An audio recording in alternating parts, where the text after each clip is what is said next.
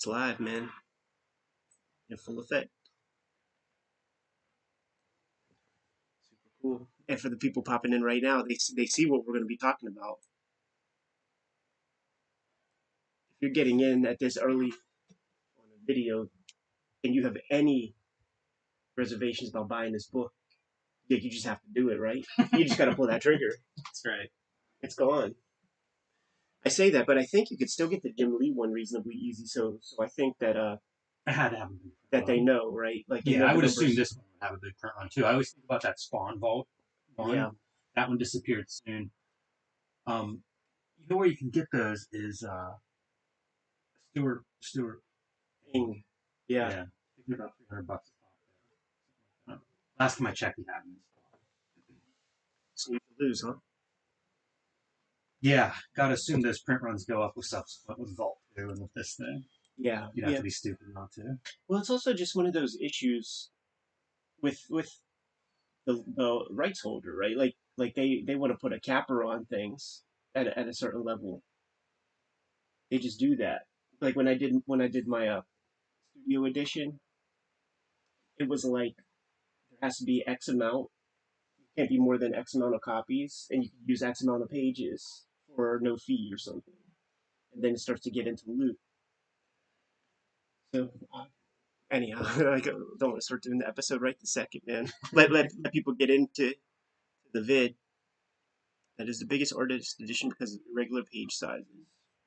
We'll get into that, man. And I do think, Jimmy, that there's going to be a little bit of we look at the big book, I put the camera down, reshuffle, like reorient the focus and stuff, because there will be a lot of 11 by 17 pages that are cut up, smaller even. So it looks really tiny. It almost looks like there's an error or something. But when you get to the adjective list, Spider-Man. That's the Frank Miller Sin City art Uh-huh. edition is that way with different page sizes throughout. Yeah. I think a few of them have that. Yeah. Yeah, totally. Totally. It's just you just never think that like a modern day thing, especially like these dudes known for cutting corners basically, you know, and opting to draw bigger. Well, we'll save it for the video. Got a bunch of good stuff this week. Jimmy and I are recording on a Tuesday because we're heading to Columbus, Ohio this weekend, in a couple of days. Yeah, man. Hope to see lots of people out there. We'll be there Saturday and Sunday set up. Panel on Saturday. Yeah, And, the hopes is to go out there and shoot some vids on Friday. Man, we got some good people out there. We have a lot of studio space. Speaking of that, Jimmy, you think we can get these lights? Like, you think we could bring these lights in your car? And I think we should at least bring one of these things and the mic and all of that stuff.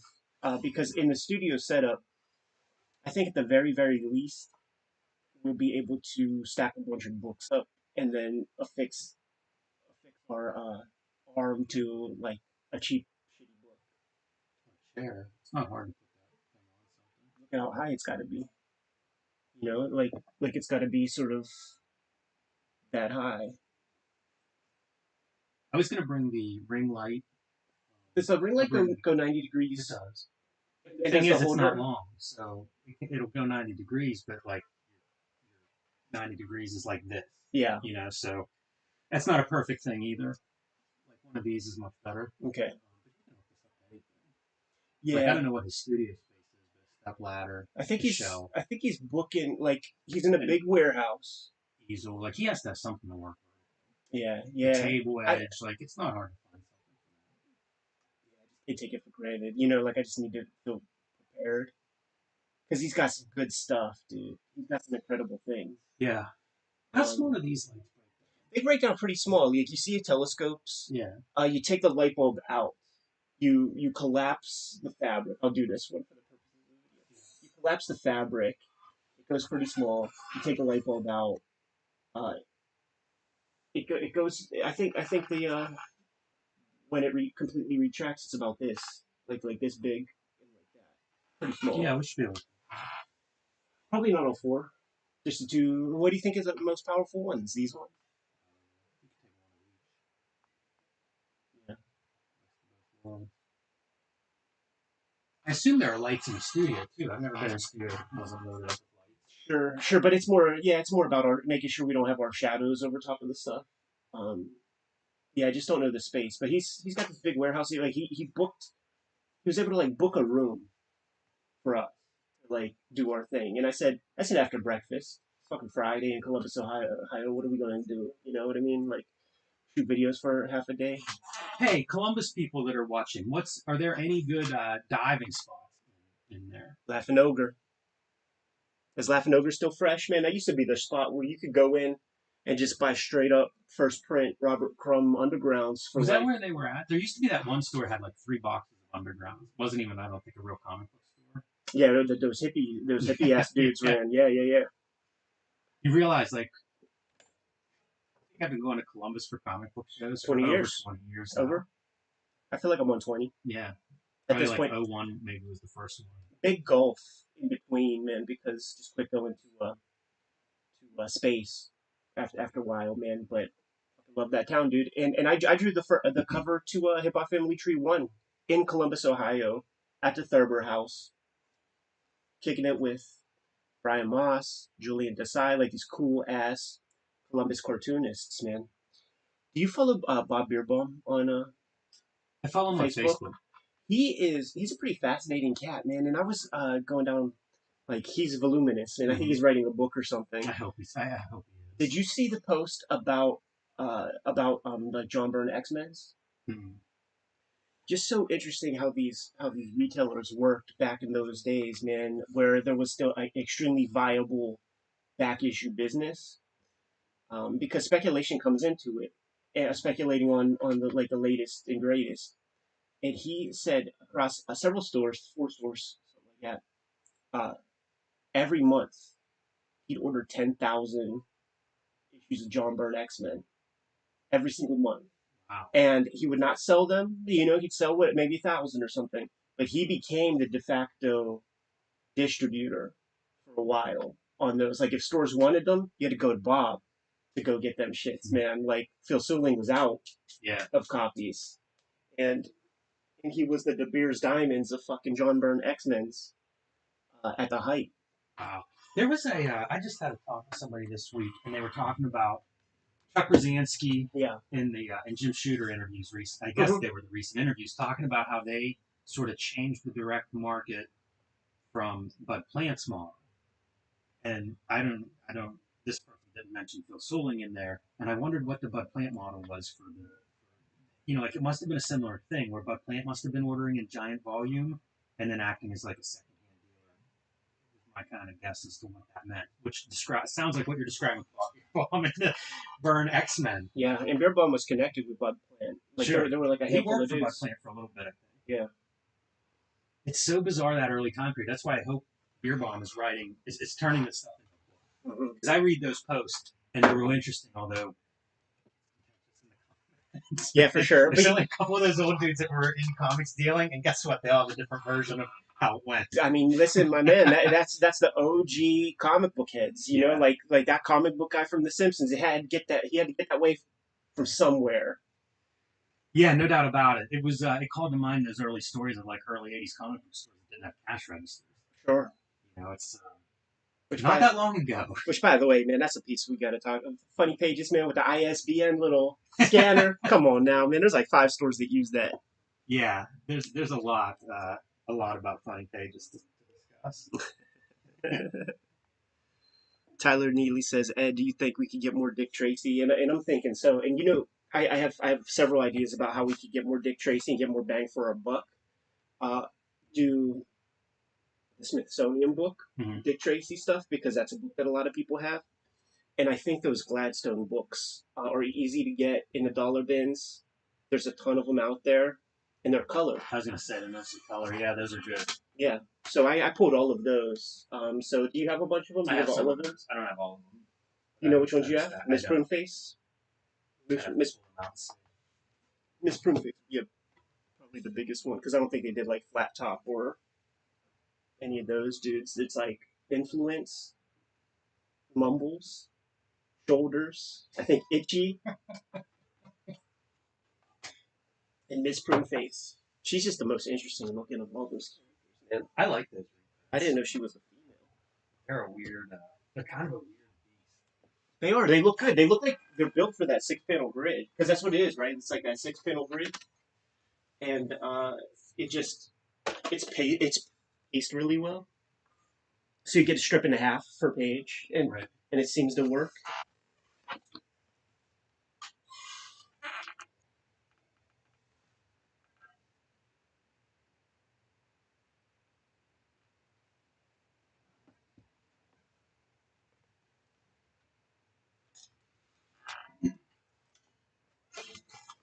What I'm going to recommend, man, is just restart the phones. Try to clear up background apps. The dollar is real strong against the yen right now. So I went to the bank, ordered a whole bunch of yen. When I went there a couple years back, it was like almost 1 for 1. So you just moved the decimal over to Yeah. for your dollar That's value. how it was when I was there, so it was really easy to be like, oh, that book's $3. Yeah, yeah. Now it's $1 to 144 yen. That's an even better deal. You know, it's one of the things that really is strange to me is the price of comics in Japan versus Crazy. here. Yeah, Because it really is like they're 10% as expensive as comics here. that's true. Yeah, and you know, like I was looking at my photos from last go round, and when I'm in that Mandarake in Akihabara, looking at the dojinshi of like turtles and stuff, and I'm looking at the prices, right? And they're $4. Like there are ones that are like maybe $40, but it's like $8, $5, $6. That's what I'm going to be getting. You know, I'm going to be getting a whole bunch of screen tones. I was also looking at like what I paid when COVID went down, and I was like preparing for my lockdown, just expecting to be locked down for the rest of my life. You know, um, I ordered a bunch of the exact screen tones that the manga guy kicked it with. It's all like SE60 line of the leader screen tones are the ones to use for those playing at home. And I ordered all those, and they were the same price, dude. $4.59. Man, I was looking at my receipt. Uh, I got a couple pages of the leader paper, a couple packs of that, which added the weight to the box. $80 shipping on that Sunday. Man.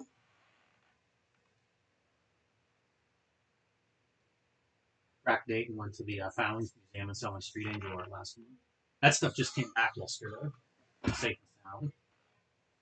It's weird shipping art overseas. Yeah, I hate it. Yeah, Fucking me hate too. it so much, man.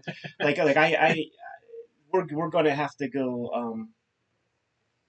We're gonna have to go with Prince for this art show at Angoulême in January because it's a fucking year long art show or something. You know, 6-7 months long, and so it sends shit off to France. It's just like, you know what? Just print up some stuff. Like that's cool that Robert Crumb's gonna be in there. Yeah, thank you. That's awesome. But I just don't need the headache, and I need access to my pages. You know what I No mean? pages we sent. It's all hip hop stuff because it's about music. That's the for the art show.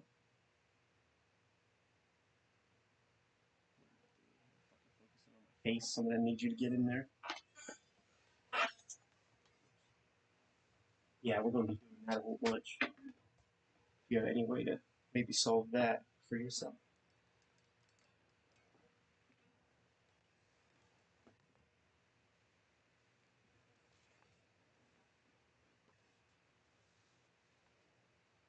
If the live stream have seen us do an artist edition.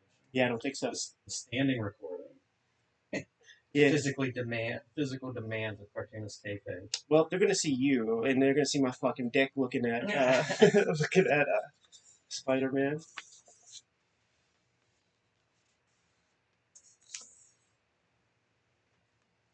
You're saying that like this now, huh? Yeah, that's about it.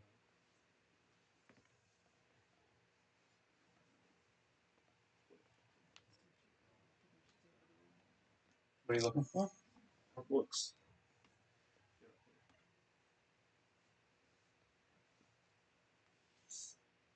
Oh, Can't wait, man. I yeah. can't wait. A little preview for everybody of things to come this episode. Yeah, it's hard as high hell, school dude. high school samples. I wanna scan that in, dude, and blue line them and ink them. You know, they're so bad. can't let that happen. But I had somebody on my Patreon ask about pencil pages, and I mean to post some, but I just haven't done it yet. Yeah, that's right.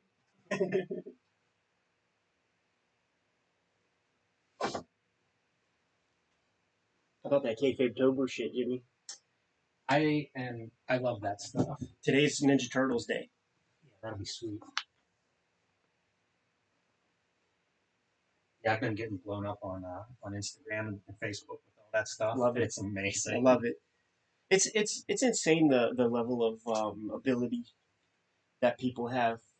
Like almost everybody who posts is of a professional level. It's just like, do you want to take that pay cut in your life or something? Probably, they probably got good jobs and shit, and it would be a sacrifice to professionally do comics monetarily. I don't understand it because it just feels way better than the stuff I saw whenever I was 20. It's that access to information now, man. I guess it is, but we had books, we had comics. You know how hard it was for me to find a fucking good diagram of human anatomy when I was a kid. Like, it was not easy. Like, I'm looking at, there's Bridgman and stuff, but it's like I need something quick and simple because I need to draw a team of figures 5 times in per page.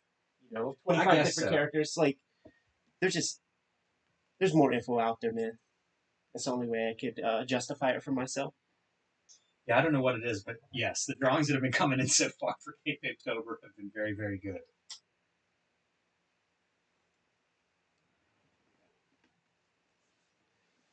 I wonder how skewed, though. Everybody I follow is like somebody makes comics, on whatever level. Yeah. So it's all I see. Sure. So maybe that skews it a little bit, too. Definitely feels different than when I was a kid. You'd find one person who drew. Yeah. And it was like, you're my new best friend now. Totally. That's good, right? Yeah, it's great. Maybe just can you undo it and then retighten it, because I was in the camera and I just don't want any confusion.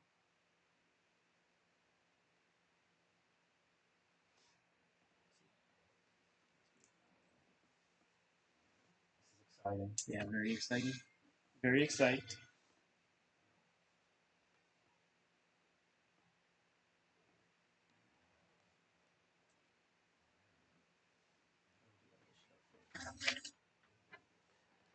Lost in the sauce, man. I'm ready when you are, Jimmy. Welcome to Cartoonist Kayfabe. My name is Ed Piskor. I'm Jim Rugg. You see what we're talking about today, man. Todd McFarlane's Spider-Man Artist Edition. First, Jimmy and I are going to be doing some travels. Today's Sunday. We're already at CXC in Columbus, Ohio. Today, selling you comics and signing comics and talking comics. So if you're there, say hi. I'm sure we're very personable to you, man. Not tired at all. And at Baltimore Comic Con at the end of the month, October 28th through 30th, Jimmy and I are going to be there. That was a genesis point for Cartoonist Kayfabe, where we hatched the idea 2018. October 22nd, Jimmy's going to be at the Jacksonville Public Library for a zine festival. Going to be the man of honor there, man. So he'll be doing a talk on the dais, signing books, selling books, all that good stuff. It is Kayfabe Tober. These are your drawing prompts. They are pinned to our Instagrams and Twitters for easy access, and the work that has been coming in, freaking amazing. We're going to be sharing as much of that stuff as possible on the channel. The videos are brought to you by the books that we make, and this is what we have out in the universe, man. Jimmy has Hulk Grand Design Monster and Madness. It's going to be getting that Treasury Edition treatment at the beginning of 2023. Street Angel Deadliest Girl Alive, the Image Comics brand of Street Angel Comics, just got a new reprint in trade paperback form. And Red Room Trigger Warnings and Red Room The Antisocial Network are both on the stands as we speak. Thank you guys so much for supporting it the way you are. Murder on the Dark Web for Fun and Profit. Each book is self-contained, so feel no obligation to grab both. If you see the second book first, scoop it up. It's complete. And if you dig it, grab another. All that stuff out of the way. Jimmy, it always happens this way, man, where we finish a recording session and long day, the people in the chat room who stick with us for that whole day are like, man, I need a Snickers bar right now as we just ply through because we're professionals. But you head out and in heads in, the mail guy with a big ass box, and that box this time contained Todd McFarlane's Spider-Man Artist Edition. If we were to use old Artist Edition nomenclature, this would be considered an artifact edition. I don't think you're going to be using that term anymore, but presumably people who grab these things collect these things, and the artifact edition implies scattered amount of stuff. The artist edition would imply complete pages. Think the EC complete stories that were in artist edition format, or Daredevil Born Again complete story with maybe a couple of Xeroxes here and there when they couldn't find the pages. This image is going to be in the body of the book, so let's just jump into things, man. You got to do the end papers right. Yeah, well done on these end papers for sure. It's wild to see McFarlane work at this size, and just like the cover, you can see multiple types of ink and tools on display here, like this kind of stuff.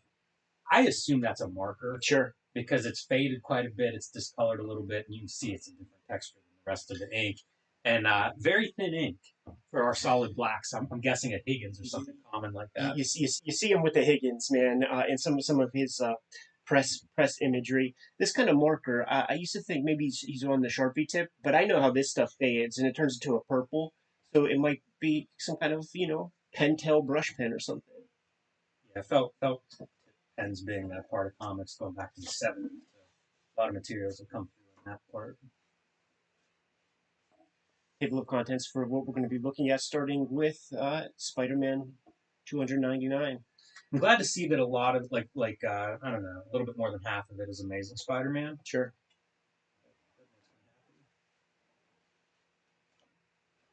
Wow, early stuff. Yeah, you could see just the barest glimmers of Todd McFarlane in here, and the parts on his splash page that ring as McFarlane to me are the wonkiness, like the boxy trucks, the harsh perspective. Uh, this is familiar to me from like the GI Joe Yes. comics, but good poses here, man. This is very McFarlane-ish. Super cartoony too, like those eyes, even that head shape. I mean, that is just neck for the It is, yeah, totally. And it looks like we're not really cutting in with too much white here uh, to give you the forms of the arms when it's black on black. It looks like it's just kind of drawn, and space is allowed for that. Look how tiny some of this stuff is. Definitely all pen. Bob McLeod on inks on this early stuff. Rick Parker on letters, a guy we've talked about quite a bit on this show. These pages much smaller. You guys at home notice the giant white margins around there. This is an 11 by 17 page, pretty standard size page. Yeah. You can see the pre-blue blue lines and stuff. Kind of fun because when he does Spawn stuff, when he first starts doing image, it's the same pre-roll. Like they haven't made their image pages yet. Yeah, dude. There's going to be a couple pieces here that are drawn on DC paper. Yeah, right. Exactly. Oh, dude, Chance. They were trying with that character, man. They were trying to sell us on that dude. He's too D'Artagnan. He's too Tyrone Power for 1990s kids. When you see stuff like this and you see what McFarlane kind of grew into, where he placed value in his inking, you see like none of that is here. Yeah, definitely. I mean, that's the difference. It's why we talk about these guys inking themselves and why that's something I usually prefer. Yeah, Because you get so much of the drawing is in the ink stage. So to give that to somebody else, even an experienced inker, it's like, well, you're not going to get the total McFarlane experience if someone else is inking it. that's a gorgeous panel right there. Yeah. And see, we're in, we're out. From now on, we're on the McFarlane tip forevermore. That's excellent. Shows 4 pages of non-McFarlane ink, so we appreciate what we're going to see in the rest of the 155 pages here. It's so fun seeing it in black and white too, because it does look like the best of Aircell comics, or just like black and white zine kind of imagery. Yeah, it always seems more lo-fi than I expected to. Yeah. You know, there's something about putting this on newsprint with all the colored dots that adds a lot of density. Yeah. And when you see it like this, it is kind of stripped down. This is strange, this background. It's like stippling. Like, do you think he drew that and then pasted it in? Not at all. Not at all. What do you think that is? Yeah, I don't know. Like, I think this looks photocopied, but it is. Yeah, I just don't see him taking the time to stipple that stuff. I don't either. That would be a bad use of time. But I don't know what that effect is. Yeah. I wonder if there was a stippling option in like a halftone setting on all On yeah, photocopiers. that's what I'm thinking. But you can see that our guy is totally pasted up here, and he'll use that trick several times. Even a blown up halftone, maybe. That feels like a classic Wally Wood. Yeah, yeah, it's a little too erratic. That looks like that doesn't look like halftones. Dots. You can get Energetic that now. poses. You can get that organic halftone placement for the dots now. Yeah, I got it for the whole treasury. yeah, it's good. At least I requested it for the whole treasury. Right, right. That's powerful, man. And I liked that instinct with McFarlane to put a big image on every page. When I'm getting these comics, I'm starting to draw a lot more. And when I was going to Rite Aid looking through comics, I was looking for stuff to draw from because I was in that stage of life where doing a lot of copying. So the more full body figures I saw, like I would gravitate toward those comics just so that I can draw these things in my notebook at school. Or I was young enough, man. It wasn't even notebooks. It was that composition pad that they would give once per 9 weeks or whatever. Check this out. Again, drawing with felt tip pen that is almost faded off the page. Right. Like for your edges of the pews and stuff. Yeah, that's wild. I was looking at it, I'm like, is that pencil line that he didn't ink? It isn't. You know, that's a marker line that just completely disappeared. That lets you know. He must have been using a roller ball or a marker for his straight edges. Because that's what those are. There was one on a church down there. Yeah.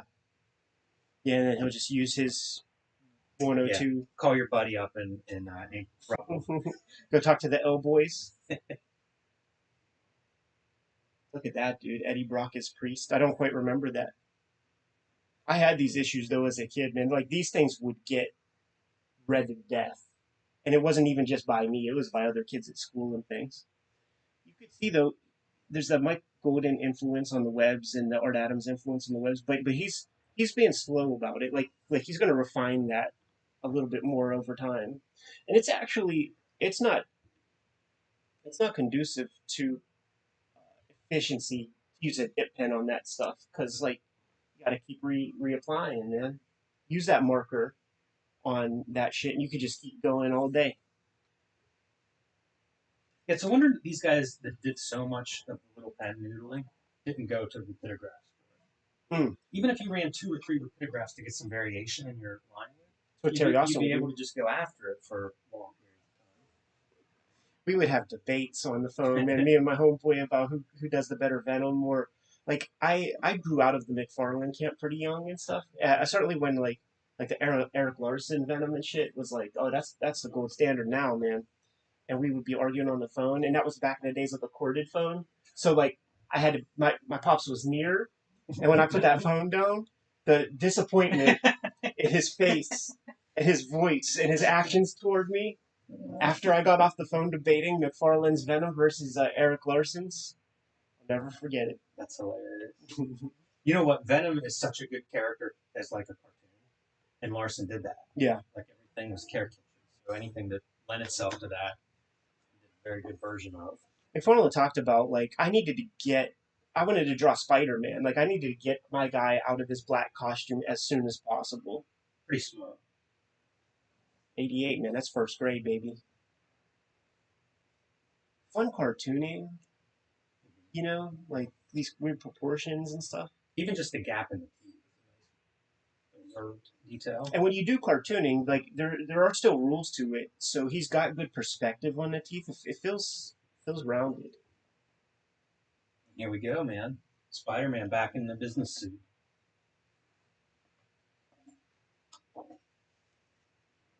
Try as he may, man. You ain't gonna sell us too hard on Silver Sable. Weird shadow treatment on the Spider-Man traditional costume. I figure it out, huh? Yeah, and he hasn't figured it out yet. And it becomes the thing where like there's still predominantly lots of blue, but start to think of when you think of McFarlane Spider-Man, the adjective list, it's way more black than blue. Yeah, we'll see that here. It's fun when Larson does the Spider-Man run. At one point, he's doing just black for that blue part of the costume. I love that. Yeah, Jay Lee would do that. I remember the corner box for the issues that he did. It's just pure black and red.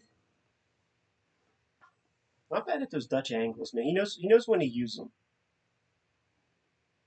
Yes, little bits of design on the pages, even the gutter being uneven there. And those background characters, so you're able to create some depth. You know, I'm sure Mhm. it's just for speed's sake. You use your micron pen or something, but it does create good depth. You use the heavy ink line on your focal points and just push your background characters to the background. Yeah.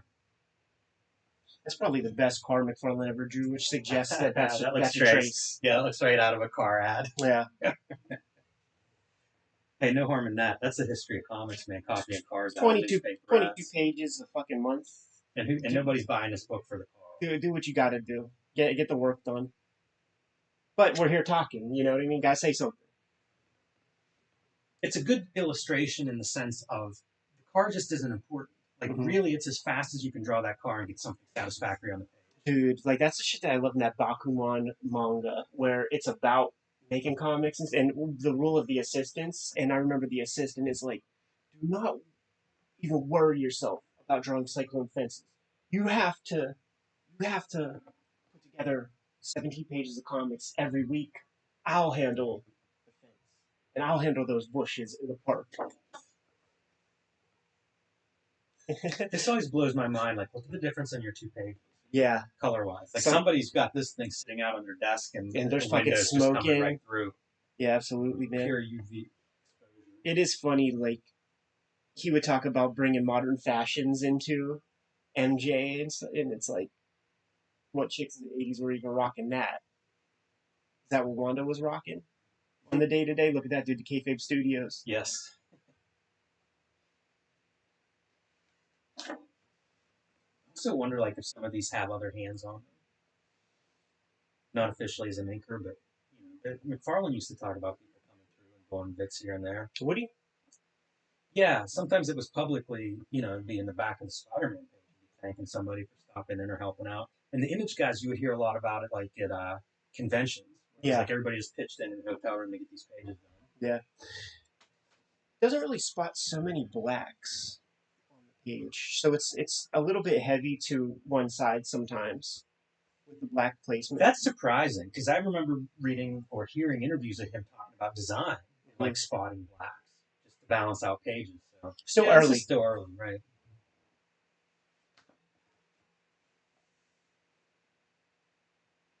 Trying to make the Prowler cool. This would be that thing too, where like he wants to start writing because like who are the villains we're playing with? We're playing with these old ass dudes, in wetsuits. We're playing with the Prowler. We're playing with Silver Sable. Like, let me do Green Goblin. Like, let me do the Lizard. That's numbered as 298, Mm. and we've seen issues in the 300s already. It's like one of his first issues. It wouldn't surprise me in some ways because we've seen that before and we've commented on that before. It doesn't denote that it's out of order. Yeah. The page certainly looks different. Yeah, this one does too, doesn't it? A little more bit. spare. They are cut so bizarre. Yeah. Like the stuff that I assume printers did this, but man, look at the cut. They're just butchering these pages. I'd be furious. Total swordsman, as Jim Cornette would call him there. Deft with the razor. Also, I think he kayfabes a lot of this kind of perspective. Even on the cover page, if you look at the lines that are coming out behind everybody, they don't go to a point. If you extended them all, the points are like all over here. I see. Because you can see it like right here is the best example where it's just he's eyeballing this, and that's instructive to me. Yeah, because that's what you're going for. It may look better than even if you had a point lined up. Like I've done that with perspective where it's like you have to fudge the perspective because accurate doesn't look right. Yeah. And I feel like this panel has some of that going on.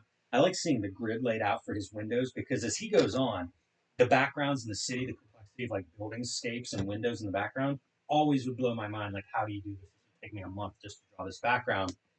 And apparently it doesn't take him a month to do it. So you get to see a little bit of that grid being laid out here and then he's just picking and choosing what he's going to ink in. Yeah. Which is kind of cool. We've seen other people, a lot of cartoonists do that. That's nearly the backsheet cartoons. That feels like he injured his right hand. He's just got to finish that page. Using a little white for this broken construct. Wow, there's good flow to this, man. You have this Spider-Man going this way, and the physics on this Prowler, it feels good. Mm-hmm. Thicker, heavier hand than we're used to with him. Like this kind of thing makes me think that yeah, maybe there is another hand that touched something like this. There's a lot of that stuff hasn't been codified yet. Like the outline around Spider-Man's head there feels a little bit like something we're not going to see in, once he becomes McFarlane. Say it, Jimmy. Full moon zine in effect. We're that's getting a there, hell of aren't a we? moon there. We're getting there, huh? We're getting there, baby. Starting to see some of his strips. That's a fun looking 4-panel page. This is a spread feels the most McFarlane-esque to what we've seen. The webbing for your panel borders, something that we would see again and again, chains and Spawn for panel borders. And then here, your black panel borders, another thing that we would see a lot in McFarlane, Spider-Man and Spawn. Not waterproof ink. Looks like we got some coffee on this stuff. Hmm. And you can see the two different kinds of inks, like the stuff that uses like carbon and the stuff that is like cheap, non-archival, presumably. Nice action panels, just smashing the face into the wall. Good cartoon. This makes me hope that that Taskmaster splash page is in here, man, where he's like, it's a diss track, dude. Because who are the names on the tombstones? Right. All the old Spidey artists. This looks like a McFarlane Spider-Man. Absolutely, like we're there. Issue 308, like we're there, dude. We're there. Absolutely. There's Taskmaster there. It must be this issue or next. Like that's totally a classic McFarlaneism. And he never figured out like the nose or anything, but it looks arachnid. Totally, and this would be one of those put the tracing paper on and draw the face on the mask and see what you get because the nose is up here. Yeah. It would work for like Moloch from Watchmen would be able to wear that mask. Yes. We looked at Ramita Senior. Yes. Spider-Man recently, and you can see why those old dudes would just be angry. Absolutely, there's a lot of such a different version. Yeah, there's a lot of stuff that doesn't make sense. Like, imagine being the colorist on this. Like, I'm not even too sure what I'm looking at. Oh, that's like Central Park. Yeah, that's a pretty good panel. Yeah, but it's not very clear. Like, you need the color to make it clear. And one of the rules of the old school artist is like it has to work in black and white. You see more black screen spotting too, and I wonder if that's a sign of him getting a little more comfortable with what he's doing. Yeah. This is the shit that when I was a kid, like, okay, this is manageable. I'm going to be able to figure out perspective. That really is just a little bit above your 6th grade perspective art class thing. It's that car all over again, though. You know, like you just got to read it. That's all. But this is like pretty that congested grid around Central Park. Yeah, there's a lot in that. Look at what Dave Michelini has him drawn, dude. He just wants to be drawing Dr. Octopus and shit like that. Not the shark or whatever, the Shrike. He's arrived, though. Oh, yeah. This is a great panel. Good action stuff. You know, like that whole page is strong in my opinion, and strong in McFarlane style. He saw that Art Adams was the star of the 80s, but Art Adams could only do a book or two per year, man. So his philosophy was, I ain't going to be as good as Art Adams, but I'm going to put out 22 pages a month. Yeah. And that seemed to be the winning strategy in terms of monetary gain. Like for doing a sort of Art Adams, nobody who competing with. Art Adams only on stand a couple times a year, so you're in good shape as long as it's not his month, you're there. So I mentioned, having guys chip in. Yeah. And there's a note already for Terry Fitzgerald doing background assist. Yeah. We're going to see him, Mary Wanda, in the pages of Spawn. I think he works for the CIA. He's the first CIA mole in comics. It wasn't that one Batman Writer guy. Yeah, we're totally there at this point. Man, I love all the perspectives of these panels. You mentioned earlier he's good at like doing a Dutch angle. Never do it straight up. It's Spider-Man. Like he's never like on the ground, so always angle that camera around and follow this guy. The cool thing about seeing the pencil like blue line of the spider web is it acts as a kind of wireframe for the figure, and you see that he's kind of understanding the volume of the forms that he's putting down. Yeah, and I assume looking at it and deciding, you know what, don't need to draw the webbing on him too complex. But if you look at that spider web line, it's just like 2 lines, like a squiggly and a straight line, super simple. And you compare it to like 20 pages earlier, like that early go of the intricate webbing. He's figured that out too. Totally. This is absolutely like the kind of stuff where even as a kid you could sense that the artist doesn't want to be drawing this. You know, like he's not putting this is all generic clothes. They're boxy. Do you feel like everybody that gives Life Out a hard time on hands needs to now give McFarlane a hard time on hands? Sure. What is this? Like, wow. Yeah. Whatever this is inked with is not archival. Not at all. And it looks like it's all one tool, using a marker just for the blacks there. It frames our main characters reasonably well, but yeah, it did not age well over time at all. And you compare it to this black, that's the flattest, blackest black ever, which makes me think we adjusted levels just to get this amount of To show contrast. up. Wow, you're Because right. look how black Yeah, that is. yeah, totally. Totally. Yeah, that was a bad batch of ink.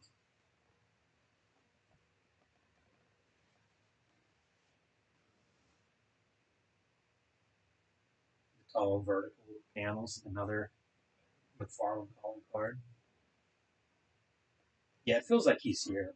In terms of like the collaboration with the writer, when you have this hot guy, it makes me appreciate stuff like Grant Morrison on Arkham Asylum, or like those Kelly Jones Batmans, where it's like this issue let's have Killer Croc, this issue let's have Mr. Freeze, this issue let's have the Scarecrow, because like Michelini, we don't give a fuck about this guy.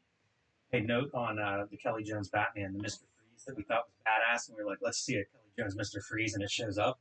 He just posted on Twitter sketches of Mr. Freeze that he had to show to Denny O'Neil because O'Neil didn't like Mr. Freeze. You can find that stuff on Kelly Jones' Facebook also, and it has great commentary, great comments from Greg Wright, who was the colorist on that issue.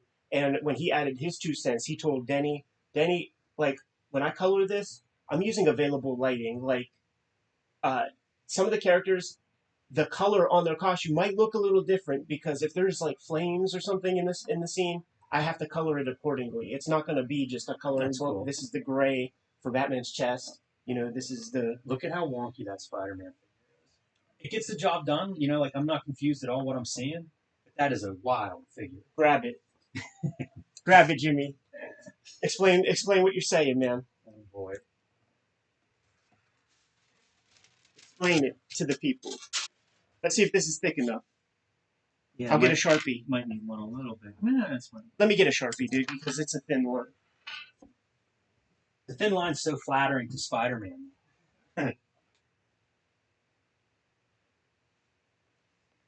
Having tracing paper handy is a really good tip, Ed. This is going to help us out in a lot of future episodes. Yeah, hopefully these aren't dead. Hopefully it doesn't bleed through into your artist. No, it won't. That's tracing paper is real strong. Yeah, so I say like just go over the contour of the musculature to sell the people on what we're looking at. And I compliment you on not just instinctively fixing it. It's not that it's bad, but I mean this is not anatomically correct and it doesn't really need to be. You just need to read what you're seeing and it works that way. Yeah. It's a big part of it though, like I think is it's really like there's this because like it's a little flat. It's a very skinny neck. Yeah, put that one in too. Yeah, like this issue.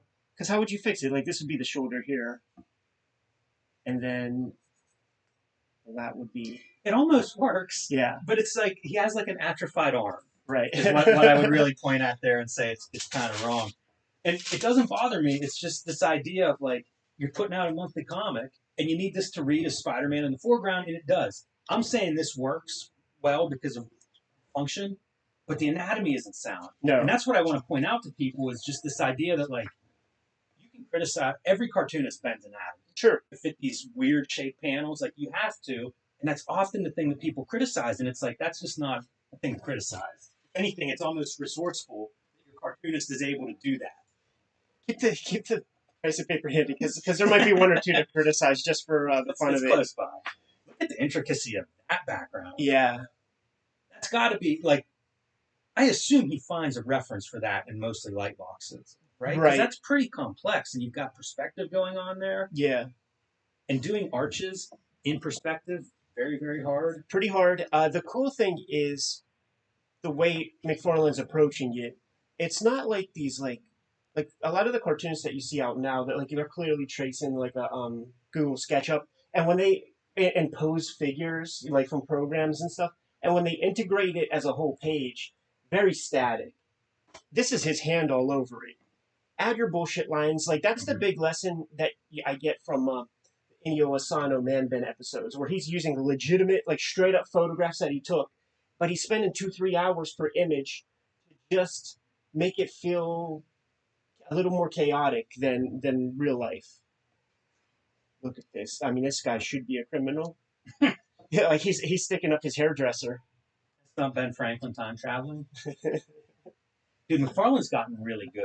By this point, I feel like these pages, they're really strong.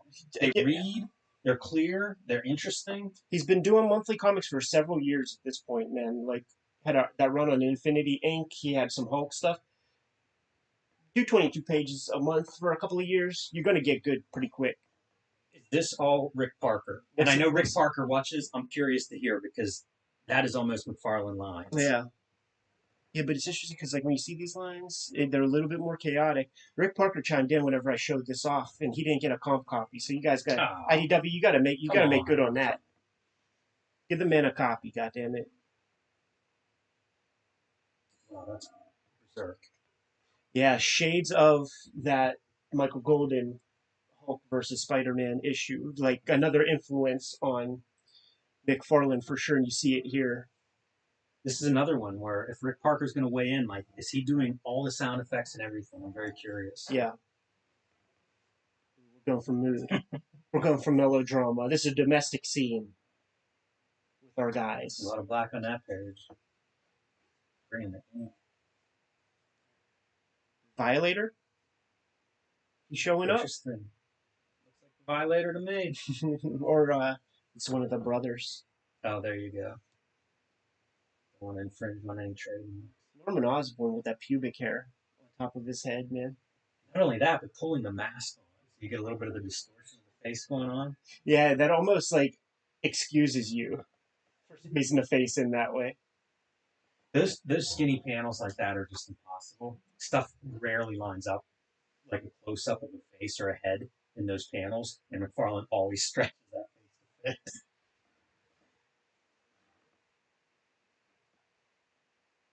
Classic image pose. It truly is. And just looking at it as a piece of black and white art, like if you made this black and you add a little darker to that hair, like that would balance the page so much better. Like leaving all that white, it's so open. This is neat. The building is almost the speed lines for him leaping. Yeah, and it's certainly all directional devices pointing toward our guy. Mm-hmm. And look at how busy it gets with the webs and that background stuff. Otomo was certainly an influence on him. We're going to see perhaps some Otomo backgrounds pasted up in here. I hope so. I think we're past the Taskmaster splash page, unfortunately.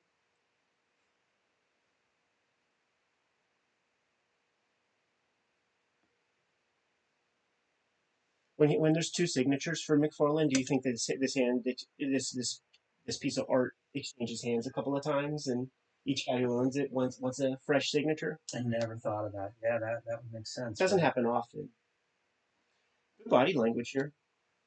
But he would do this where he would just kind of fudge, your domestic characters, your people in just regular garb, just these boxy. Yeah, a lot of this line work was just strange on like civilian clothes. I think there was like a little paste up that fell off. Although that reads The in front of the exclusive condominium residences. Although that doesn't, something's wrong there. Condominium stuff. Yeah. Do you think the colors would get this and just curse him? Yeah, for sure, right? And certainly the separators, the poor bastards who have to cut out a certain color. I bet you get yellow in the background, and it's okay if it goes over the. This would be a good artist edition to have your original issues next to it. Totally. Another example playing with a bunch of different inks. Yeah, it looks like he'll give you duo shade. He'll give you a solid black to a point and then uses cheap materials.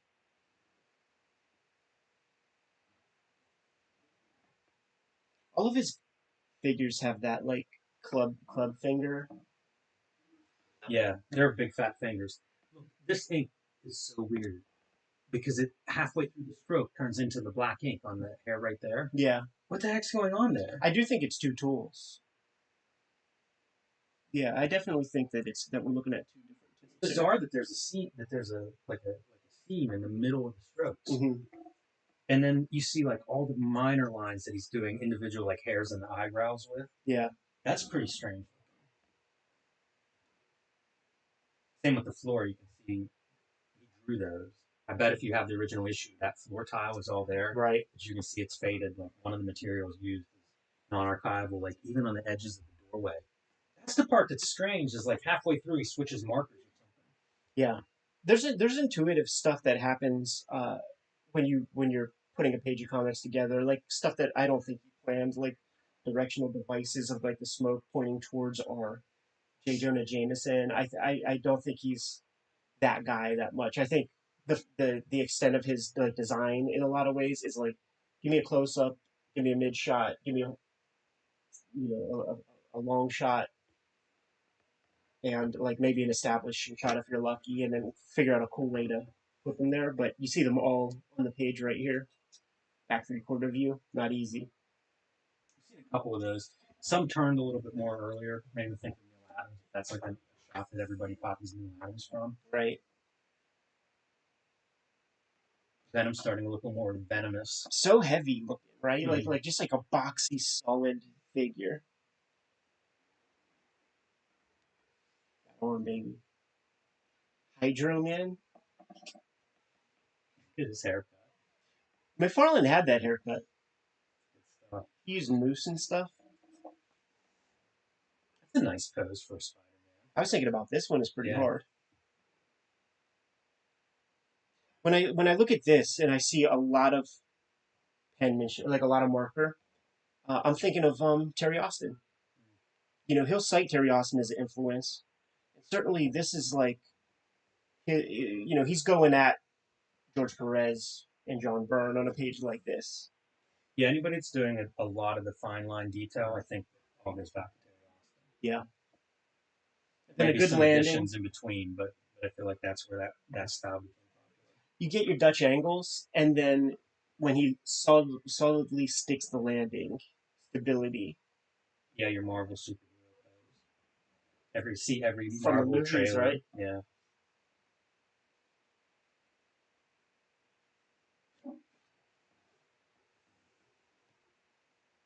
Look at this hayseed. He doesn't stand a chance against Venom, Jimmy. No. It's a pretty inventive pile of junkyard scraps. He is drawing on your fences. Give us that assistant credit.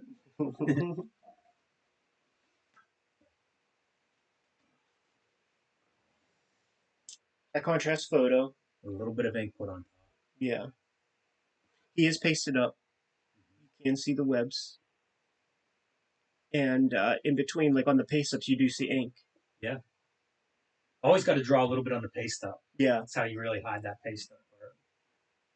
That's good stuff. You can almost imagine him going in this direction. Sure. It's very manga-esque. Speaking of Inio Asano, like he basically does a digital version of this where he takes photos, takes it into Photoshop, hits it with the threshold so that just the darkest shadows show up, and then he goes in with the ink pen, finishes it up, integrates the characters into the piece a little bit better. I love seeing this. I mean, it's so experimental. Yeah, because you do have your far extremes. Like I would say that like a lot of those Ryoichi Ikegami comics, like Sanctuary, will have this divorce between like the limousines and the characters, and you could tell that there's several hands on it. And if you could figure out a way to just make it a holistic thing, like Wally Wood, like Neil Adams, that's when you really got a good piece of comic art. Yeah, looking at this stuff, reading interviews, hearing people talk about it, Wally was a guy that I think of more and more with this. Yeah. With taking a reference and making it his with his marks. Hmm. Man, this is what I could never figure out how to do. Like, how do you put 1,000 lines on someone's face? As we get closer to adjective lists, we're going to see a lot of close up of hands and things, and he doesn't have it figured out here exactly. That's really muddy, but he comes up with his language for that. I never absorbed it.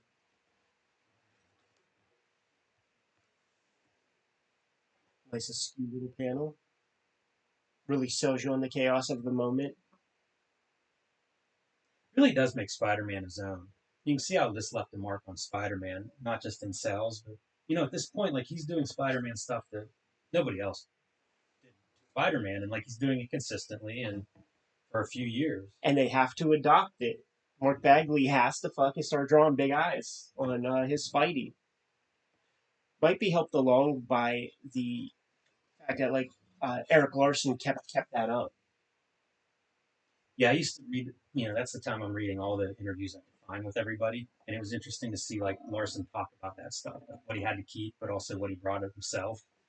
Is Was he instructed to keep the big eyes? I don't know that he was instructed to. I don't remember spelling it out that way, but it was more of just like this is what Spider-Man looks like now. Yeah. So you keep the big eyes because that's almost like costume piece, but then you draw figures the way Eric Larson draws figures. Yeah, and good example of like almost completely black Spider-Man. We talked about it where he's trying to figure out the lighting and the way it was done before was he was more blue and there would be some darkness on the underplanes, but predominantly black. Look at that, dude. We're getting the unhinged mandible jaw a little bit starting to show up. I didn't think he ever did that, but clearly did. Doesn't have that the Gene Simmons tongue yet. This is your classic McFarlane. I associate as like McFarlane building. Totally, because it's also like that whole the Chaykin imagery with storytelling value stuff. Just throw it in there. Great weight on this figure, actually, man. Like broken clock is right 2 times a day kind of thing, and that feels like it's well balanced of a figure. And there's a panel set up. Yeah. And so like this figure's breaking it. I just saw a friend of the show, Michelle Kayfabe, talk about breaking panels. Right. One for story effect and one because it looks cool. Yeah. And I feel like you're getting the looks cool version. I think you almost only get the looks cool with the exception of like stuff like this. Makes a lot of sense for storytelling's sake. Yeah, that's when I would always see it as a fight kind of thing, an action moment. Somebody break out of that panel. Big heavy borders. The variation is another one of those takeaways for me, and that like you're just trying to keep the page looking interesting. And at least we're finally getting to some A-list villainy. Like I feel like McFarlane after 18 issues into the 300s, I think he started in like 280, 298 or something. Finally getting to exert a little bit of his own editorialism. But it only goes so far because it is the Scorpion. It's not like Electro or somebody. I wonder if that was a big part of when he went off to do Spider-Man. Yeah, he would always talk about that in interviews. Better quality to it. It does seem like you're blowing it if you're the writer and you're not corresponding with your artist, especially somebody who's got a stamp now on the character. Right. As to be like, what do you want to draw? Who do you want to draw? A lot of ego, man. A lot of ego in comics making. That's a funny looking line. It almost looks like this is part of Spidey's bod. If that's even Spidey. I don't know what that is. Oh no, is that Scorpion? Yeah, there's some stuff that gets lost a little bit there. Classic McFarlane boxy trucks. Yeah, compared to that first splash page.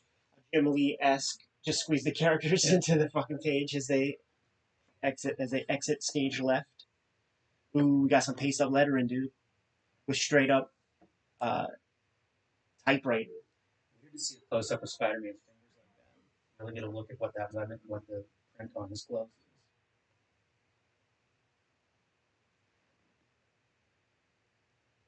Imagine that hand by the time he's doing it, adjectiveless Spider-Man. Like there'd be so many more lines scribbled across that thing. This is where that line thing kind of starts to break apart. Like on this chick. You see what he's doing. It's supposed to be the shine of the leotard. I actually think that works all right for me. Mm-hmm. I don't read that as a bare skin. Right. So mission accomplished. You can see the contrast between an arm versus like I don't know what that is. Lycra? Spandex. There he is. Dude, I totally remember buying these issues off the fucking stands, man. This is my time. Yeah. This is It's that like 6-parter, right? yeah, What's it called? Assassination Plot or Yeah, something. yeah, yeah. With the Captain America that has the Chris Benoit arms. There's a saber tooth cover, but his paladin is Or as I called him, Paladin. yeah, I mispronounced his name for 20 years. I might still be doing it. Have gun will travel, I think would be his tagline on one of those covers. Yeah, that's another one of those How characters. goofy does he look now with his like sunglasses and He looked goofy back then, and it was purples. McFarlane had to do some heavy lifting to make that book cool. Because like this Silver Sable shit was totally trash. right. Looking back through here and seeing who these other characters are, wow, no wonder that book was in trouble. And that was always the formula. Like whenever Grant Morrison takes over JLA, it's like bring Superman, a Batman, and Wonder Woman back to the team. Yeah. Same with Avengers. When it's time to make the Avengers good again, it's like bring Captain America and Iron Man and Thor on the team. These like B and C listers. Why?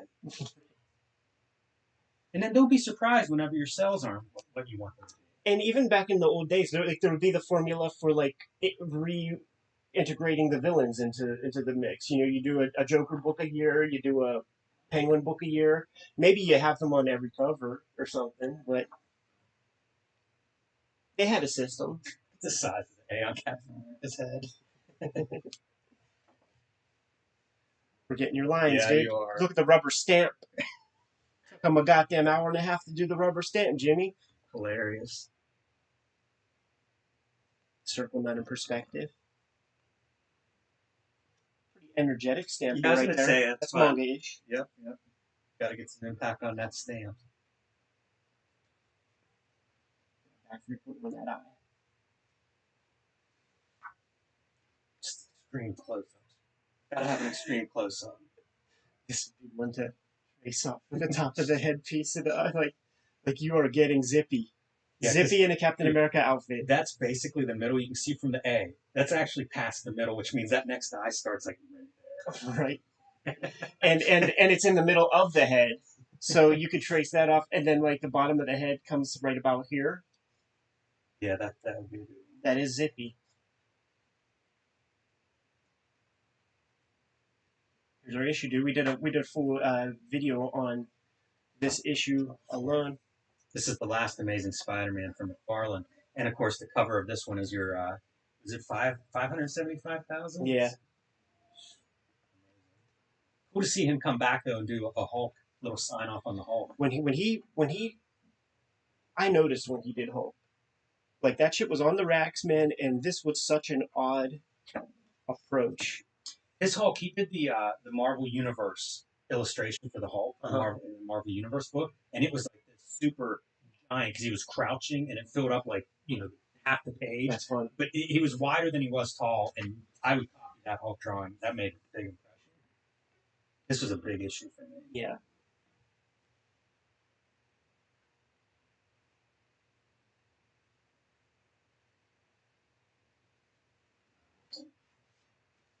His ability to make these figures feel big on the page, giant strength. Like that Spider-Man, by just bunching him up a little bit, you end up with this character that, like, if he stood up, he's bigger than the whole page. Sure. That came across. That was a great technique. In an earlier issue when we were looking at that, tracing off the wonky Spider-Man and there was a kayfabe back muscles, he's figured that out more here. There's more volume. There's more contour. Little Kriegstein motion. Tire motion there. And a little Otoma with the lights. Think he's ever heard of Kriegstein? See, there's a great example of those super busy building backgrounds. You put a little bit of color on that and reduce it in size, and that is just like the busiest, coolest cityscape background. Yeah. And there's not much there, It's a formula that he figured out more than anything else. Yeah, and got adopted. Well. Got adopted by a generation. All those studio guys that worked for Jim Lee and Rob Liefeld, they all picked that up. Very effective.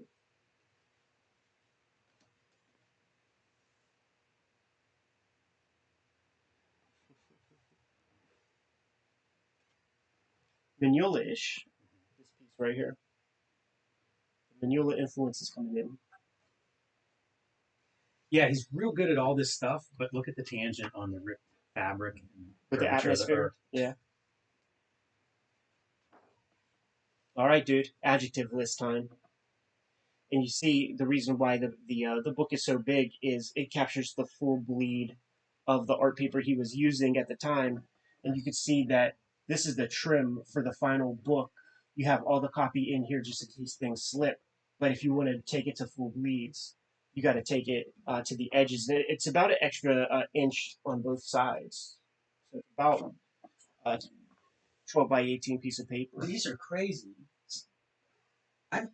Here's why I say that. I don't remember seeing other original art this size, like Marvel Comics art. And I mean, we go to these shows where it's like just hundreds of books of original art. I've never seen this size for a Marvel page. Sure. That's a really good trick too for having that extra level of detail, being able to work an extra 20% larger. Yeah. You notice he does keep most of the stuff inside, though. I love the pages that aren't just tight along your live area. Absolutely. Absolutely. That's the stuff that Bissett was talking about like fuck the grid. Like if you just do that, it adds a little air to your page, and I think you should try to do that whenever possible on your comics. You know, just trim a little bit, and it really does add some visual excitement to the piece.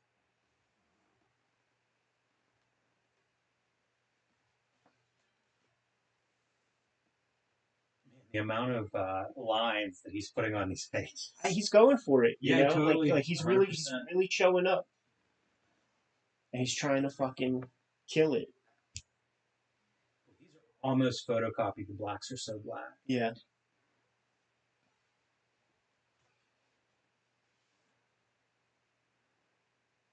Yeah, you could tell because like that blue, that this would be reproducible blue if it was that dark on the page. So somebody's certainly hitting levels. I like seeing him try some different texture, like for the print. They show up well in the issues. Yeah.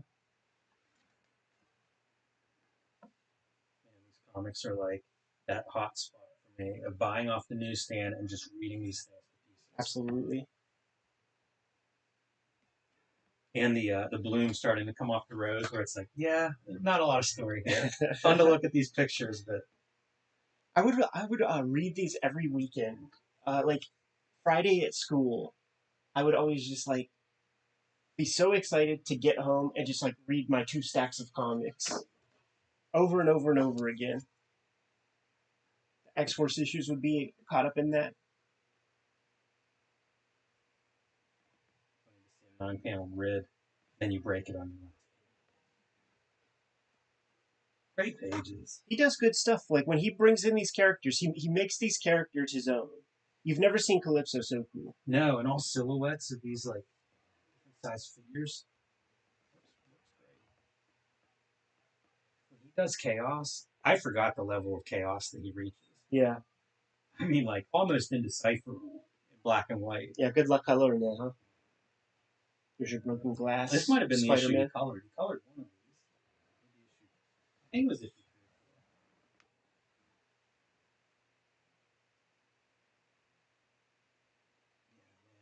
3 or 4. Crazy. And it's lettered on the page, which I guess means he's sending these to the letterer on his pencils. Yeah. Yeah. Putting FedEx to use back in those days, man. Ghost Rider. Again, make it as big as your canvas will allow. You know, it's like Ghost Rider, 2 pages, and maybe a little bit bigger than that if you drew it all out. And abiding by the copy areas. Mm-hmm. Rick Parker has to spread the lettering out a little bit. I can't stress enough how important that is, that scale. Yeah. Yeah, no. Because I would read this stuff and it was like it had an impact. It was way greater than your average comic book that I was picking up at the time. And this is why. So goth. It's something. That's a pretty classic image of Spider-Man. I feel like we've seen that quite a bit. We're going to see it one more time at the end of this book. looks a little dashed. That's some strange inking. Like all that stuff. Got to get that page in. He's got the flu that day. Wendigo had the curlers in that day. He knew he was going to be on camera for his latest issue of Marvel Comics. This is a pretty fun composition. Leaving the sky between the buildings open. Give you that black and white contrast. And also just a little bit of fucking room to breathe, man, because we've been seeing some very, very congested imagery. Yeah, I'll say. Speaking of contrast, like look at a beset tyrant or swamp thing to see contrast in like how you approach vegetation. Yeah. Oh man, that's fun. The shit blows my mind. You know, like seeing something like that. That's fun. It is. I just can't argue with that. He doesn't do it often, man, but doing some shadow on the red is very effective. Mike Zeck comes to mind. Yeah, you don't see a ton of that. Not just in McFarlane, but almost anybody. And when you get a little bit of the shadowy Spider-Man face, I almost always think it looks good. That almost red as an ear, and I was thinking of the yellow kid wearing a Spider-Man outfit. He gets more complex with his donuts in Spawn comics when Sam and Twitch are on the docket. You'll see that in some of our Spawn content, and there's your Felix. Yeah, I was gonna say there he is too. I haven't been looking for Felix as much as I should. Probably missed a couple. Yeah, it's There's more of unfair. your pace though. I always wonder how people do the newspapers. Me too. Like anytime I have to do one, I'm always like, it's way harder than it should be. And then, like, are you throw some business your friend's way or something? Great if you were. Yeah, is it on a million seller? A local real estate market in Arizona. You're getting calls.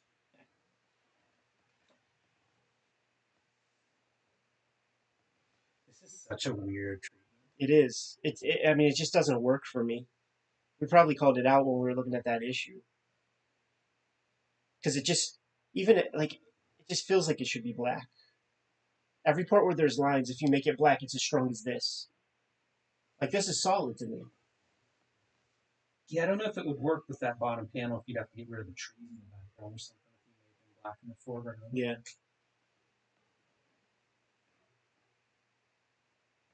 I like it though. It's a problem that you're trying to solve. I don't know if that's that I'd go that way, but it's fun to see him like the stuff that's not resolved, like, trying to figure it out on the page. Yeah.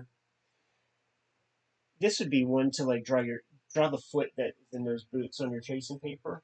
Yeah, those are almost turtle toes. Yeah, in the middle. Like, I'm not seeing 5 toes on that foot. This is the 2 middle joints. And then the rest of your pinky toes. Yeah, he's missing a few toes under that boot. See, that looks like a different. You know what, man? This is that issue. This is that fill-in issue of It different is. inkers, right? Yeah, look at that, dude. Totally. Is this it? Oh, definitely. Yeah. I totally remember looking at this here, and I mean this is Scott Williams or Jim Lee or somebody. Because like the hair and stuff on here, that's not McFarlane has. Look at that top one too. I kind of like the inks on the top. Yeah, look at how they interpret the booties there, dude. With like a little extra space at the top. Here's a Rob Liefeld ink page. Oh yeah, you can see. Look, Rob Liefeld signature. Back down on size. Another Rob. See the sig. Going the 11 by 17s. Look at how Rob Liefeld approaches the trees. This is kind of neat because you get the McFarlane trees on that previous page. Yeah. That thick line. And it's so wobbly. Like he's got a good line at this era to me. To you and the Funny Pages director. Right, the gold standard. Scott Williams here on the inks and the signature. That all. It's great to see like the different inker compared to like the McFarlane inks. Yeah. And to me, McFarlane would have been your gold standard inker. Mm-hmm. And Scott Williams probably number 2, and depending on who you ask, that order will be reversed for a lot of people. Yeah, sure.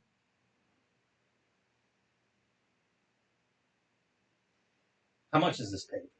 Oh yeah, right. Like the double money shot, even with the black border around it, looks like it was made to be a piece of setup. Jeez. Those glutes, man. Activated glutes. Yoga with Adrian. Some dry brush around the edge of the shadow. Yeah. We got Rick Magyar on helping out with the inks, so I would have to imagine that that's a Magyar contribution. I think there's a lot of his marks on this page. Like some of these Look at his forearm webs. inks are different. Some of the hatching and the windowsill and around here. Look at different. this. Yep. That ain't McFarlane. We've seen what McFarlane does. You know, this ain't McFarlane. Very far. None of this hatching. Yeah, none the of this shadows is here McFarlane. with the really tight mortar. Makes you appreciate it. Look how much Magyar flattens them out here. He does. Although there's stuff I like. I like the dry brush, like some of the almost wet, shiny black parts. Oh, I thought that was the nose. Knuckle. Almost has a finer line that he's using in this hatching. Yeah, he does.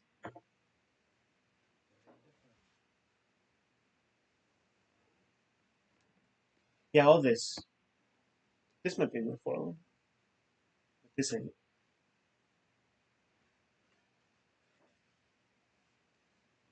This is dope. Hitting it with the white. Yeah, that's a nice. That goes back to what I was saying about not adhering to the grid or having different panel borders. It's just how do you make each page interesting. That white's a good touch.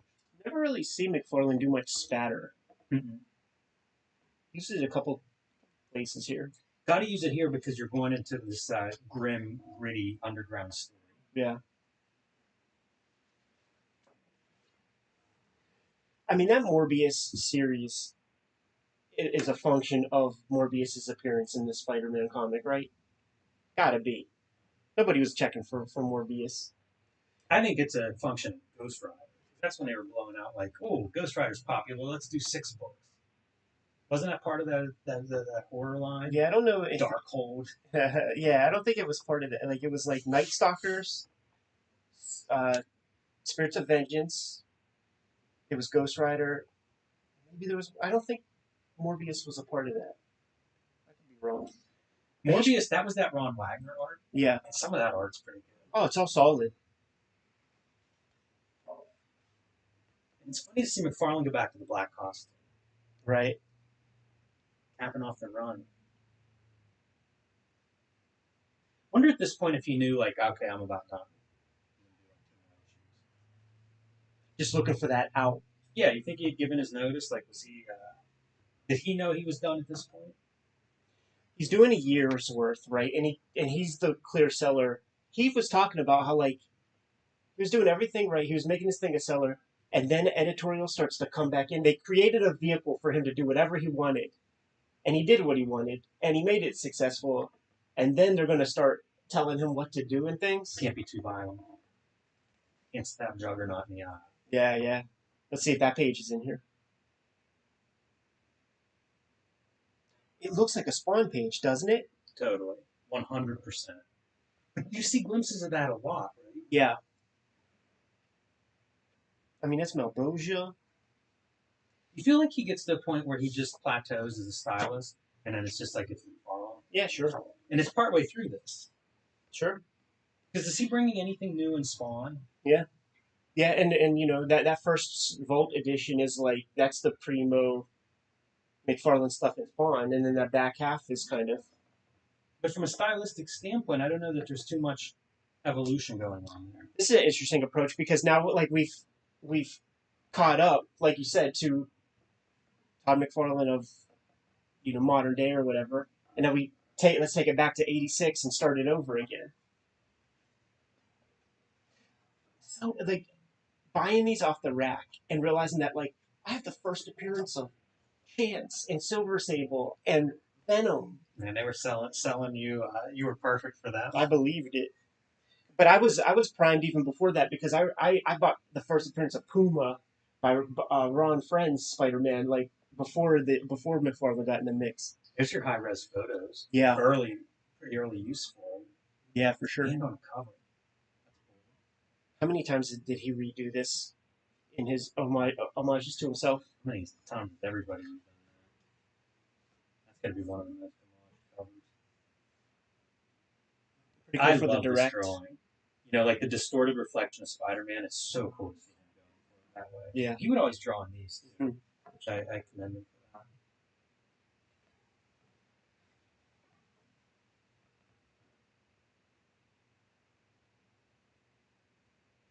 This was stuff I bought all after the fact. Uh-huh. Because I come in buying this and it's in that assassination plot time period. Right. So like to get these, they were all packaged. I had this one off the rack.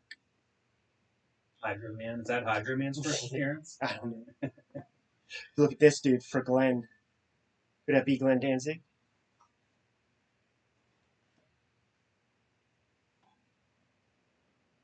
That feels like a very smart, well done cover. It's a good Venom. There's your joint. Mm-hmm. Worth about a neighborhood streets full of Pittsburgh houses. One of my big regrets from childhood is I redrew that. Oh, and I just don't have it anymore. And it'd be so much fun to show it off because imagine what a piece of crap that thing is now. I don't see any well, I guess there is a signature there. I wonder if the signature means it came, somebody else possesses it. Because at a certain point, he doesn't sell any Spawn work. He has all of that himself. This is the one. Give me that, Tracy. The one that gets us kicked off of YouTube. No. I'm not going to go there with the doggy style.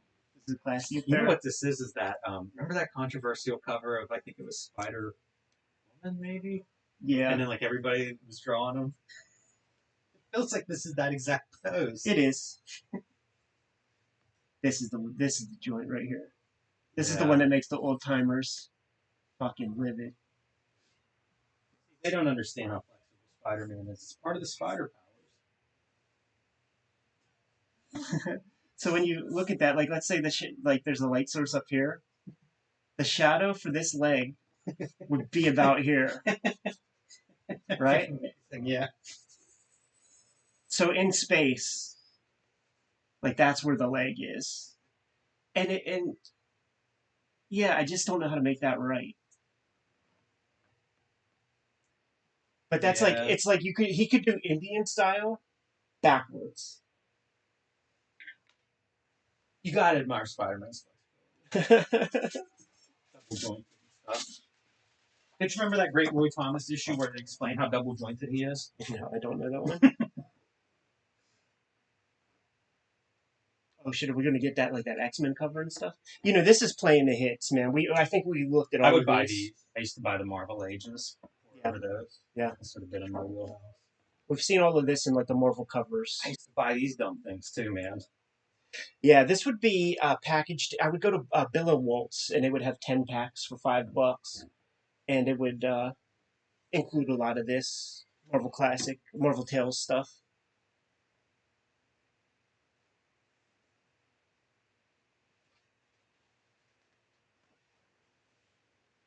Amazing to think this is the guy. Like, this is the most popular comic book artist of the early 90s. Yeah. And I know people will say X-Men outsold it. I mean, like, X-Men was a whole system. Yeah. There was a lot of parts involved in that. Yeah. This was the dude. Like, he's penciling and inking himself. He's writing himself. Yeah. Yeah. Totally. And you could compare it to the other Spider-Man titles. You can also compare it once they go to Image. Who's selling what? Yeah. Image, certainly perfect name for that company, given what they brought to the table. This looks familiar. Yeah, right? Where have I seen this one? Yeah, this is one, like, whenever I was doing my version, and I knew you did a version inside the issue. So when you start with it and you really study this, you have to kayfabe a lot of stuff to get it to work. Yeah. You increase this so that you got the thicker claws so that you can actually draw something in there. The shoulder stuff is pretty, because like there's no, like this is the breast, this is the pec, and like the bicep, there's like no easy way to, basically the collarbone has to come here so that the arm can come there. It just, I always used to think it'd be a really fun thing to do, like for the comics in a gallery kind of thing. Yeah. Where you would take the cover and you would put that on the wall and then you would draw the full figure around it. Because there are a lot of these covers that are just a piece. Right. And they are distorted. It'd be funny to see where things line up if you had a whole figure there. Also, when you would go to like Century 3 Mall in like the middle pagoda where the airbrush dudes were, this shit was airbrushed on shirts, jackets, and that was like an essential piece of the portfolio of the Century 3 Mall airbrush guy. And I wonder if there's some ubiquitous thing to that, like if other people would corroborate that. Uh, and as time went on, like McFarlane became so copied from like the airbrush dudes. I remember the Overkill cover was on the back of a leather jacket, and I wanted that thing so bad. I would just stare at it every time I went to the mall. I would like visit it. This is that short list of all-time Marvel covers. Yeah. McFarlane's got probably 4, 5, 6 really iconic covers, Mm-hmm. and this is another one. Like, bring out your other contenders for these top artist slots. It's what they have. Yeah. Because I don't know that too many other contemporaries of him have that kind of iconic cover idea. It's true. Yeah. Yeah, it's true, man. Why check on the inks on this one? It's interesting because like I feel like McFarlane was inking like this at that time.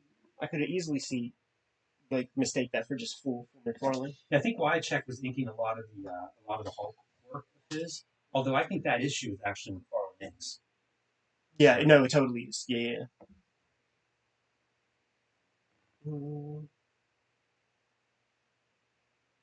30-issue run of Amazing Spider-Man with Michelini before he even starts his adjective list stuff. Pretty good run. Yeah. All right, man. Let's see how we end it. That's a great end page. You talk about your big, Damn. using the canvas. That's really sharp. If he stood up, he'd be the size of my niece. Yeah, yeah. That'd be really weird if he's standing here like close to our height. It looks great that large. Not you can really disappointed. study some of those lines. Not disappointed at all, man. Very happy with this McFarlane artist. The second it was available for pre-order, I put in my loot for this thing, man, and I'm very happy with the purchase. They did right. Great end pages. Always inspires me to get back to the drawing board, man. What do you say, Jimmy? Yeah, I got nothing else. What's the back cover? Anything?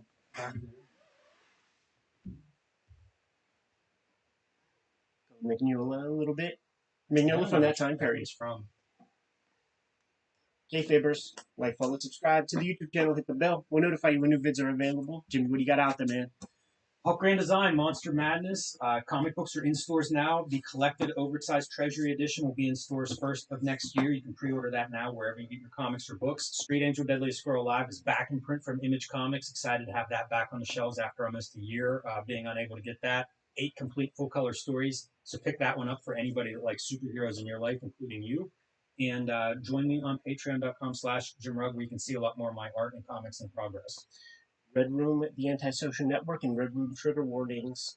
Trade paperbacks are in stores as we speak. Each collect 4 issues of Red Room comics, and each issue is self-contained, making each book self-contained. So give any one of these a shot. I appreciate everybody who is giving them a shot because they are rising up in those Amazon ranks, which I appreciate in a big way. Murder on the Dark Web for Fun and Profit. I am currently serializing more Red Room comics on my Patreon. $3 gets you the archive there. Get access to all this material plus comics that will not come out until 2023 in paper form. Hit up my link tree. You'll be able to get access to all that stuff. What else do we have out there, Jimmy? Subscribe to the Cartoonist Kayfabe newsletter. The links below this video. You can also find Cartoonist Kayfabe t-shirts, merchandise, fanny packs, and more at our spread shop link below this video. That's another great way to support the Cartoonist Kayfabe channel. Give them those marching orders, man. We'll be on our way. Make more comics.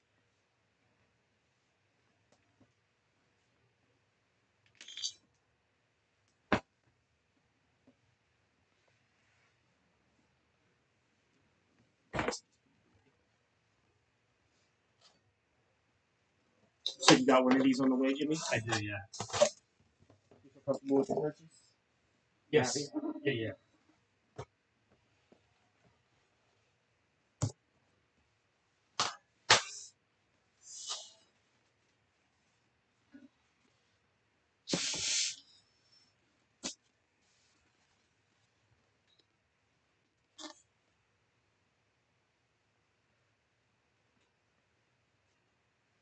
We're going to do our signature pages.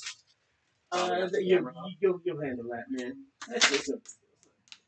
I'm just gonna do, I'll do Crumb and I'll do Deadshot on my record.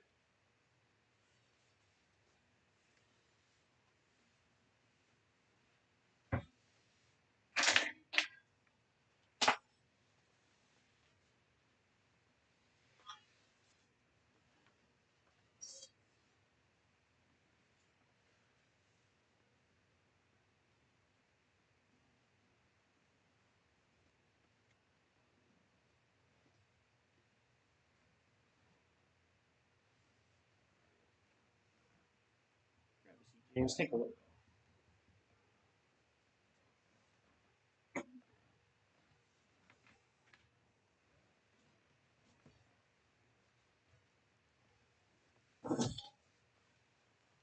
This is that piece we traced off of that Spider-Man to show how that leg is twisted up.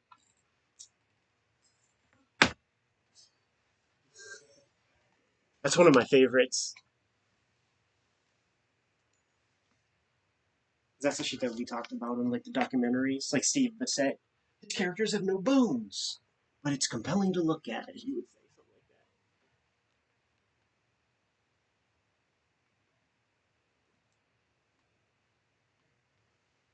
like that. You know what, man? I'll do that shot, and I'll do that for the funny pages thing. Cause I'll make it that funny page going up like tomorrow. Does that make sense? Sure. I could just get that immediately when you bounce.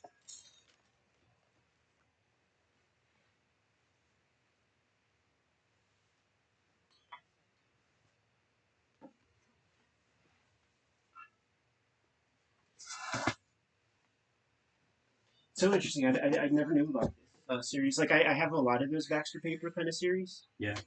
I have the Swamp Thing. I have. Mhm. I don't have Dead Man, but I would I have love three love or to four have of those those. Dead Mans, and I don't have the one where the twisted up figures make up the face. Yeah, That's such a cool page. it is, and that would be the one to show off. Yeah.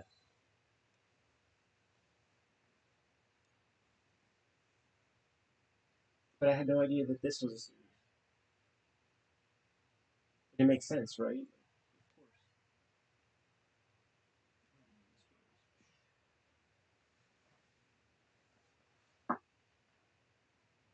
Yeah, I'd say the only thing worth showing there for the series is Color. maybe a color, the page comparison just to show you versus this. I don't know if that's Baxter. Probably is. I think Baxter's what DC used.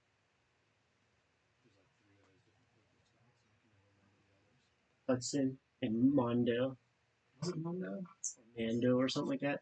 Mondo stock.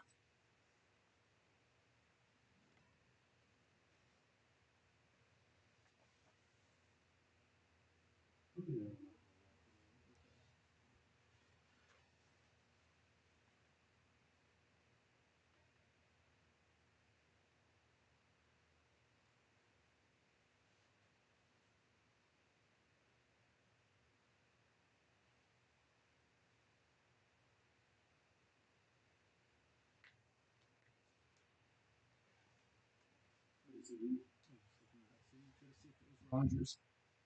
One of the weird parts of Deadshot is that eye just does not seem like there's one for Tracy paper. Yeah, yeah, because it's more like It's an not where an eyeball earpiece. is. It's totally more an earpiece. It reads like an eye. It just isn't. There's some panels where it doesn't work. Yeah. You ready? Yeah. Welcome to Cartoonist Kayfabe. My name is Ed Piscor. I'm Jim Rugg. And Jimmy and I are going to be doing a little bit of traveling this year. In October 28th through 30th, we're going to be at the Baltimore Comic Con. Come out and see us, man. This was the birthplace of Cartoonist Kayfabe, so it holds a special spot in Kayfabe history. And share that with us when we're in town. Jacksonville Public Library, October 22nd. Jimmy's going to be in Florida for a zine fest, and he's going to be the man of the hour there.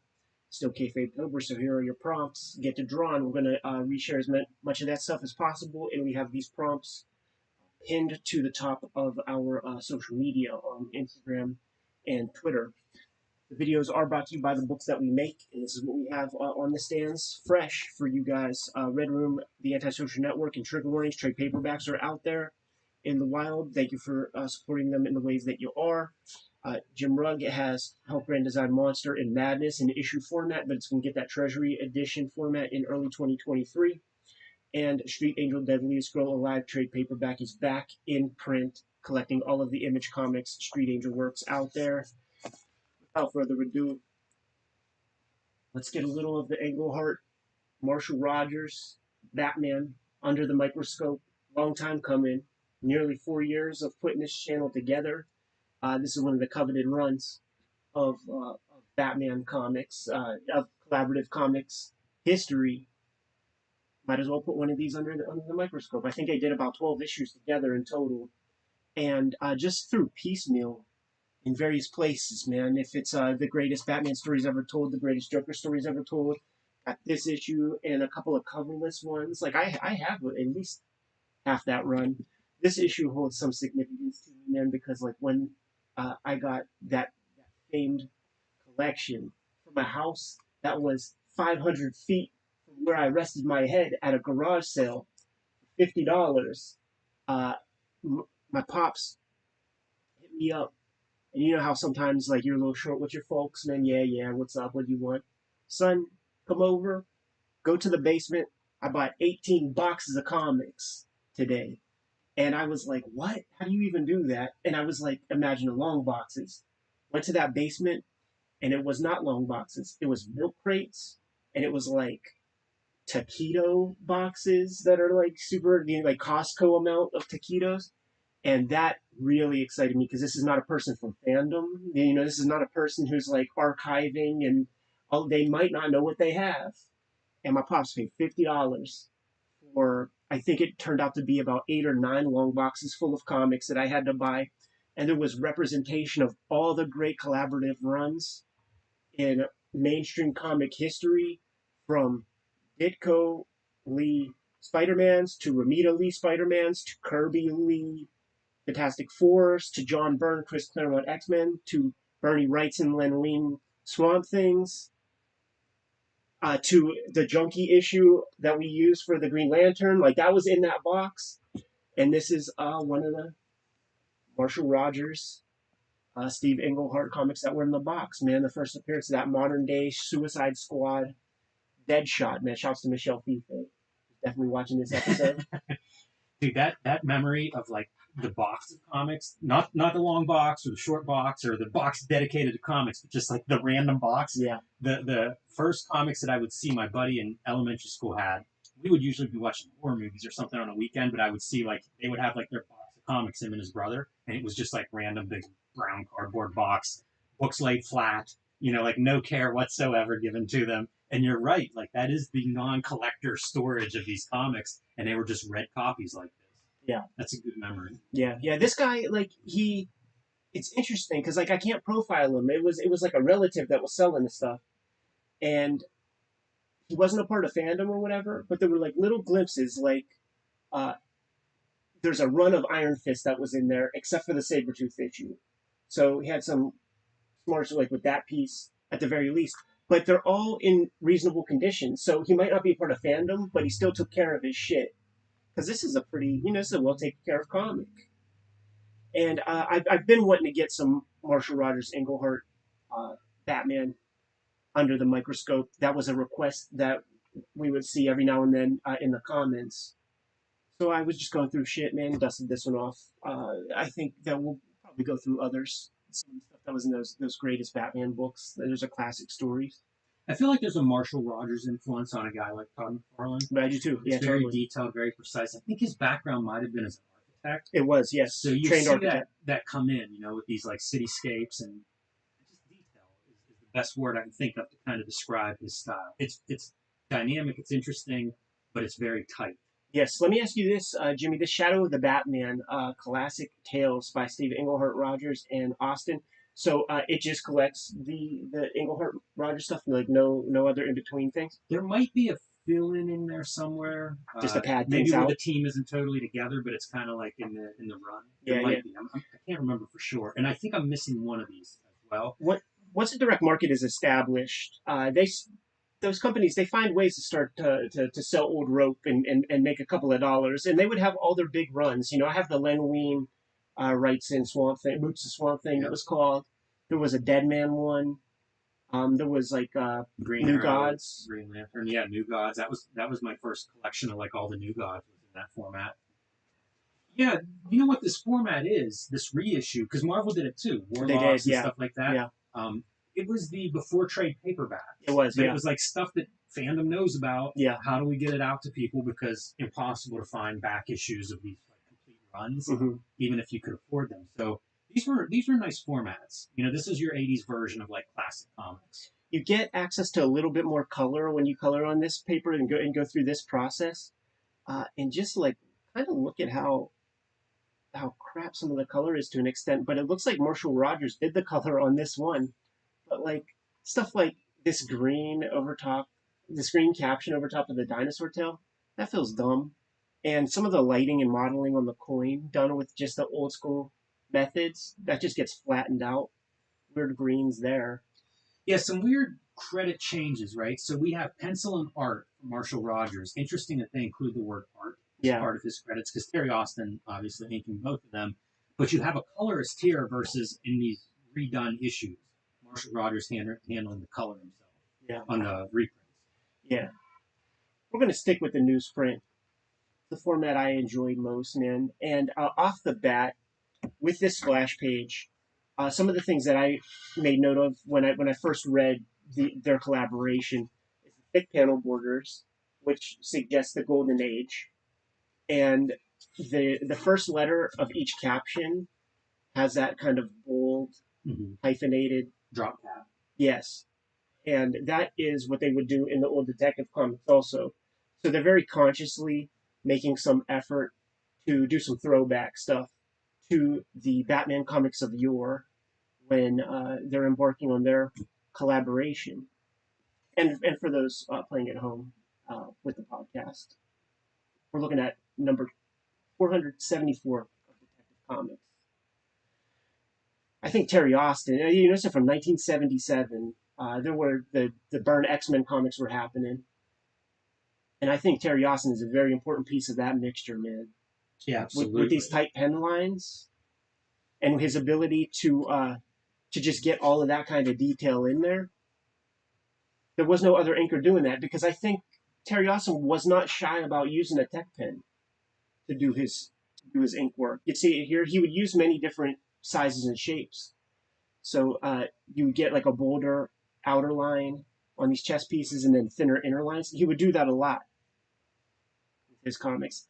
This is a super funny page to me because we have to find a way. This is a very Marvelized version of Batman. Steve Englehart did his first tour of duty over at Marvel for a while. Captain America writer, wrote a bunch of books, and it reading this issue made me feel like the editorial mandate was like let's Marvel up these characters a little bit. So you have your Robin is basically Peter Parker, and he's doing his complaints about term papers in college. So we have to remind everybody he's the teen wonder. Yeah, he's away a lot at school. He's no longer the boy wonder. If fights in superhero comics is sex, Frederick Wortham was right because these boys are sword fighting right here. But these boys are docking. And certainly embarked in some kind of foreplay because our teen wonder, who's now barely legal, like a college undergrad. Wortham would call it grooming. He's still rocking them little tidy whiteys, except they're green. Yeah, very awkward exchange as they wrestle. Yes. They wrestle in the Batcave. Listen to those George Takei episodes of Howard Stern, and you learn about the importance of wrestling. Also, a plug for Teen Titans in here, right? Do it. You guys want to follow Robin's adventures after he gets done rolling around on the ground with Batman? Go check out Teen Titans. There's this chick called the Harlequin, and yes, there is. And that fascinates me. First off, I never knew about that. But is this a prototype Harley Quinn, huh? It's strange because I've never heard her mentioned, in regards to that character, but practically the same name, same gimmick concept. Yeah, female Joker. Right. Pretty cool. You often get these like very tiny panels that have some complex background stuff. I feel like you talk about Marshall Rogers' influence, Todd McFarlane, and those guys. This is a Todd McFarlane. This is an Image Comics establishing shot right here. You just get that kind of outer shell of a building. Not obtrusive. Let's get in there real quick. And I guess on the previous issue, you probably attest if you look through that reprint book you have, that last issue was probably a Penguin adventure. Yeah, Penguin actually gets the cover of the reprint. Makes sense. Yes. Penguin's your bigger name, I guess, at this time of this collection. Well, that's for sure because I guess this is your Deadshot, Mm-hmm. and he showed up in like Batman 59 or something. Has been in prison, never used since then. If you saw what he looked like, he just looked like a Mandrake the Magician with a Lone Ranger mask. Some interesting lettering flourishes on this page. Uh-huh. The meanwhile I like, but then also almost the little Nemo and Slumberland kind of shaped. Yeah, it makes a lot of sense for storytelling flow. It really does. Because it gets us right into this, and you read it kind of before you see what Deadshot is doing with the monocle. Yeah, and they waste no time. This is there are a lot of panels per page throughout this story. I think that's a trademark of this run of comics, and you can see like there's a lot happening. He stole the monocle. He's cutting using it as a laser to cut a hole to escape, while Penguin's trying to get it back, all in one panel. Yeah, it's good, and no confusion.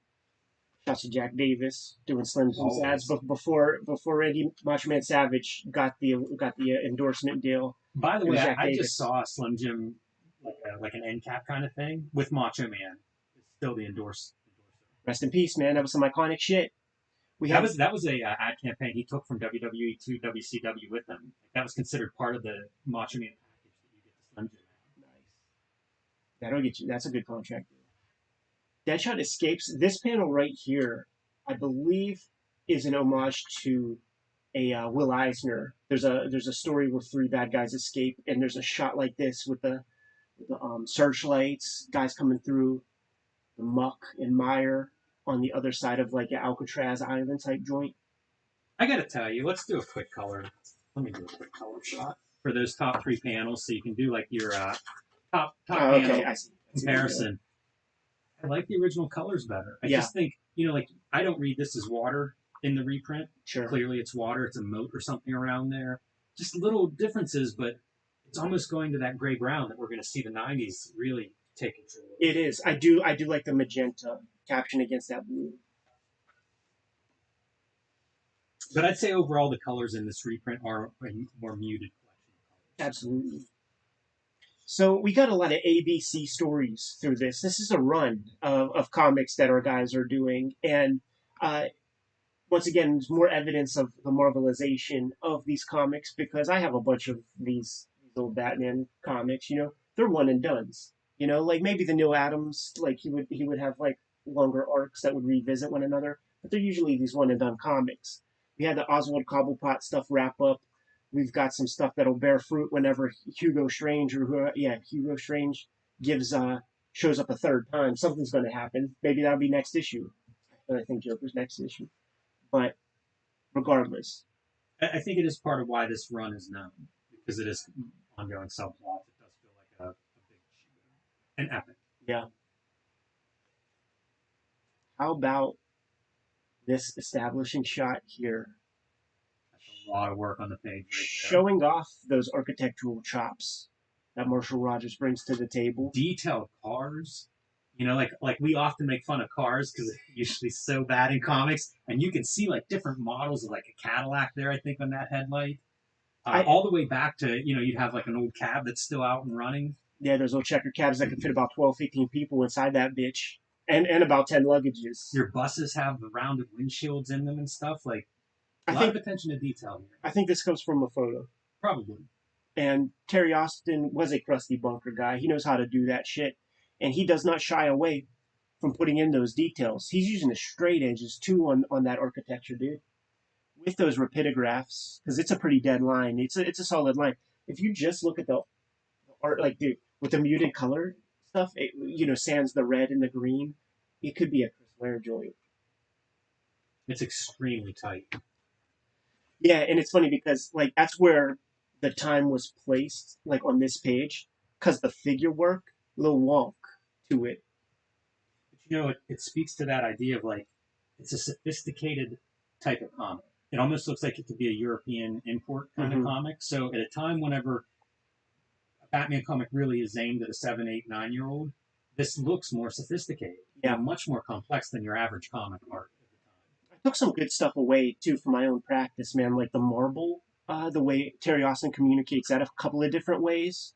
That's something that I'm curious, like that comes up. Sure. If you have some ornate kind of museum type structures, you gotta draw. So like that's a part that I'm gonna steal for my own use. Various little things, man. Creating some life with the smoke right here. It's a good detail for a cityscape. Yeah, Smoke. it really feels lively, right? Steam, whatever that is.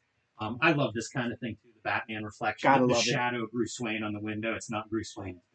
Gotta love it. Daytime Bruce Wayne's just a daytime mask for the Batman. Yeah, man.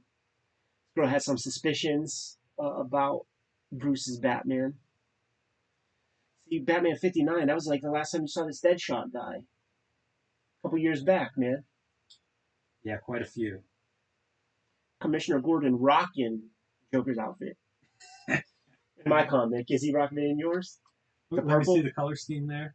It's a little bit. It's still purple, but that middle part not as pronounced, so a little bit more muted there on your shirt.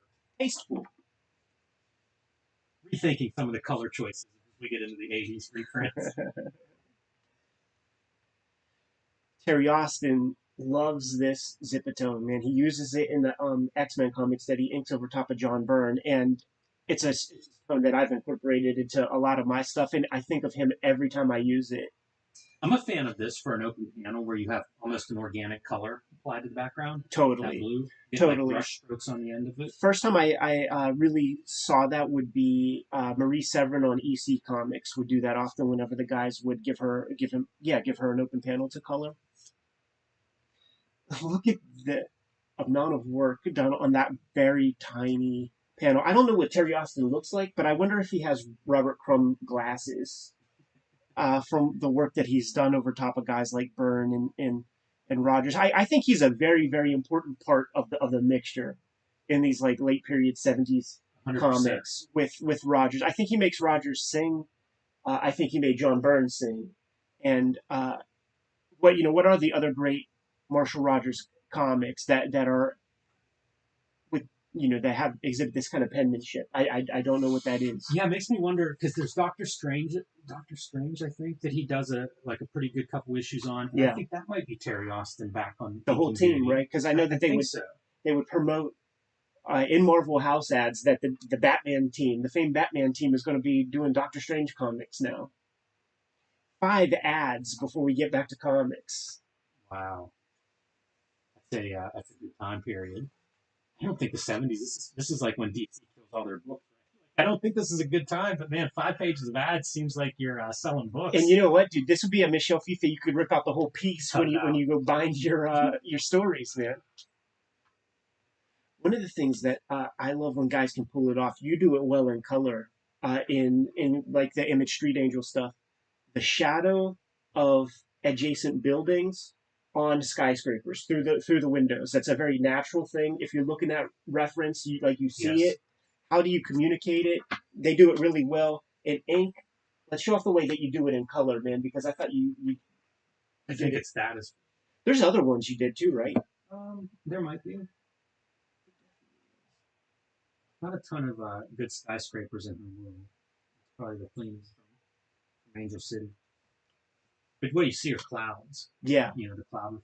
And a little bit of build-in right there, dude. Super smart. Super smart, Jimmy. But one of the hallmarks is like it's very well ruled. Like the measurements in between all the girders, it all feels solidly laid out. Even these shapes. Dude, this entire page has that. Yeah. Because like now you're looking from above a water tower, and the water tower is in perspective. Yep. Whenever they're eating dinner, it's like real detailed around like their table, their booth there with that little bit of railing above it that you see from both sides. Yep. Terry Austin cutting in background imagery just in zips. Another thing that for a tiny panel. Sure. Just going for it, hardcore. And another thing that Austin would do with his guys is the hatchings. He would rule that stuff out, and you will see examples where the hatching, and it could be crosshatch even, but it's ruled lines that are pretty evenly spaced. It's just so clean. Yes.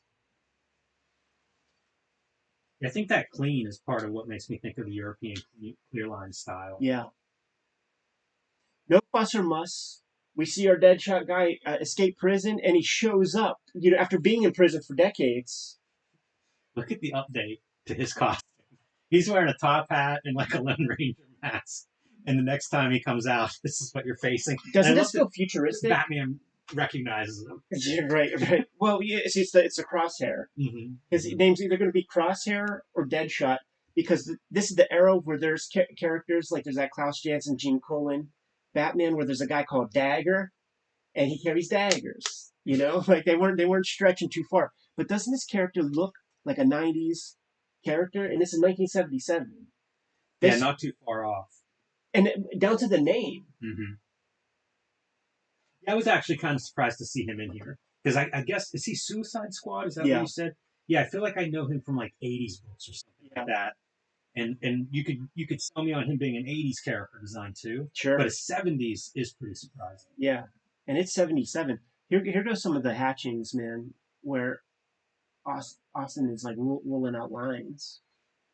How about that tech, dude? Because he's using ellipse templates and compasses. When you see two corresponding circles that are inked in, that suggests compass use, not just like circle template use. And there are even circles on the inside. And to use a compass with an inking device is so tough because these are tight lines. Probably rapidograph. I've never done It fucking sucks it. Yeah. because here's what you have to do. First off, you need the cleanest rapidograph ever that has 100% flow. So it almost has to be like So I'm out. right. Yeah, it almost has to be just a new rapidograph, and the weight of the tool, weight of the compass has to be the only thing touching the paper. Because if you put any pressure, you're fucking it up. Like it's not going to be a confident, clean Mm-hmm. line like this. So it just has to be the weight of the tool as you bring the compass around, and it's nerve wracking. You don't have two shots because it might, get a thick line on the one side or something like that. You just have to like kind of get it done. You can't do it with a dip pen. There's like a little holder to like tighten around your If rapidity. I were doing this, I would do it with templates. Sure. I have like architectural triangles that have also circles and all kinds of these different shapes, and they're smaller. Yeah. So they work for smaller circles. As you get bigger is whenever you need a compass, or if I have to do something bigger, I end up doing like cups and plates, Right. saucers, Right. French curves. I do French curves sometimes for circles because that compass is so unwieldy. But even in a situation where you have like stuff coming from kind of a center point, you like when you use templates, you're going to be off.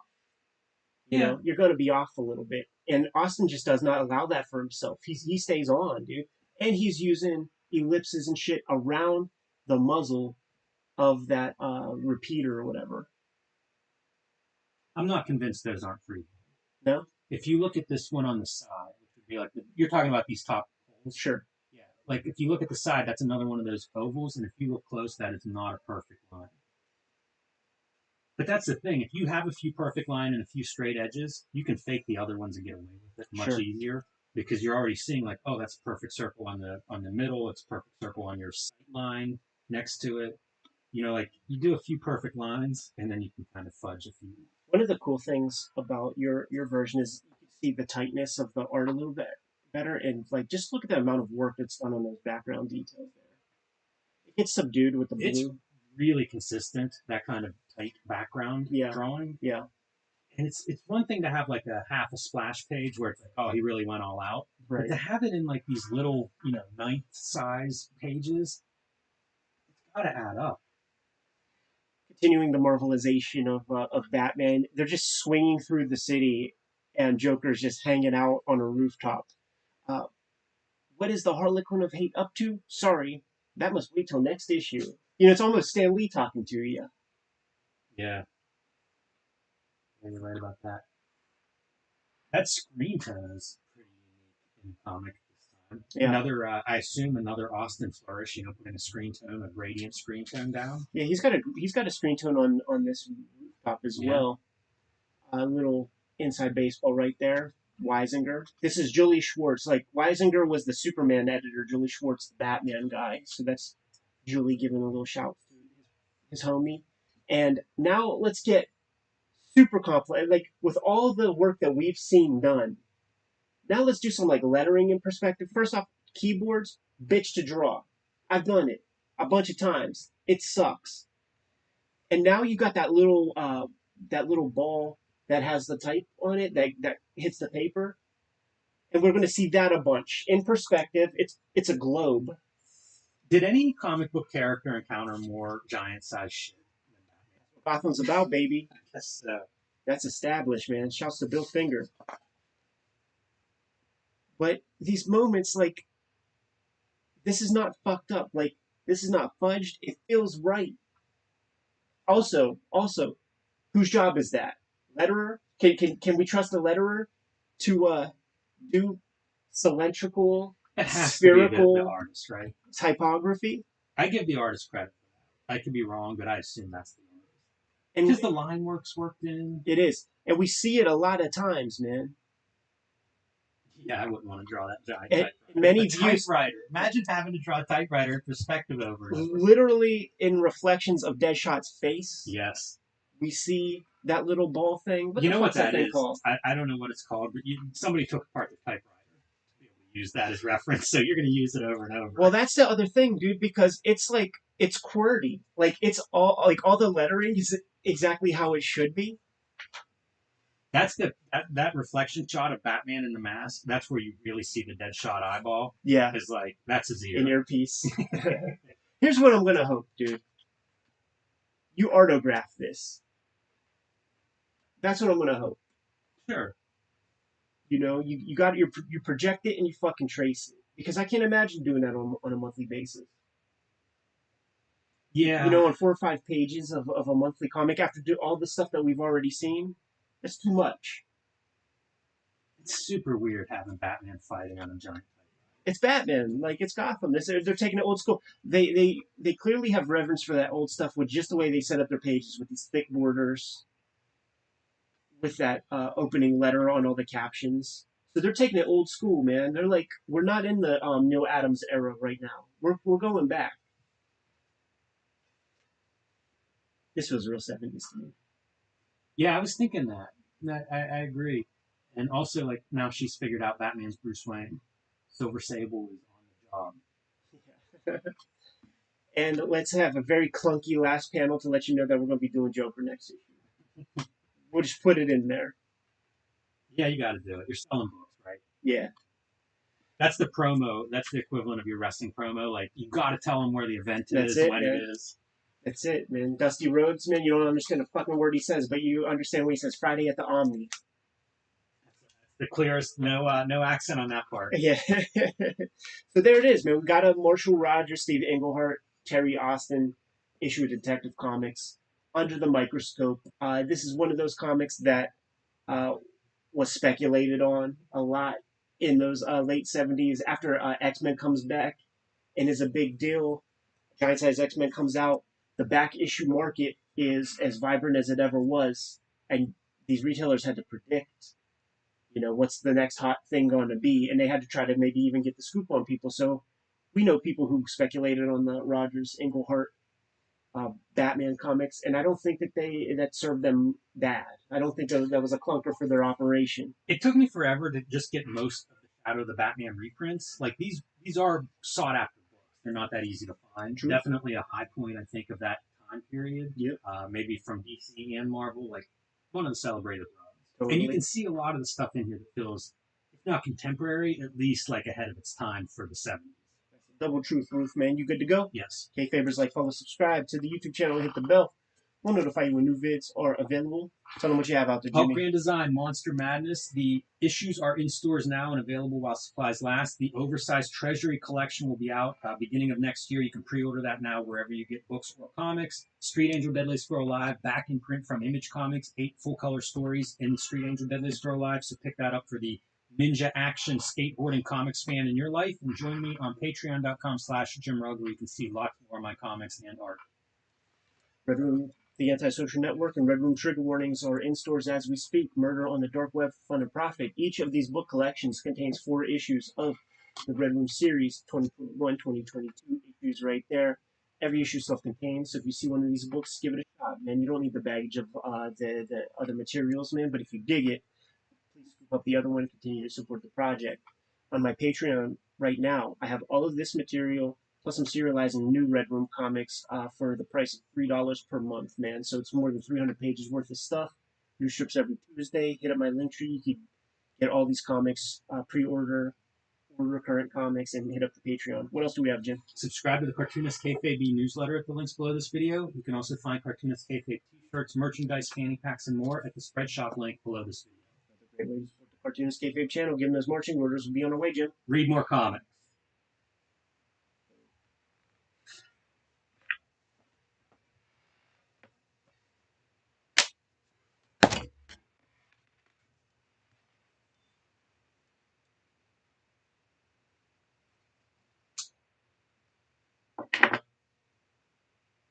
You bring your other super torch.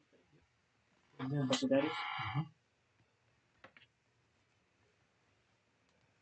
think I'm gonna when we do the movie review thing.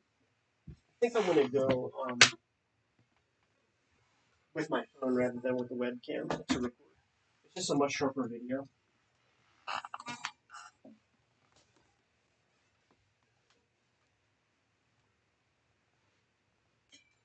Man, I apologize to the people in the watching. Anytime I'm switching that mic, it is just like King Kong grabbing it off of my shirt. I never think about it. It's well modulated on the stream. Like it's never like that big of a deal. I don't think.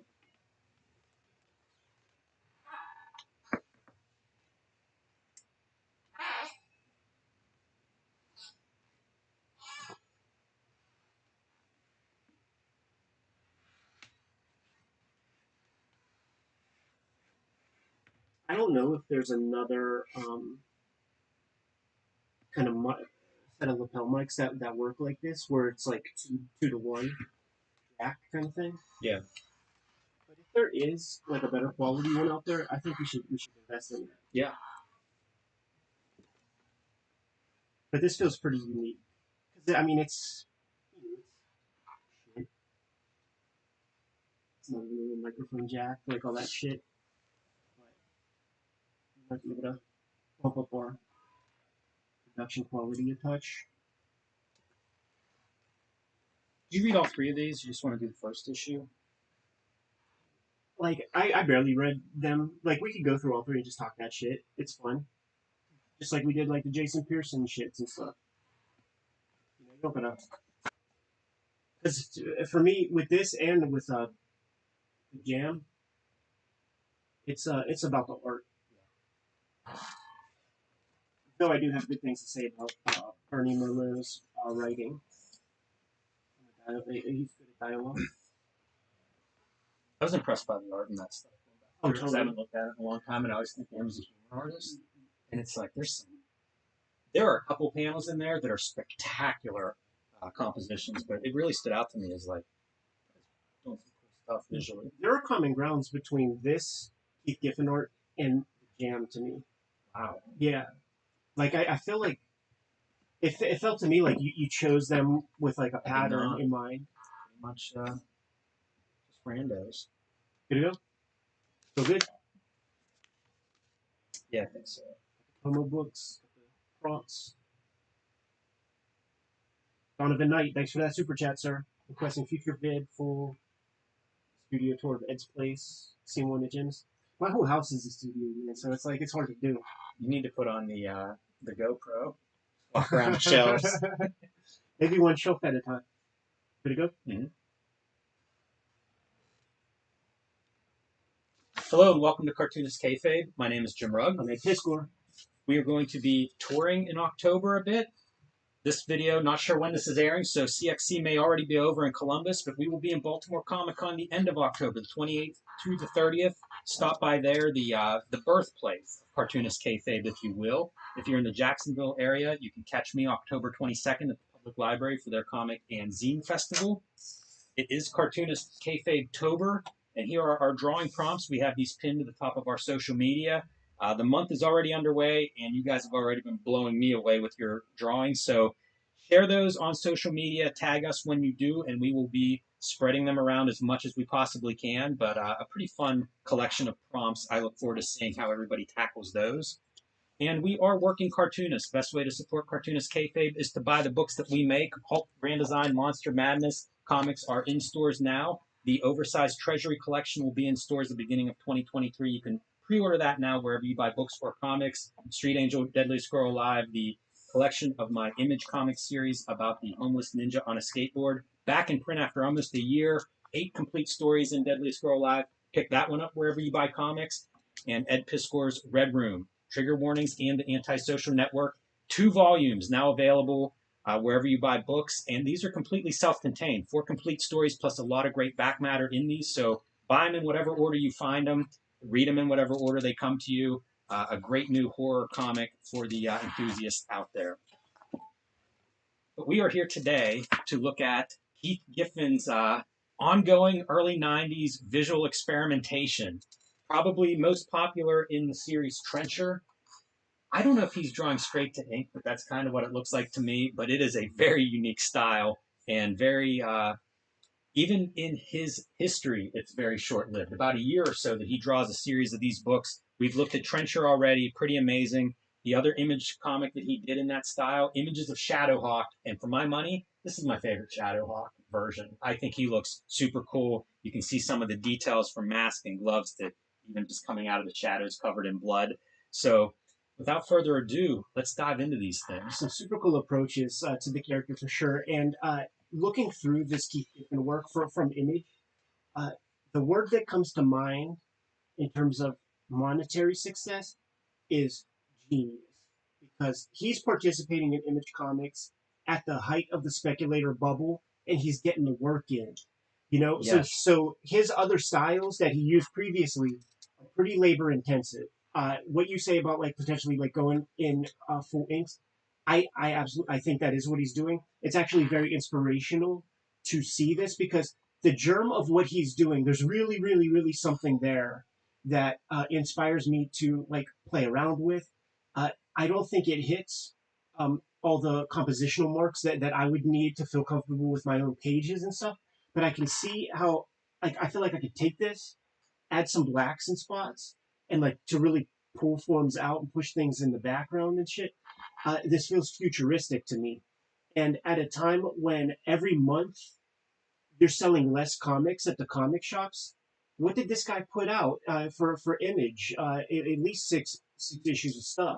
This is dated 93, Uh, which Image is not starts in 92. right. And, this is that second year of So- Image, so so he's still getting money out of this. Yeah. I think Trencher, I believe all 4 issues were done by the time the series wraps. So that's like 7 Keith Giffen writing, drawing gigs within the first 2 years of Image Comics. That's getting paid. Yeah, everybody that we talk to who's tangentially, peripherally related to Image Comics from this time, just we'll talk about like the biggest pay, like Walt Simonson. My biggest payday in a 50-year career was Cyberforce Zero.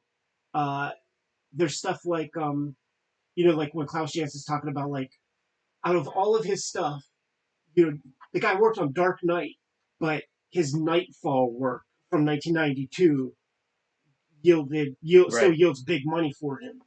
And whenever this stuff got delayed a little bit, if you were late on an issue or for whatever reason, because Don Simpson has posted publicly about Splitting Image being delayed, he was done with this part, but the book didn't come out right away, and estimates it cost him $50,000 to $100,000 from the delay of the publication. And that's probably conservative, because like Rick Veitch was talking about how paramount it was to get the issues of 1963 out on a regular basis when they were originally solicited, because the market was just bleeding, 100, 200,000 books a month, and you would have to resolicit. You would have to go back to the shops and say, reassess your orders, man. And you want those people like, like the buying temperature's high and guys don't want to miss out, so they're buying heavy. And you want to keep that energy. You want to lock them in at that price. So you had to get those books out. And Keith Giffen did the 7 on his own. Yeah, really smart. And you know what you do if you're going to do Shadowhawk book? You put your character in the business for yourself. That's exactly right. So here we see Trencher showing up. And one credit I want to note here, Clydeen Nee is your color artist. I mention that because it's often Laverne Kandersky. Did Lobo, did Trencher, did a lot of stuff, Punks, did a lot of stuff with Giffen at this time. This is a different colorist, and I mention it just because this style is radical in the sense of like, these are weird looking line arts. Yeah. And so how you color it is like figure out the color part. You know, I mean, it's almost an experiment with digital coloring at the time. So get this other colorist in and see how they approach it, because sometimes I think it works and sometimes it doesn't. Like if you just gave it a different treatment on the sky, and you said add blacks, if you just made the sky black, it's nighttime, we get a full moon there, full moon zine, and if it were just black, Trencher would pop. So, you know, there are these little bits where it's like maybe this style doesn't hit 100% success or figure out all the little details and the way to make it sing its best, which is unfortunate. But I do think you get some of that experiment in here. And I like this hospital for the very rich, cutting some promos and, you know, trying to put in bits of humor along the way. A Giffen staple of this time period. He letters some of that stuff too, man. So, and I think his lettering is real good when you see it, and it certainly is very clear when you see the computer shit over top of it. But Keith, I hope you paid your colorist double. Yeah, man. The coloring I think is a tough ask on this one. It does bum me out that we didn't get more of this style, because I think there's room to experiment color wise, and that this could have just been, this is the tip of the iceberg of what this could have been. And I wish we would have gotten a little bit more experimentation in terms of color, a chance to get comfortable and see the best approaches to it. The story for this, just loosely, is there's a mob boss who Shadowhawk breaks his back in the beginning, and Trencher is there to collect his soul, but so is all the organized criminals in the city, because that mob boss is going to turn canary and name names. And so now Shadowhawk's trying to keep him alive, and that's the bulk of their battle. Great composition for humor right there. This is a guy, a mugger, who he's going to mug Trencher. Look at this dude. That's the last guy that gets mugged walking down the street. Two of the same compositions. Like it's a transition. It's an Alan Moore transition. Yeah, really. And there are going to be panels where, like, I can't tell you what's going on or what we're seeing. Jim Valentino sees this. I feel like you got to have this moment happen in proper Shadowhawk. It's great. This is an amazing panel. Same here, starting it. You know, totally. Like just having all those little shells bouncing off his armor and creating the sparks. And to have all those pockmarks and stuff, kind of like the T-2000 or whatever from Terminator 2. Like, this is just such a great setup. Shades of Hard Boiled. Absolutely. Nixon with his back against that brick wall, just taking bullets. Giffen knew, like, that the image, it's like this McFarlane stuff, it's a Slifer, this Jim Lee shit. He's old school. He started drawing comics in the fucking 70s. He knows he ain't going to compete, because it would be like trying to drive your car on the other side of the road. It's just like doing what they do.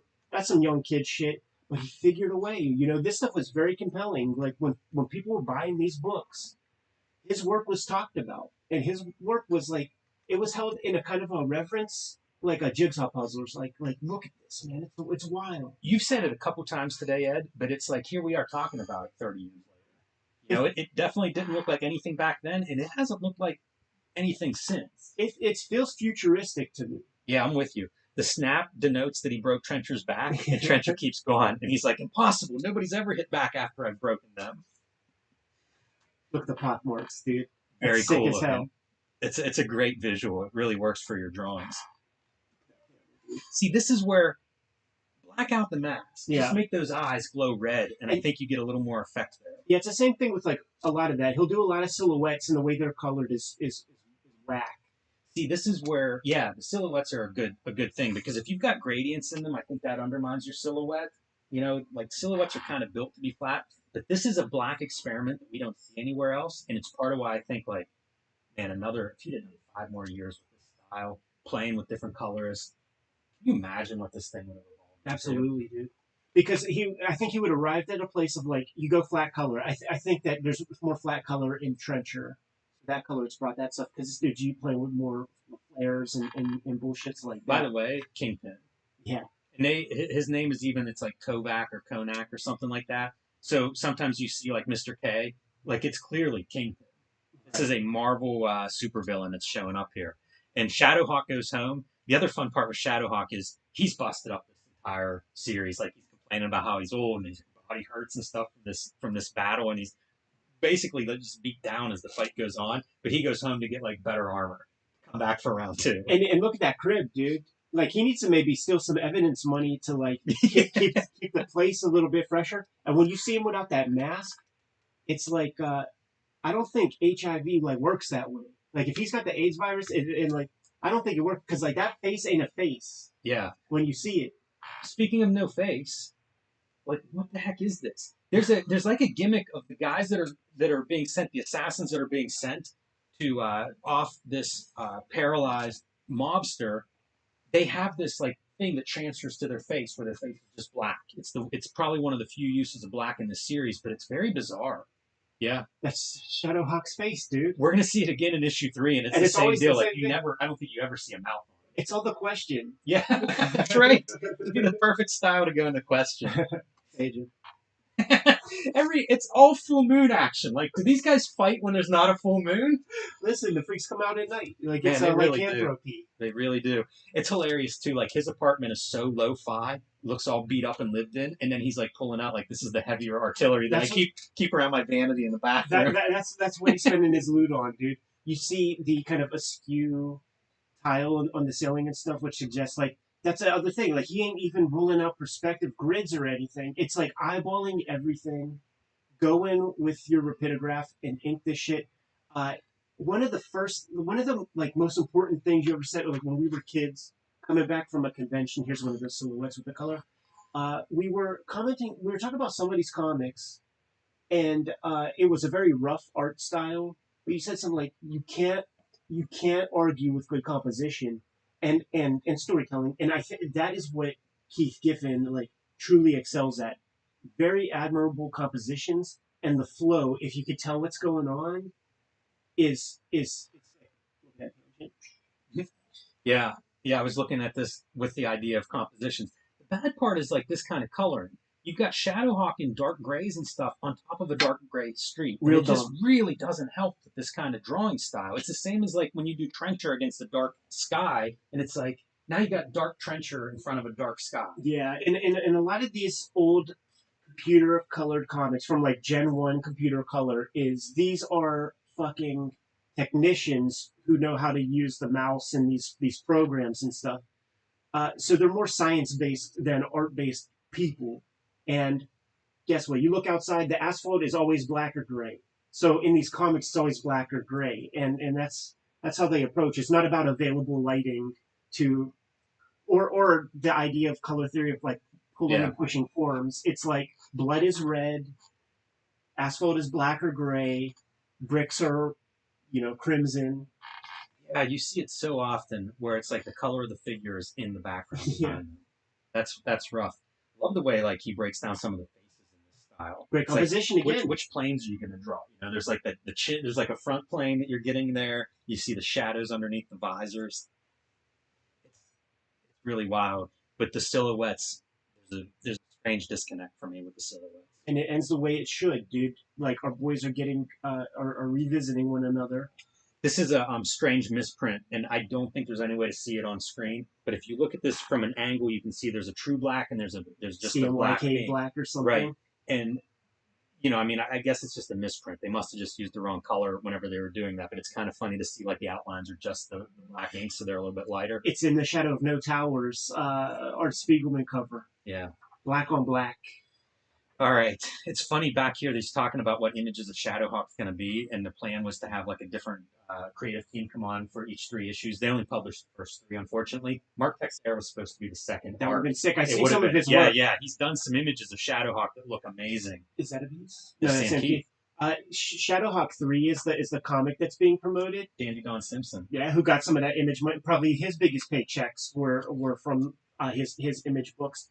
But they're promoting Shadowhawk 3. And it's like Valentino is the guy who like innovated, get a bunch of number ones for your thing. Like let's not go up to issue 12. 1, 2, 3, 4, 1, 2, 3, 4, 1, 2, 3, 4. He also that works. talks about never shipping a late book, and there's notes of that in some of the back matter.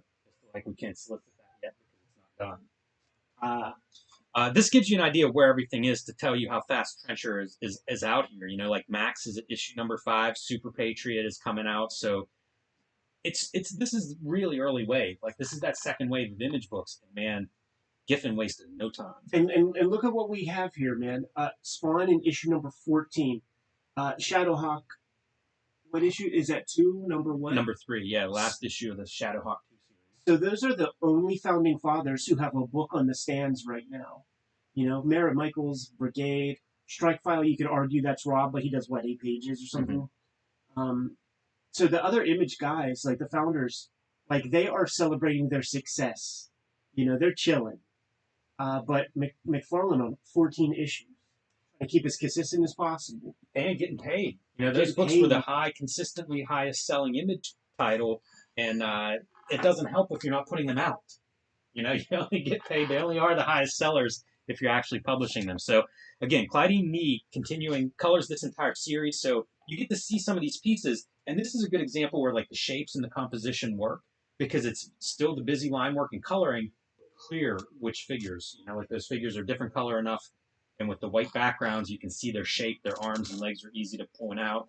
And this is again, I think if you keep with this style, you figure out the stuff that works how to go from clear to like, okay, if it's a schmoz, let's busy it up a little bit. But if we want some effect, this is one technique to get that effect. And some of this whole sequence, I think, reads pretty clearly. Sure. It helps that you don't have any of the gray Shadowhawk gray anywhere else, really. Yeah. You know, basic color stuff. I could do the same with like get rid of the maroon so that we don't have any browns competing with our trencher character, but still works out pretty well in that spread compared to some of the stuff we saw in issue number 1. This is great. Shadowhawk throw Shadowhawk off the building, but then his grappling hook through Trencher. Yes. It's like Trencher's your anchor that the grappling hook sticks to. Pretty fun. Trencher basically indestructible. He's just a vehicle for Trencher to inhabit, I guess, Earth. So you can beat that body to pieces, and we will get to see that too throughout this series. Makes for a good fight. And it's funny, Shadowhawk, real physics, right? Like once that rope is drawn tight, now it's like swinging back towards the building, aim for a window. It's not going to be any fun to hit the side of the building. Yes, and when you get in and that's pulled taut, now you're swinging a little fast and you're going right into the ceiling. Yeah. Yeah, as a fight between two A-list characters, or at least pseudo A-list characters, like that is what this 3 issues is. It's just those two guys tearing each other to pieces. Yeah, and he does a magnanimous thing because it is called Images of Shadowhawk. So you have to have the heel, like you have to have somebody lose. Yes. And he lets his own character fall on the sword. I wonder if Valentino directed Giffen at all in this, because it feels much more clear. You know, the figures, just a little bit less busy backgrounds, and how figures are overlapping backgrounds. It feels more clear this issue, and I wonder if that's something that Giffen's starting to get a hold of this, if he's getting feedback from people, trying to figure out how to make this style work to its best. Pages like this, doesn't it feel very British? Like something that you could easily see in Deadline magazine? Yeah, every now and then I'll see a little bit that reminds me of like Kevin O'Neill. Yeah. You know, some of that line. And certainly quality. Bisley. Yeah, Bisley for sure. If we continue looking at Giffen at this video, you know, if the response is strong, I think the last piece in this style is Infanticide, Lobo. And it's fun because it starts out as like very Bisley-esque and it ends very much in this style. Oh, so you yeah. get to see that style emerge complete. And the mechs, I think, work pretty well there. Yeah, more your face stuff right here with our Kingpin. Yeah, look at that for fun. It's like the face turning. So you get a side silhouette and a front. That's a pretty wild image. Yeah, because I actually didn't read it that way. Like yeah, you are right, but I thought of it as like one face. It kind of looks like it could be. If you see his face like in that 3/4 view here, it is the same shape. You know, Right. like he's exaggerating everything, And to me- including cheekbones. Like I saw it, it's just like a butt chin. He definitely has that. Kicking dude's helmet off of his head, the SWAT team member. Lobo just getting Trencher just getting unloaded on. I think these lettering effects could be a little bit more. They're not quite up to the task because he is getting shredded there. Yeah, and it's just like, you know, keyboard clackers. But when Giffen puts his own lettering in there, that sings. You know, like that is a holistic treatment. And, Yeah. and it feels so well integrated. I do wonder what looks like if you add black. Because it's almost clearly a shadow, the front there of Shadowhawk. You Yeah. can see the outline, and I can imagine that if that were black. I like the character. You know, like these are just a couple of. I think these are detectives. They might be mafia hitmen. Either way, though, they're very distinct. Like, and it's just little stuff. Like one guy's bald on top, and one guy has like a Bart Simpson. I'm just thinking about it's called Shadowhawk, and he is in a full chrome outfit. Like we looked at one parody comic that addressed that. I think it might have been that Hillary Barta joint. No, I think it was the Don Simpson Yeah, one where yeah. he's just the shiniest guy. It's a really funny thing to make fun of. That negative space silhouette is pretty sick. Yeah, there's your silhouette. And it works this time because it's flat color. And it's real important in silhouettes. Like, you need every appendage to be visible. You do. Or else it might not read so well. So you have to twist that body up in a way so that you get both appendages.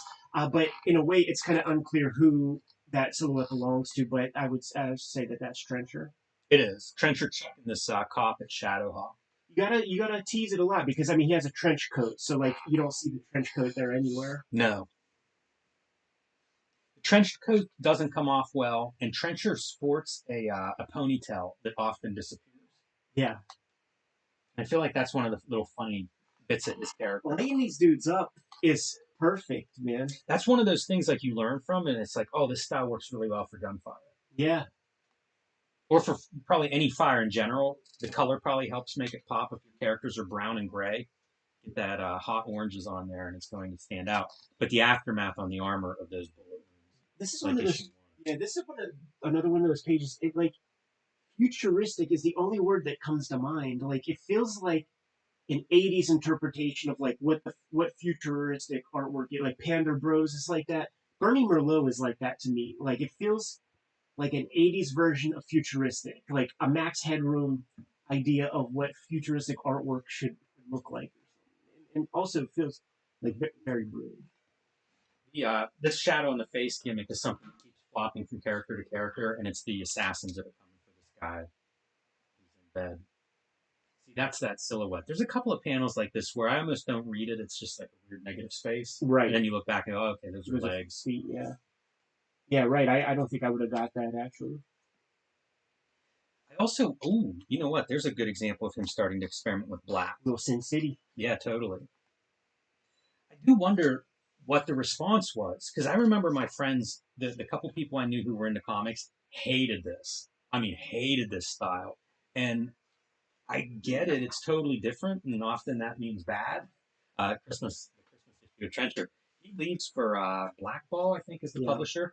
In the course of this series, and Valentino mentions it in the letters column, as he's talking about, like, you know, where do you find more Keith Giffen or find more Trencher?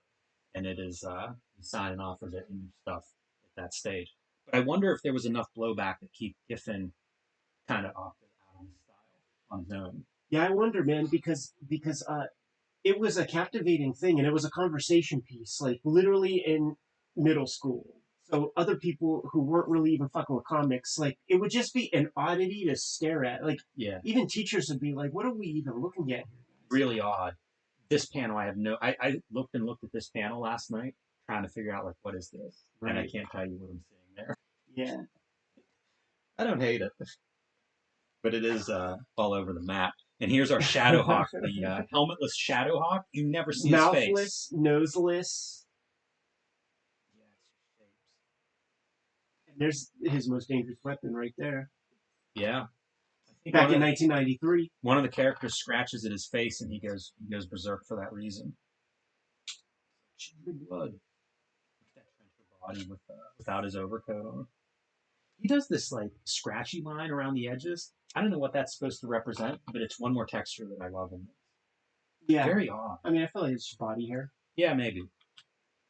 It's such a scribble if you look. Yeah. You know, it's like whatever he's drawing with a marker or pen or like a ballpoint pen, he's not lifting it up to do those back and forth strokes. Homeboy's doing seven issues all by himself. You know, like he had to make over $1 million. I hope so. Yeah, I hope so. Just unloads on him, and now minus that trench coat, you get to see the after effects of Trencher's body being shot to pieces. And see, this is where our nurse that's possessed by whatever that black face thing is comes up and scratches him open, and he screams, "My blood!" She does the one thing that's taboo, and pays for it. He really looks like he got mauled by an animal, or so. Like you see people who get attacked by like pit bulls or something, and that nose is the first thing to get eaten off. Yeah, it looks like it's a mask that he's wearing here, and you're just seeing eye holes in the mask. That's the only detail that he's sticking out. He's wearing those peds that they give ladies at shoe stores when they aren't wearing socks and they want to try on new shoes. He keeps thinking that every time he thinks he's beaten Trencher somehow, and now our cop is possessed with whatever that face, I don't know, hugging thing is. Here's another one of the silhouettes. Again, Not quite there, but you can probably figure that out. This would be good as a silhouette if your Shadowhawk were black, Yeah. you know, solid ink, and then you can color the other silhouettes that he's interacting with. It's leaving that negative is real fun. That totally works. It does work. It almost like if you just saw the art of that, like it could be Munoz again. Yeah, it could. I think of like I see bits of Sienkiewicz, Yeah. not so much in the line work, but in almost like the distorted cartoon figure shapes. You have this guy. Part of the reason I think that negative space works is because that dude's a big fat guy. This also makes me think he could have done a killer RoboCop Sure. Yeah. because the Shadowhawk stuff is not that far from it. And it's good. Another one of those silhouettes. Yeah. It's so weird. See, wouldn't that look cool if your hands are drawn, but then this part is like a killer solid black? Totally. Like the hands are coming forward, so you get a little bit more light on those. Totally. It's such bleeding edge comics. And finally, with claws out and fists in armor, jumps through Trencher. And you can see his guts are there. Like he's ripped him in half, where it's like torso and bottom. And if you read Trencher, and I'm sure everybody watching this has, Trencher's not done yet. He just doesn't have his legs. His legs aren't working anymore. And they go out the window, dude. You're getting a lot of colon. Tied up by the intestines is what's left. The legs get stuck on the way out. It's like the anchor part of your grappling hook. It's so purple. By the way, I saw a guy, there's a video from back in the day of a dude who got hit with a Formula One car, and that's what happens.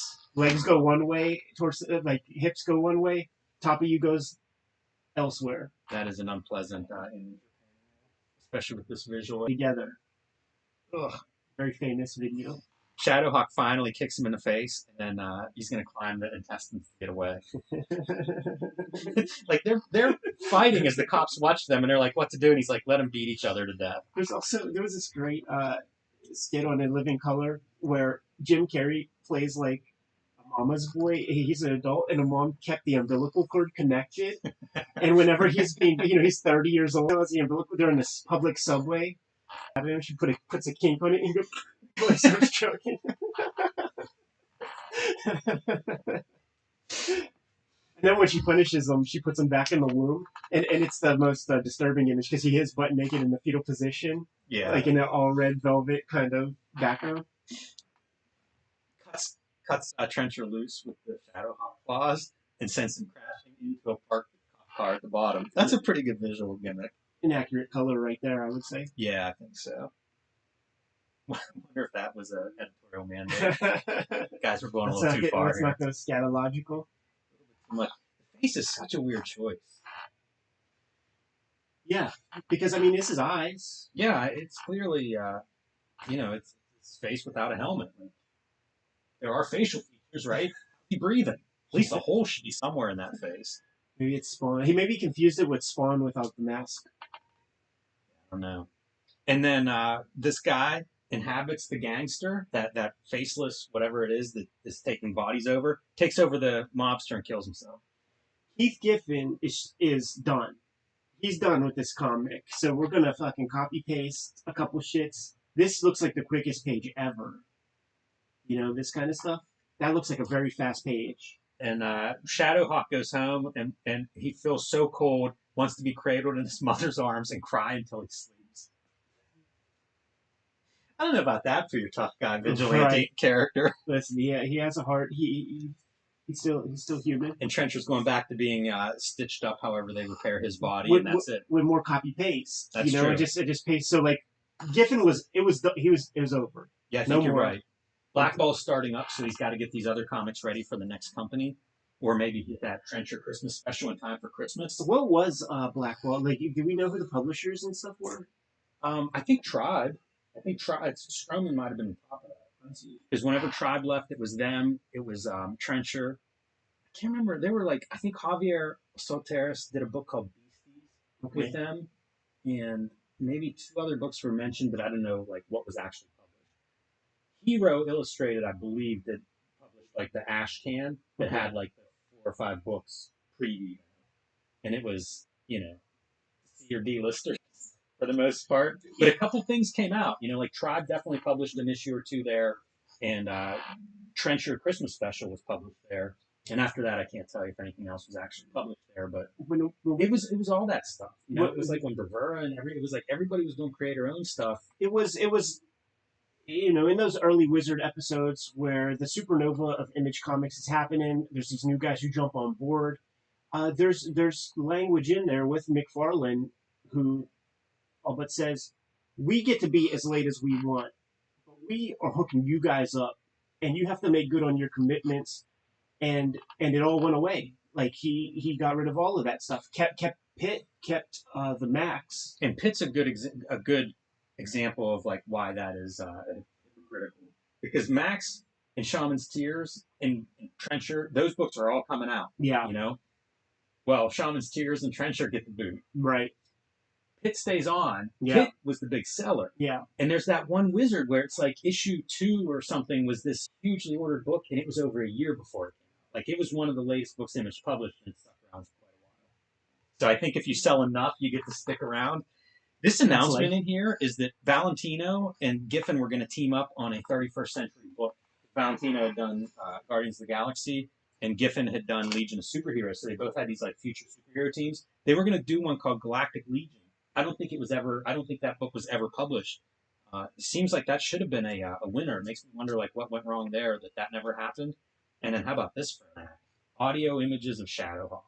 They were going to do tape or CD of the retelling of Shadowhawk 2 issues 1 to 3. It's ridiculous that that's what you would start with. Come up with a different name. Don't call it Shadowhawk 2.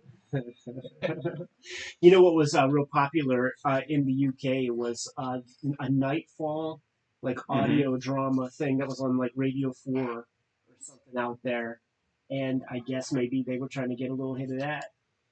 Maybe it's funny to see like what you're trying to sell with this stuff. In Hill's department stores, there was the Shadowhawk skateboard, and I knew several people who had the Shadowhawk skateboard. Yes. I would go to the Hills and just like visit it. It's like I couldn't believe that a piece of Shadowhawk merchandise That was sounds out there. funny. I wasn't skateboarding, man. That's I had really no good. coordination. Fuck that.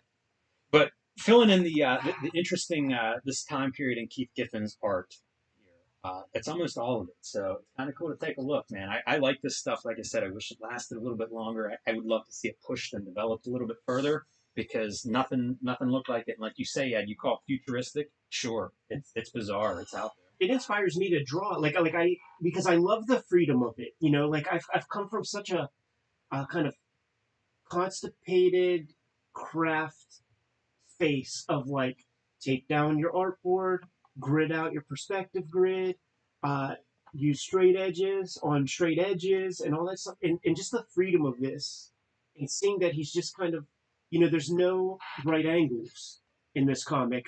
Like I really love that. I adore that strategy, and this is a great starting place to just push things further, and you can harness this energy and really turn it into something. I always look for original art of this series. Like, I want to see a page of this real bad.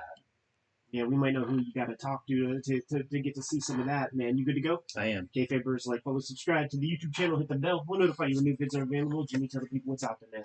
Street Angel, Deadliest Girl Alive is back in print from Image Comics for the first time in almost a year. 8 complete full-color stories of the homeless ninja on a skateboard, perfect for any superhero fan in your life.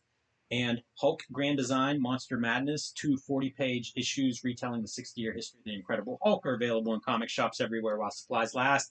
And now is the time to pre-order for the Collected Treasury Oversized Edition. It'll be out in early 2023. And join me on patreon.com/JimRug, where you can see lots more of my art and comics. Red Room Trigger Warnings and Red Room The Antisocial Network are out there on the stands right now. Each collect 4 issues of Red Room comics that were coming out on a monthly basis, and all those issues are self-contained. So just, if you see any of these books, give it a chance. If you dig it, grab the other one. I am serializing new Red Room comics on my Patreon. So for the price of $3 per month, you get all the material from both of these books, plus the stuff that will not see the light of day until 2023. $3. Hit up my link tree in the description below this video, and you'll get access to order, pre-order, and hit up the Patreon there. Jimmy, tell the people what else we have. Subscribe to the Cartoonist Kayfabe e-newsletter at the links below this video. You can also find Cartoonist Kayfabe t-shirts, merchandise, fanny packs, and more at our spread shop in the links below this video. Great way to support the Cartoonist Kayfabe channel. Jimmy and I got some conventions to go to. Want to see those Cartoonist Kayfabe shirts flying, man. Give them those last marching orders, Jimmy. We're going to be on our way. Read more comics. Let me make a little tea real quick, man. I need a little tea.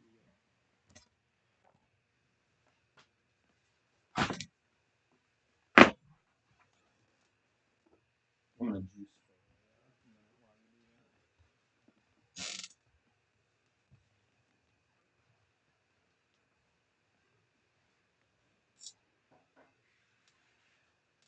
gonna juice.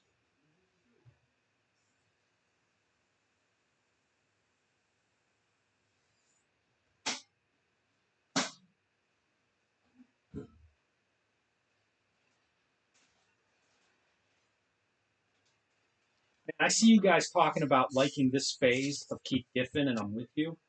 Do you remember it back in the day, though? I swear there was negative feedback for the most part on the Giffen, whatever the style would be called. I don't even know what to call it. It's a very line art type of style, but I remember a lot of feedback that did not seem too supportive. But that could have been comics in general, you know, that early 90s. This is about the time that the bubble was bursting, so I don't know if it was just aimed at Giffen or not. Yeah, it's a bummer that style didn't last longer. Hey, Ed, I'm thinking of just throwing tons of jams in the background for jam background. Then we don't have to switch out color. Although we probably need to do that for I get that you got them, man, but I'm in the business of selling our shit. Man. You know what I mean? Let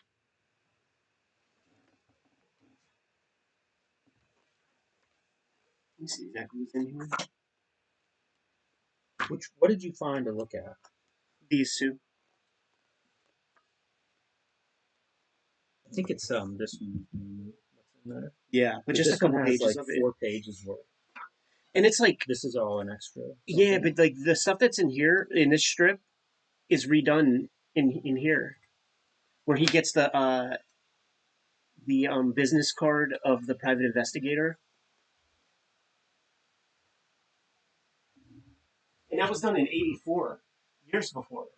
And you know, it's not like it's like that great of a moment, but it's like, you know what I mean? It's a weird publishing history. It is. Because like there's We shouldn't talk too much. Like okay. maybe Yeah, let's you're just right. put it on the thing.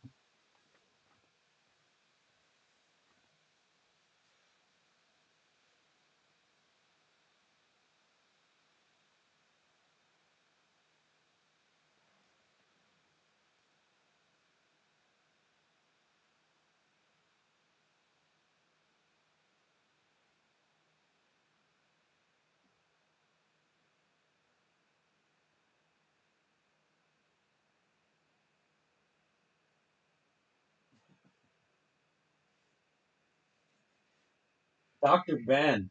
Friendships ended over the artist you liked and disliked. That's amazing.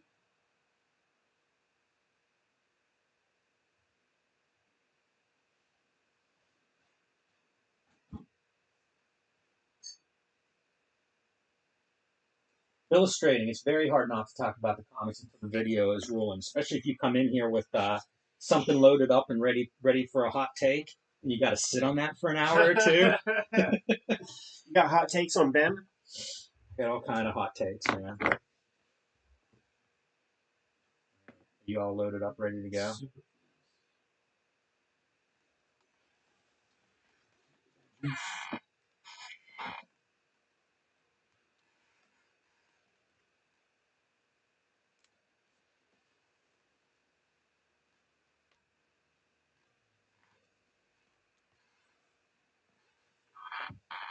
It's gonna be like 2 manga shows, man, that I know of off the bat out in Japan when I'm out there. That's sweet. Hunter x Hunter art show, and but I know it's not like my key shit, but I'm trying to see everything, like anything that's going on. And I got my dudes on Mandarake headhunting some stuff for me already. What are they looking for? Good stuff you can't say over the air. Yeah, probably just shouldn't because I want it, you know. Sure. I know all about not letting it out. Don't let the cat out of the bag until you got your copy. Yeah, but it's it's the minted shit. Think about how these things were published, like the order that they came out in, because it is so all over the map. Yeah, it is. This comes later though, right? Yeah, I think that's like 89. Yeah. So just repackaging old rope. Yeah, I was looking for things that had been like redone and didn't see anything. Let me see. What's the one color one where this story is? Is it the Tundra shit, right? Yeah. Well, that comes out after this. Look at I'm how sure. it's way after. Yeah, this is 5 years later. Well, this is this 89? This is 92. So like 3 years later. Yeah. But look at how dark the color is. On this Totally. one. Let me see him. Yeah, it's because there's like zips everywhere and shit. Let me see the one where he's hanging. It's like, that's pretty cool. And do you see dots in that crimson? Do you pull up the zips? No, there's some very fine dots, kind of on the edges. Yeah. I don't know. It must have just been not sure how dark the color would print. Which there's no excuse because he was coloring Kamiko comics and shit. Like he knows. Well, and also it's Tundra. Like they must have printed proofs for all this stuff. Right. Like go to the front page real quick. Like, where is it? Oh yeah, this right here, man. Separations and pre-press. It's that shit that Kevin Eastman They bought. bought that company. Because it's right there in Northampton. Yeah, so you see, originally serialized in black and white is I see. Yeah, it just ran so long. Is this the one to go through? Sure. That one that joint, the Kamiko joint. Yeah. This is one of my first 50. My really? uncle gave me. Yeah. Yeah, like this is super inspirational issue to me, man, because of the roughness, and I'm like, I think I could do that. Like as a kid, like okay, man, if this is comics, like I think I'm gonna be able to make comics one day. Not this one, but pretty rough.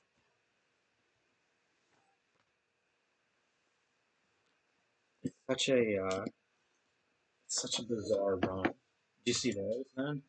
Oh, I have those.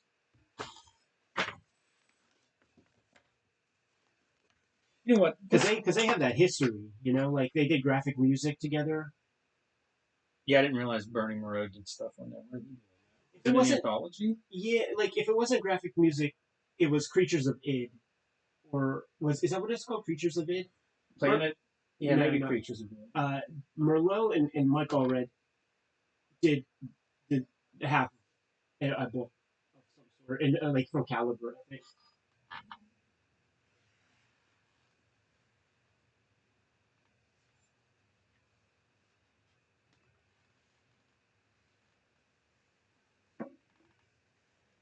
The main story that I'm interested in covering is this one, the rooftop. Yeah, it looks better in black and white.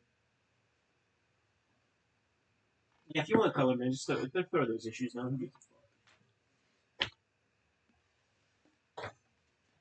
It's so funny to think of that being reprinted in 4 or 5 different publishers. That's what I'm saying, because it's not like, it's not it's fine, but the 80s part of it is such of a time. Like there are times when it would have been published that it was probably looked really good. Times when it was published, it was like, oh, we've seen this, and I don't mean literally this. I just mean like non-Marvel DC superheroes. Like there's a time when that's fresh and a time when it's not in published both times. right. And plus in between. Yeah. Let's put it in focus.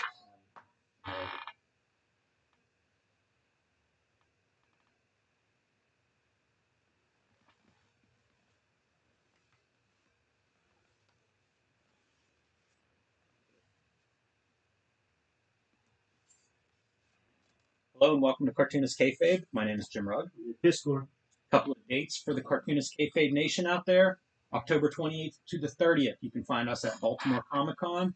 That is a great 3-day show for comic book fans and the birthplace of Cartoonist Kayfabe from 2018. You can catch me October 22nd at Jacksonville Public Library for a comic and zine festival. It is Cartoonist Kayfabe-tober, and here are our drawing prompts. The month is underway, so if you decide to draw these, make sure you tag us on Instagram or Twitter so that we can share your artwork with the Cartoonist Kayfabe followers who aren't artistically inclined. Been enjoying what I've seen from this so far. And we are working cartoonists. Best way to support Cartoonist Kayfabe is to buy our comics. Hulk Grand Design Monster Madness is in comic shops now as comic books. The oversized Treasury Edition will be in shops in January 2023. You can pre-order that now wherever you get comics. Street Angel Deadliest Girl Alive from Image Comics, collecting all of my full-color Street Angel series, plus a few extra stories, is back in print after almost a year away. So pick that one up whenever you hit the comic shop next. Ed Piskor's Red Room Trigger Warnings. The second season of Red Room is available now wherever books and comics are sold. Although it is a second volume in the Red Room series, these things are some completely self-contained, 4 complete stories, but plus some really cool back issues. So whatever you find, these stories are completely self-contained. They can be read in any order, plus a lot of really cool back matter in each volume. So whether it's the Antisocial Network or Trigger Warnings that you find first, either place is the perfect place to start on Ed Piskor's Red Room. And today's comic, Bernie Moreau's The Jam. Yeah, how much did Chris Pitcher pay you to do this episode? You know what, man? This is one of the first like black and white indie comics that I got hold of. It is a superhero comic, so it made like that transition really easy. And it was just a comic that it appealed to me. As we go through it, I'll point out why. But off air, we've talked about this series a little bit, Ed, and it's kind of rough around the edges. You know, it was one of those things as I'm moving closer to making my own comics and looking for comics that make sense to me. GM really fit in that. And I think that's true probably for a lot of people because that was my joint right there. Here's my Jam collection, and you can see already this is published by Matrix Graphics, Slave Labor, Kamiko, in color no less, a rarity for comics of this time period. Tundra picks up and reprints this original SLG series in the early 90s, also in full color. It goes to Dark Horse. Yeah, about 15 issues. It goes to Caliber. And eventually we get a crossover with Mike Allred's Madman. So a series that had a lot of legs for being, you know, a black and white explosion indie kind of comic series from the 80s. Yeah, he was a really respected cartoonist of that period, man. He drew, you know, Hallmark runs of Grendel comics. Had some knowledge of how color over at Kamiko worked. He did work with Mike Allred. They shared an anthology, like a Love and Rockets type anthology that was more toward the Rockets than the love. The dude, like if you get a Tundra book, like I like Kevin Eastman's eyes. I like his sensibility, the stuff that he likes. So and I pay attention when Kevin Eastman likes somebody because it's usually in my wheelhouse. So this guy had respect from within the comics game. I think he was probably like considered like a cartoonist kind of character like during that time period, man. Yeah, I think that's right. And in my head, I remembered this as being, I read this back in the 90s. I remember this being kind of a, you know, black and white, kind of funny, kind of a parody of superhero comics. When I went back through it this week, I was really impressed with composition, with how much he's building. Like one of the cool things is all the screen tones and effects that he's putting on these pages. Like this is not a dashed off comic. Like this is a guy that has a lot of skills, but maybe not that traditional Marvel Comics type jobber skills. Yeah, and really pays it off in this. You know, like it's a lot of good design on display. Hewlett has drawings that looks like that. Yes. You know, like he's got chops, no doubt, man. Fun lettering stuff. Little flourishes. He's a full-on cartoonist. Like he'll use panel borders to good effect with certain things, man. He's definitely he is a cartoonist. He's a fully formed cartoonist. The flow of his dialogue, I think he chooses his word choice and syntax flows really nice. It's highly readable. You know, there's no confusion. It's pleasing. It has the rhythm and the beats of conversations in there. Feels like ahead of its time, to be honest, man, because it gives you just what you need. And I see people like, even like a Garth Ennis, like try to have that kind of back and forth with it with I think his that's a characters. lot of what spoke to me early on because I hadn't seen any comics that did that, had something resembling a natural dialogue back and forth between a couple of people. And I think that that was stuff that really spoke to me, and I couldn't quite square it. I Yeah, didn't have enough range to recognize where this stuff fell to compare it to Jamie Hewlett or something. In my mind, I looked at this and went, cartoony, not image guys. Even though I was moving away from them, that was still sort of a certain standard that I held in high regard, and did not have a good way to quantify this. All I knew is I read it and liked it enough that like when I saw more Jam comics, I bought them. yeah, But I couldn't maybe explain to you why as well as hopefully we can explain today. So this is a subplot that you'll see come back up. This is the main stuff that got to me, right? It's this homemade superhero going out making a sandwich and sitting on top of the building at night, I guess, looking for crime. yeah.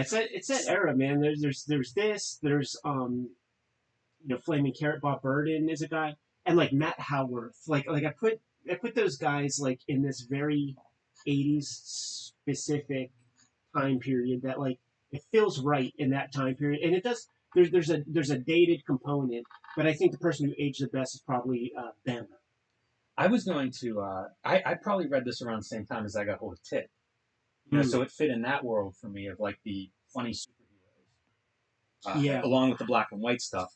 And what happens before he can even get to his sandwich and his beer is he hears a disturbance, a guy yelling for help across the building way, and you see one dude is being held over the building by a rope by another guy, and man, things are threatening to get out of hand pretty quickly here.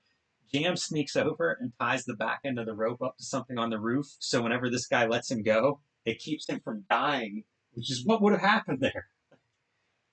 Pretty intense. Like, this guy is a murderer, even though he doesn't actually murder the guy. For all intents and purposes, now Jam's going to go talk to this dude who just attempted murder in front of him. giving him a second shot. But see, how great is this effect? He drops him off the side of the building, and suddenly the rope snaps taut. You get a lettering effect, you get a visual in the middle of it, and there's even a little bit of screen tone on the T overlapping the O. He's a very thoughtful maker of comedy. There are a There's no lot of doubt. these compositions that work for me big time. Like, here's our silhouette in the foreground, framing the jammer as he shows up. The rope snapping, with the little motion lines on either side, is that thing like tongues? Yeah, you can picture it. It's good cartooning. It's effective visuals. This panel in particular stands out to me as one of the great compositions. That rope going across the panel as we see these guys talking about what exactly happened. What did this guy do to you? And we have this rope as like creating the tension and exactly what's going on here. Yeah, yeah. Like he's got the sort of bare like the fundamentals down for sure, but places where like a Hewlett succeeds and stuff is like that just feel more like a rope. Like that feels very flat. The drapery will be better. So he's good at a lot. Like he can put together comics and they're highly readable and they're nice. But like there's how Klaus Woodring, like they were talking about that like last 5%. Like he doesn't do that. If he did that extra 5% and kind of like soften, like polish off a couple of things, it could be comics that everybody's talking about to this day. I wonder how early on this is. This might even be before he does his Grendel runs. Like this could be his first comics. Yeah, because this is like 80. I think the very beginning ones are like 84 or something like that. So it's definitely like a young, pretty young in his game, and because they're reprinted over and over and in different forms, it's hard to tell where they start. But this is a fairly old. This is a 3-panel comic strip to me is great. Yeah, and him doing those compositions is what speaks to me the most because finish is finish. Like that's a style argument in a lot of ways, but just from a compositional standpoint, I feel like this is a great 3-panel sequence. And again, you get your lettering worked into that composition where it's like that's a big chunk of what appeals to me about his work. Yeah, yeah, and it's the style part that makes you not a cartoonist, and I think like his art sort of stayed at the same level like forever. Like he hit a certain level, and like that's where he is. That's where he's comfortable. Maybe it grows a little bit, but it always has the same kind of vibe to me. I'll be honest, I haven't read any of his other stuff. Yeah, Jam's all I've read of his. Silhouette, very overly dramatic silhouette of eating the sandwich. But look at the screen tones. Like none of it is. This is a young cartoonist enthusiastically going after these pages with the tools that he has at hand. Flaming hot bells and whistles. Multiple screen tones in in a panel of a guy eating a sandwich. A little spatter. Yeah. Making pages, man. You got to make this black and white look interesting. Yeah, and I think he does. I like his lettering. Again, you see it on pretty good display here. This is almost out of the movie Cobra. Your fanatics that are trying to attack and rule the world. And as we move on with our A story, Jam and the would-be murderer talks him off the rooftop and let's go get a drink. I shouldn't skip over this head trauma. The guy who's coming up has a gun. Yeah. The tough brother-in-law shooting at him, drops a brick on his head, and is like, all right, let's go out and have a good time. This was the other part that for me, I had never seen comics like this. And now it's more, you see this every version of superheroes at this point. I've seen every version of superheroes. Show me something new with superheroes. But back then, I hadn't seen this kind of stuff. Like, you're just going to take your mask off. It's like a hooded sweatshirt, and now you can just go hang out and get a hamburger and a beer at the bar. Totally different. I thought this was a really effective, another one of those, like, how do you make a page interesting? And you see it in letter variations, but also just in playing with shapes, like having a silhouette panel with an arrow that's moving you up and down through the page. It helps along, man, because, you want to read this, and you're being instructed not to. I think this is an older comic, too, based on some of the reprints that I have. But I think this is one of the Jam's first adventures where he rescues this lady who's being mugged on the street and ends up with her business card. That's the thing. Give me, maybe it is, it's the Ricochet graphics or whatever the fuck. It's not, he redraws it. Like, oh, yeah. See, this comic is from 1984. Okay, perfect. And, like, you can certainly look at the panels where he's gets the card, and oh yeah, this is awesome. So Jam's trying to break this thing up, and how do you do it? He takes 3 pages and turns it into 1 page on the redraw, which I gotta admire. But it's the same kind of gimmick, right? Like, he comes around the corner yelling, "What are you doing to my mother?" to try to scare these muggers away. It's keep that line. That's one that he was obviously happy with. But to condense all of that into 1 page, pretty fun on the redraw. Sure, yeah.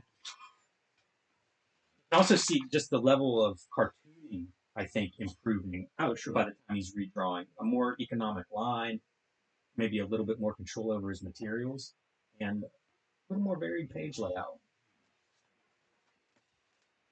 And obviously, this is setting up for 20 issues worth of Jam comics that follow through all sorts of different publishers. Passing off the card for a future investigator. Whenever he calls her up to cash in on this card, he ends up hearing all kinds of stuff coming from her end of the phone, which scares him away, which I think is a subplot for future issues.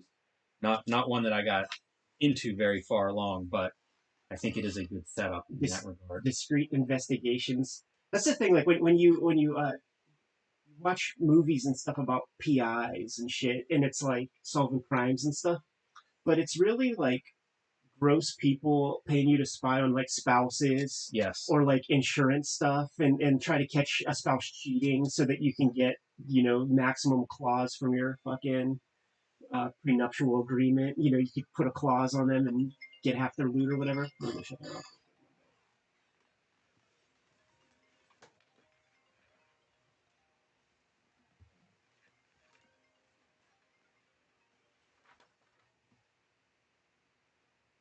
Let me get this. Hello? Yes. Real well.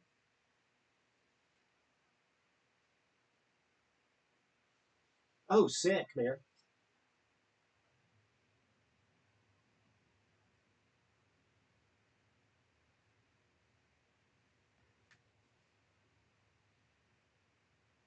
Amazing. Yeah, I'll probably be there today. Thank you so much. All right, bye. Yeah, boy. My Japanese yen is at the bank waiting for me, man. With that good exchange rate. It'll be here before you know it. Yeah, it's at the bank. There before you know it. That's it. Still gotta wait on that passport. My bad, Jimmy. So continuing on with some of this stuff, the old lady whose card he got eventually calls him a couple days later, which freaks him out. And I find this part interesting in the line variation. because if you look at like the way the mouth and stuff is drawn, it's a really awkward, wrong word. It's a like you're pressing on a pen tip really hard. It's that line variation that I would associate almost with some of Miller's stuff, like on some of the Electra comics and things, where he's kind of inking with an adventurous line. You see some of that here. So again, it's kind of playing with this stuff. And the original Jam first special, he's going out and heading back to his apartment. Again, it's truncating a lot of this story into a couple of pages. So he's keeping some of these beats, like his girlfriend living in his apartment, picking up a pizza on his way home after foiling a mugger. The mugger stuff gets edited out in the redo, but the pizza comes through, and you get to see his apartment building, which some pretty good creators, and Batman himself living there maybe as a safe house. And it's kind of cheesy shit. Like, Yes. like that's a staple of like that Bob Burden type shit. Totally. It's such an '80s, like even some of the turtle stuff. I feel like we see some of that in the Eastman Laird little nods to their influences. I'm gonna talk about that Occupied. Yeah. So that's basically our jam number one. It's alternative comics. Like he's coming out of I think Toronto scene. Mhm. So like there'll be thanks in some of these to like Joe Matz and like Oh, I that think makes it's sense. a relatively small scene. That makes sense because Joe Matt would go to Kamiko as well, working on Grendel. He would color that. Maybe he colored the Bernie Merlot Grendel. Yeah, it's possible. That I think I swore Bernie Moreau did that. I thought so too. But I do remember Joe Matt doing some coloring for that kind of stuff. But it's just this '80s like it's a small scene. '80s black and white comics. There aren't that many publishers of that material. Yeah, in fact, they're sharing ad space. Oh, this is like a store or something. Because I was like, you got two. Oh no, that's Mark Hempel. I thought that's not Roberta Gregory, but you got a Fantagraphics, you got a Vortex. That's a San Jose store, World of Fantasy, which is your slave labor home city. So that's probably SLG selling that. But you also see like the Jam T-shirts, which is the other staple of like you do a self-published comic, you own your character, you merchandise it to the best of your abilities. So Yeah, T-shirts were common. You make more money. Yeah, and look, I mean, like the ad is just handwritten. Love it. Yes. It's such a time period. Dude. And finding this stuff whenever I'm probably like 14 and trying to figure out how to make comics, like this stuff was huge. That shit was that was an assignment at the Kubert School, dude. Like making a faux ad for a T-shirt. Like that was like an assignment we had to do. Where like go to the you do an illustration, go to the Xerox machine, fucking reduce it down, use a reduction wheel, fucking draw the T-shirt, you go draw the coupon, like create the dotted lines, like all that stuff. That was like a whole like week's worth of assignment for a design class or something. Bizarre. Like in 2000, in the late 90s, early 2000s. That's why I went 1 year, man, because I'm like, fuck, you guys are going to make us go here for 3 years until you teach us the shit that could get us a job. I see. You want us to be in debt for 30 grand before we can learn anything to apply to a professional practice. Because you kind of wonder, like, this is cool. I love seeing this stuff, and I like the idea that you could self-publish or you could have your own character and you could sell a T-shirt if you wanted to. But how many of these are you actually selling? Is this lucrative? Ain't you so glad that it's not that day where we got keep inventory and then you got to do some smalls and fuck, we all know that it's the XXL, XXL, and sometimes XXXLs are the ones that sell. And so like that's a lot of fabric. That's taking up a footprint in your house. The smart move here? He's selling this through Mind Game in Massachusetts. This must have been maybe connected to like Eastman Laird Turtle headquarters or something, that it's coming out of Massachusetts, like other businesses that perhaps sprung up as cartoonists start to maybe congregate right in Northampton. And that could be just like Commonwealth Press down in Carson Street and Southside. Like you have a local T-shirt company. I mean, there's a silk especially in the right States, over here. Because that's what I was thinking, was he's going to have to ship these all out of Canada if he's doing the shipping himself. Right. So it would behoove you to have like a connection in the States, because I assume that's where this book ultimately sold the majority of its copies in America. So you probably want to be able to ship out of an American address as well. But it's that snapshot. This is your '80s black and white. This was my model, in a lot of ways, is to like what can I actually do myself? Yeah, like really, it becomes my model. It's funny. I think even Street Angel started $1.95. Really? cheap. 15 years later. I think so. I remember. bet Maybe you it's it's $2.95. Yeah, it's probably $2.95. But yeah, I mean, SLG, the first publisher of Street Angel, so they had a long run. You know, they probably had 20 good years. Oh yeah, and then like they had a run like this where they would do like interesting stuff, and then it became like goth. Once the Hot Topic was like a distribution outlet, you had to do it. The That's numbers all that were they so did. big, like Yeah, but like none you of that could not do connected. Zero of it connected. It was just Jonah Vasquez. what connected a bank account. Like you're Those things, selling. they weren't in there. Like Jonah Vasquez was in. It was in Hot Topic. They created stuff for the option of Hot Topic to carry that stuff.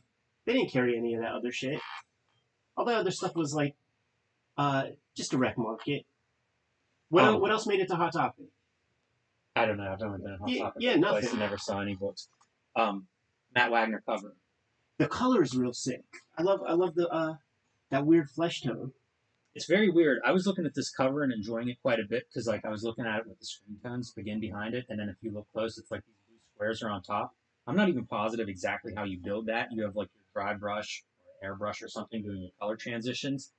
I think this is all Matt Wagner. Like he's doing that blue color and everything. Like that's a pretty sweet cover. I love this part where it's blue and orange for your logo, and the background is like a dark desaturated orange. Yeah, it's color 101. Yeah, it's all that stuff. Do you see a shadow? Like, is it cut out paper? I don't know. I don't see a shadow line, but it's tight against like the way it's tight against those dots make me think that it is a piece of paper put on top. Yeah. Like on this side, I feel like I just don't want to get in the camera, but I feel like could be a shadow there. There's a little bit of green, so it's like a blue yellow overprint. So I don't know the ins and outs, but I feel like it's a really attractive cover, and I was surprised to learn that it's all Matt Wagner. Yeah. Genius, man! I love these trunky brushes, man. Trunky ass brush strokes. It's like that stuff that like, that's the first lines you put on the page or something. Sick. You good? Yep. Kayfabers, like, follow, subscribe to the YouTube channel. Hit the bell. We'll notify you when new vids are available. It's out there. Hulk Grand Design Monster Madness is available now in comic shops everywhere. 2 40-page oversized issues retelling the origin of the Incredible Hulk. The Treasury Edition collection will be out in January. You can pre-order that one now wherever you buy comics. Street Angel, Deadly Scroll Alive, back in print from Image Comics. 8 complete full-color stories in that one. And you can join me on patreon.com/JimRugg to see a lot more of my comics and art. Red Room Trigger Warnings, Red Room The Antisocial Network are in stores as we speak. Murder on a Dark Web for Fun and Profit is the name of the game. Each book contains 4 issues of comics, 4 complete stories. And you can pre-order those comics at my link tree in the description below this video. At that same link tree, go to my Patreon. And for $3, you get all of this material on the Patreon. Plus, I'm serializing new strips every Tuesday. Make sure you get your hands on that. You can read these comics before they hit paper. $3, easy value. What else do we have out there, Jimmy? Subscribe to the Cartoonist Kayfabe newsletter at the links below this video. You can also find Cartoonist Kayfabe t-shirts, merchandise, fanny packs, and more at our spread shop in the links below this video. A great way to support the Cartoonist Kayfabe channel. Give them those marching orders, Jimmy. We'll be on our way. Read more comics.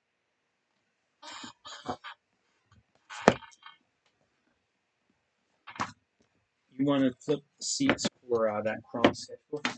I can do that, man. You want to just do the art thing right now? Or? Not really. I don't want to raise and lower that thing.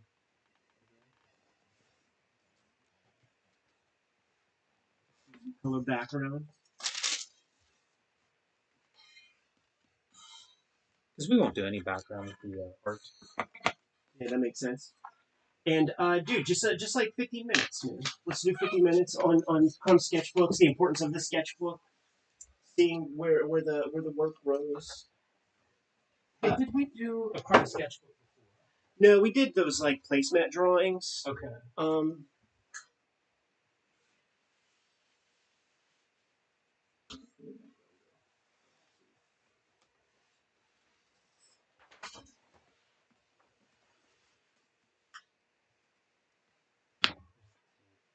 Great.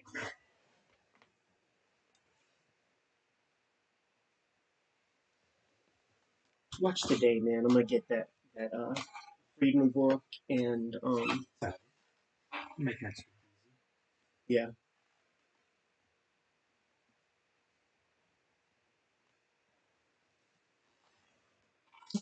You ever pick these up? I have volume 2. When they have the fire sale, they're always on sale. Yeah, I think that's where I got mine. Moreau worked at Digital Chameleon for a short time, according to Jeff Yen. Yeah, that's interesting. Dylan Kennedy says the Yum Yum book is still one of his favorite digital. Yeah, dude. Like that thing popped. Yeah, that got me. I ran home and tracked down a copy. You know, like our Kayfabe affected myself. our little Annie Fanny vid's doing what it's supposed to. It's moving. It's better. It's more popular than the Alex Ross joint. Titties, man. People click on the titties. We have a male dominant audience. Well, you know what it is. It's like when enough people click it, then it pushes out to others. Like just randos will click on that before they'll click on, I don't know. It's so funny the comments from like people watching, seeing the behind the scenes. Like Media Nights was surprised that these are just maps that we switch out. Thought we were recording at different houses. Had like our different backgrounds set up at our different houses. Yeah. But I guess if that's all you see is the map, it fills the screen if you do it right. Yeah. All right, man. You good to go? Do it. Welcome to Cartoonist Kayfabe. My name is Ed Piscor. I'm Jim Rugg. Jimmy and I are going to be doing a little bit of traveling this month. When we already been to CXC, but on October 22nd, Jimmy's going to be at the Jacksonville Public Library for a Zine Fest, and on October 28th through the 30th, he and I are going to be at Baltimore Comic Con. That's the place where we hatched the idea to create the Cartoonist Kayfabe channel. We're going to be very busy there, and we cannot wait to meet you if you are in that neighborhood. Kayfabe is upon us, and these are the prompts for you to draw some stuff this current Inktober. I'm going to reshare as much of this material that you guys draw and share with us as possible, and these prompts are pinned to the top of our Instagram and Twitter so that you have easy access to see what the next day's stuff is after we get done recording. Man, just for my own edification, we are on day 4 of October, and I can't wait to see some TMNT art once we get done with our editing sessions. The videos are brought to you by the books that we make. And these are the efforts that we have on the stands right now. Jimmy has the reprint of Street Angel Deadliest Girl Alive from Image Comics is out there, collecting 8 stories, and some of them that you've never seen anywhere. But this book, Hulk Grand Design Monster Madness, the issues are on the stands as we speak, and it's going to be getting that Treasury Edition format in early 2023. Red Room, The Antisocial Network, and Red Room Trigger Warnings trade paperbacks are out there in the wild right now. Each volume completely self-contained, 4 stories in each volume. Scoop those up. Now that we're done paying the bills, man. Take a look at the Tashin Crumb sketchbooks. You and I come from a time later than those German sketchbooks that all of our cartooning forefathers have on their shelves, and they're pretty expensive. I know Noah Van Sciver was able to complete his set, but $1,000, dude. But Tashin has really shown up and done justice to the series. Whenever the Crumb sketchbooks were coming out from Fantagraphics, they were shot like Crumb already sold his sketchbooks for the house in France. Yes. So they were using the German sketchbooks, I believe, for a bulk of the stuff in the Fantagraphics editions, but also Crumb would change a little bit of stuff in the Fantagraphics editions, change song lyrics coming out of record players and things. And I think that the Tashin stuff comes from the German source material, if not the original works, themselves. And this volume is going to cover 1964 to 68. We recently did, and look at the amount of pages you got here. Back cover. Oh, we'll see that image in there again. This is a key period in Crumb's growth because Zap Comics is going to start to be developed within these pages, and we did that Fritz the Cat story, all rapidograph. We're going to see what woodshedding is to a master of comics in his sketchbooks, because every page is a fucking masterpiece. And I don't know that he's leaving very many pages out You know, I don't know that there's just like little like wireframe drawings and things like that. This guy puts pen to paper. Stuff happens. Yeah, and you think of Crumb as being one of the important artists, not just comic book artists or cartoonists, but artists of the 20th century. Like this time period in the 60s, one of the most tumultuous in American history. Right. So it's kind of like to have one of your important artists kind of documenting, you know, his life, what's going on in his brain from this time period. It's an astounding document. Yeah. 6 volumes of this are out now from Taschen, up to about 2011, I think. You know, like fairly recent. Amazing. He's drawing cards and dating them. Like this is the Crumb pages that my father-in-law likes. Absolutely. That's the only ones. All rapidograph and no penciling underneath. Uh, on the heels of our Fritz the Cat video, I thought it would be cool to check out this early volume because he's still using that vertical hatching, parallel lines on the hatching that he was employing in the Fritz the Cat comic, and he talks about how it took him years to figure out how to make the gimmick of hatching work. And I believe in this volume, you see him start to like really develop. Yeah, all the freehand straight to ink kind of drawing of this stuff that could be done very mathematically in terms of the perspective. You get to see him just kind of laying it in from observation or imagination. Either way, it's a very lively style of drawing. Isn't it a beautiful line? I that's the stuff I responded to first whenever I started looking at Crumb was just that line quality. I've seen that photo. That's amazing. And he's, you know, hard enough on himself. Good on the face, body too small for head. When these came out, and when because those German sketchbooks were like early 80s to begin, I believe. And when you see the Crumb documentary, and you see that he's just going in there with a rapidograph, I feel like that changed everybody's sketchbooks. And we did the Acme Novelty Date book, the Chris Ware sketchbooks, and he would have like little notes to himself, critiquing himself, being very honest. You know, you gotta be honest if you want your work to grow. Look at this, dude. Yeah, that's incredible. Richmond Lewis would have just handled all that in color. What I like about his comics, the art in the comics, really is his attention to detail with like supporting materials beyond just the characters. But he also makes note of like the lighting and that sort of stuff. Also, his lighting's always pretty accurate, and this is just legit stuff. When he draws a radiator, it feels like a radiator. Yeah, this always feels to me like the stuff when art teachers or anybody's like draw from observation. It's like, yeah, just sitting in your house, draw the corner of the room. Yeah, and like, you know, that feels very observed. Doing a drawing from life, it's about observation rather than kayfabe, rather than cartooning. And then you incorporate enough of that into your life, then you can just like freehand come up with those things and build it into your cartooning. And that's what we're seeing here also. I really love whenever he does the drawings without any hatching, Yeah. where it's almost just line drawings. Yeah, for sure. Especially of some of the people.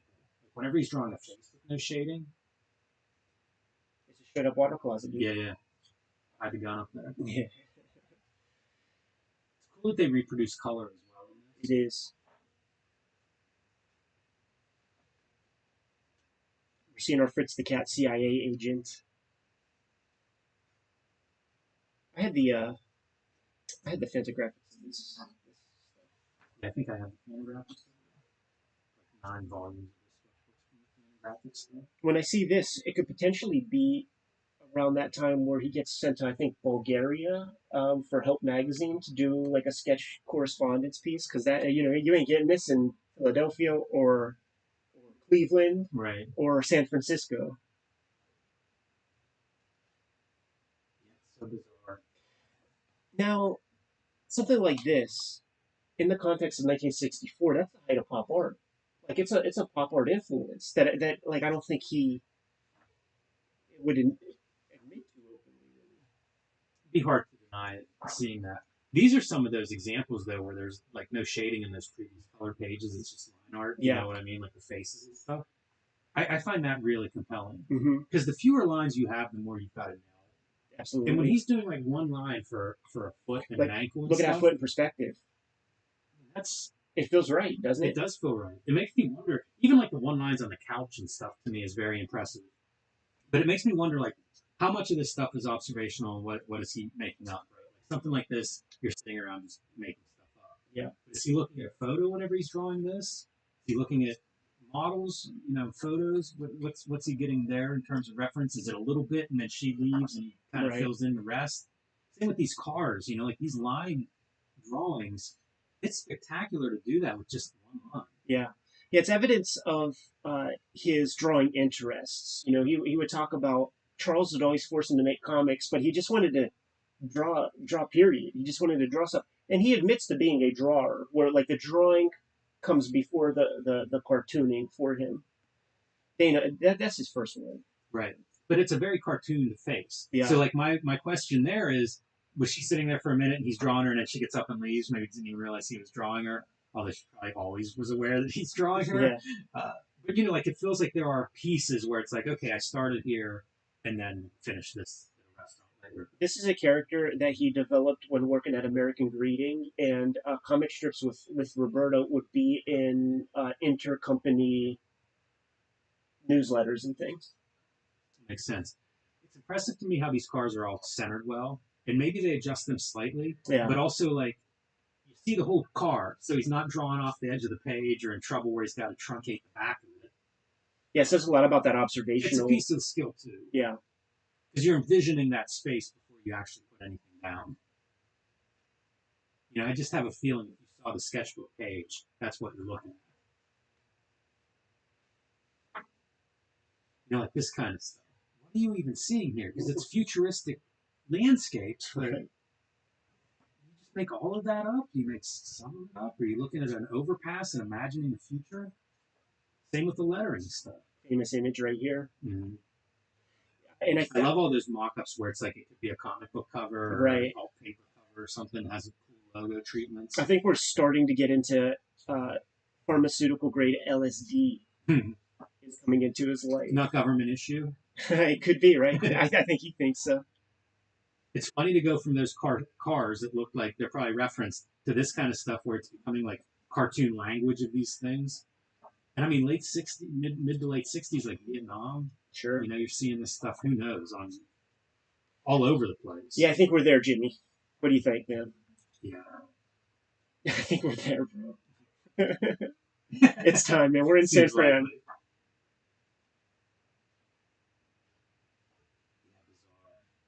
I love his use of type, though, and titles.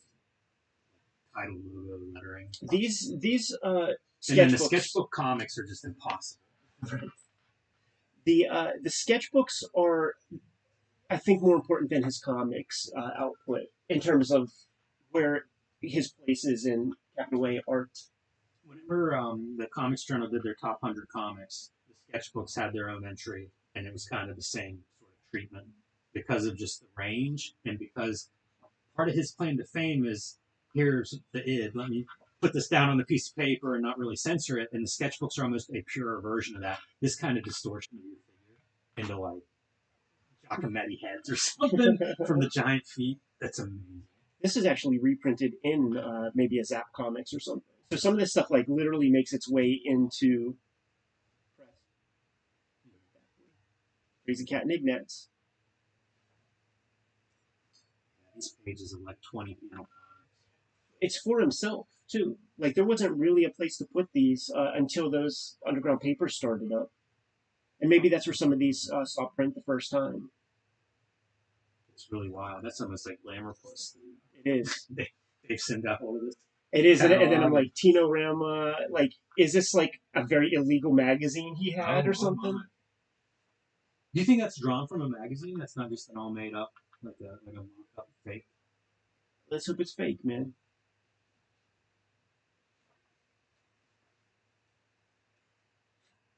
Talk about it, huh? Watching Man Ben. Oh, look at that, dude. It's like a proto Zap 1 thing.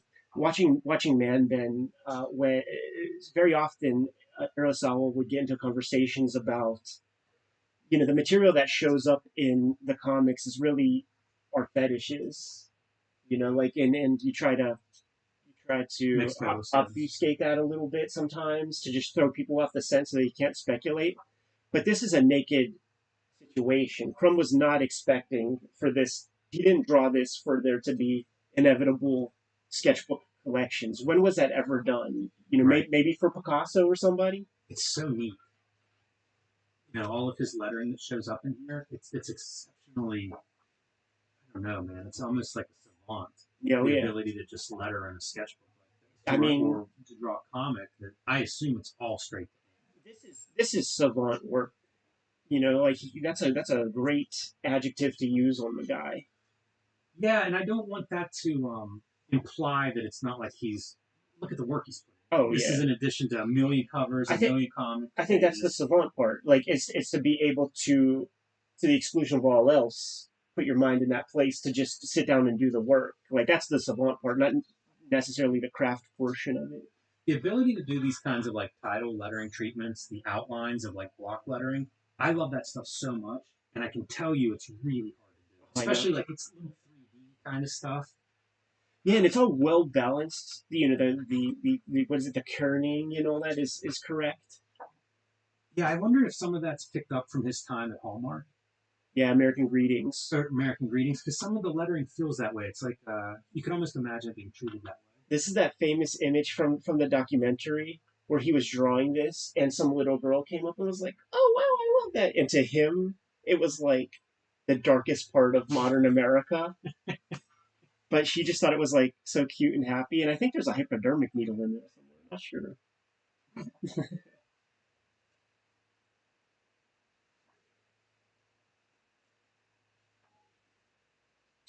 But he really set the stage for like what a sketchbook could be, and I think it actually um, was what's the word, man? I think it caused some trauma to cartoonists, like who felt like every page of the sketchbook has to be a There are those masterpiece. guys out there, and it is the worst thing in the world to get hold of one of their sketchbooks. Farrell Dalrymple's Oh yeah, sketchbook, man, it'll break your spirit. and I think when he was here, it was like for a month, and he filled up a whole black and Right. white Strathmore sketchbook.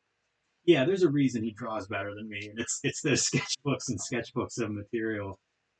It's wild to see that stuff. We have a long history in comics now of sketchbook reproductions. Yeah, Whether you're doing the best of, and really cooking the book, so to speak, or if it is people that are just they're living their life in that sketchbook. imagine if these books are cooked, and for every one page you see, there's one that isn't in here. Then that just is even more amazing.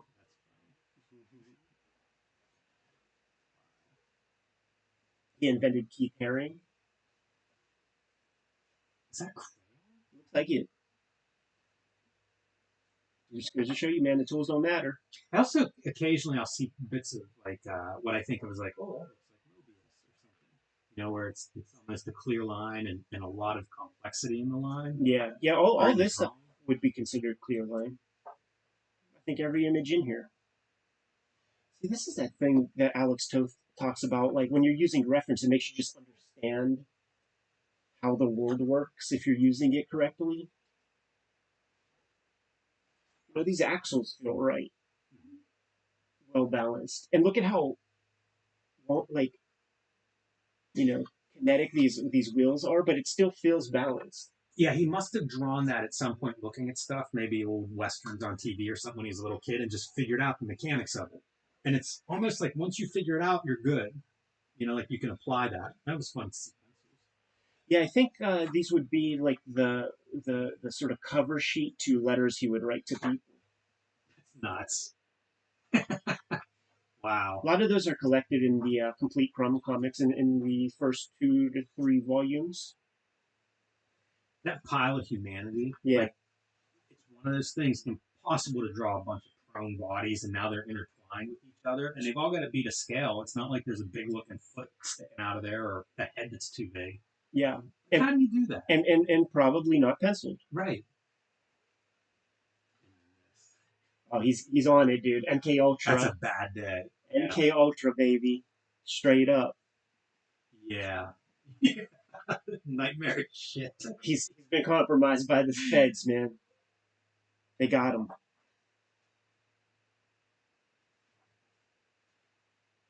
It's so many ideas that feel like this is a piece of a comic or this is a piece of a composition. Right. Yeah, I mean, what is a sketchbook? It's an idea book. It's where you put stuff down and maybe you use some of that in the future. Like he'll use this image. Like I Mhm. recognize that. That'll be a fake ad in some way. That's a fun combination of pencil together. You don't see it much. No, you don't. These remind me a lot of the Ware sketchbooks because Mhm. there's so many comics in those. I'm playing with brush, or maybe not. Maybe it's like some kind of. It looks like a crayon at the edges, doesn't it? I don't know what that is. Some of it definitely looks like ink, but I don't know. It's also the argument for like best letterer in Oh, comics. yeah. That's great Is color. this the genesis? Like is this the first time he used this imagery in that type? That phrase. Could be. Cartoon figure. It's so well balanced. That's what I mean. It's so like when you hear Bigfoot cartooning, that has a lot of range in terms of quality. Like that is such a good drawing. When you get a hold of these old underground comics, like the peripheral guys that are trying to do their Crumb, it makes you understand and appreciate Robert Crumb's work so much more because there are innumerable amounts of these like Crumb wannabe underground comics, and you just see through all of it like they don't have it, man. Barely even the surface elements. I would always try to copy like his shading Yeah, because it always looked so good to me. yeah. And it would just be like lines coming up, on one side of perpendicular lines coming off of one side of the outline figure. Seems basic. Try doing it. Yeah, the way he does it, it just. I have a theory that his lack of vision, he has these Coke bottle glasses that magnify your eyes. I always had this theory that like, because like I have very bad vision, and if I just like soften the focus or like lift up my glasses, like he's putting down like smooth grays to Yeah, his bad vision, and then it just turns out that way. Like I think he's using his bad vision to his you advantage. might be right. And the fact that he's using rapidograph for a lot of this stuff, Yeah, we spend so much time looking at this stuff and laboring over like the style, that very surface. What tool are you using to get that mark? And it feels like he's not fussing with the mark. yeah, but also like, and that's the sketchbook, right? But he does not use that in the printed stuff. So like Zap Comics, that's game time, and he is using that stuff, and that's something I dealt with Jay Lynch about because he did like very detailed, like complete finished comics as far as I'm concerned for me to use as roughs when he and I were collaborating on stuff. But it didn't meet his standard because it wasn't professional tools. It wasn't publishable tools. Those guys, they still, come from a place of Harvey Kurtzman and Walt Kelly and Coral Barks, and you use brushes and you use pens and things. So in the sketchbook, that's his place to fuck off. But this is what his version of fucking off is. Yeah, it's upsetting. This would be the stuff that I would see where it's like, oh yeah, I can't. If that's what cartooning is. I'm not there. But Like I won't. I can't get but there is a part to it. I get what you're saying, but there is a part to it that inspires me to draw, and it there. has to Right. do with the wobbliness and the Yeah, rawness. I can manage one drawing. Yeah, It's whenever you see like page after page where it's like these elaborate comics that are yeah, just in a sketchbook. I'm not sure I'll ever be at that point. yeah, yeah. You like you if you got it, you got it. I think he finishes this like does that in a more finished state in comics. I seem to remember a version of that.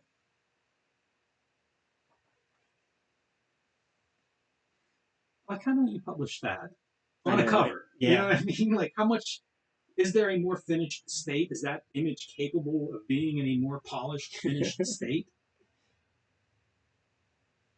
That part blows me away too, because you think of like again the volume, right? We're gonna go 400 pages or something in this book, and this is one of how many volumes? yeah. 6 volumes. So, in addition to published, polished comics Yeah, and stuff, it blows my mind. this is finished. Like we see a different version of this exact comic in Zap Comics, I believe. Like, do you think he's drawing a page like this in the morning? But yes, I do. I do too, and that hurts my feelings. Yeah, he ain't That watching really that TV. really bothers He me. ain't Right, watching TV, and he ain't playing on Instagram. Like this is how he decides to spend his day. right. no nonsense. You know, like Aileen said that her mom thought that he was handy capable when she first met him because he just kept his face in that book. Oh, we're getting there, dude. Dennis Hopper, freaking Peter Fonda era. Yeah, I think people for a long time, even when I was kids, they thought of that meant that you were like checked out and distracted and whatever. And like there've been research done on that where it's like, oh no, that doodling is a way to retain information better, Yeah, like in a meeting or in a class. absolutely, absolutely, man. So it's him with his head down, like he's checked out, and really he's probably getting more of what's going on than the people that are staring at each other. I mean, does it work this way with you, Jimmy? I take a look at the pages that I've drawn, and I remember what I did that day on almost every page I've ever drawn. It's like a scrapbook for that only I could decipher and understand, man. Because like I knew where I was when I did this. I knew what was happening, on the news, and that's for every page. I don't have that at all. For me, it's like I did that page that day. Like everything else was checked out. My door was closed. I wasn't watching anything. Hmm. Like that's the record of the page. That's incredible. The logo. Yeah, The way he bends letters around and can do the different size lettering. And again, if that is straight to ink, like I would have to measure all of that stuff sure. out. I think that the back cover is Zap 2, a more finished kind of version of this piece. Sometimes it looks like the drawings may be enlarged for the sketchbook. You think so? Sometimes the lines look heavy. Yeah. So it's possible he's got a different pen, but it wouldn't surprise me if then he has a smaller sketchbook or a smaller page or maybe a blown up piece from the page. Yeah, they would do stuff, like in some of those sketchbooks, we see stuff that was being drawn in the Crumb documentary, and when you see it in the documentary, it's on lined paper, like a composition hardback journal thing, and those lines. Double lighted. Yeah, dude, this is so great. Like I corresponded with Spain Rodriguez whenever I got started, sent him a bunch of my comics and shit, and then he sent me back correspondence and was like showing me Faces Lit a bunch of different ways and how everybody's like he and Crumb spent years like trying to understand the Wally Wood double lighting. So that would be like an example because that looks almost like it's drawn from a comic. Mm-hmm. Yeah, this full color stuff's It really is, man. It's like playing around with magic markers. Yeah, that's what it looks like, right? I mean, you see like your shitty regular magic markers that pull the black ink, with the yellow. You can almost smell Makes it. you wonder, like, when they got pictures of this stuff, because wouldn't you expect that to just be a mess, Right. not too long after it's drawn? Yeah, the cool thing is, man, with that kind of thing, is like it's never having the light hit it. That's true. But it's still, I would expect it to, like, I be I have markers that are fully faded in 20 years. Yeah, and I can't picture him finding archival markers in 67 No. to draw this. No. Here's an example of like where you can actually see the width of the page.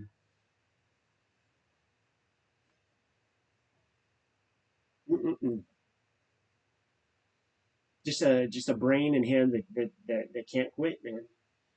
Yeah, the value stuff really spoke to me when I first discovered. But do you see he's figuring out the hatching more and more. Yes. He's becoming who we recognize, within 4 years of sketchbook woodshedding. Yeah, you can really see it on some of this where he's like bending his lines now to mirror the forms, especially the rounded letters. So you see this right here, and you see the spider webbing and shit. I remember him talking about this. It might be in the like an intro for something. This is what happens, people, when you take your rapidograph on an airplane. No way.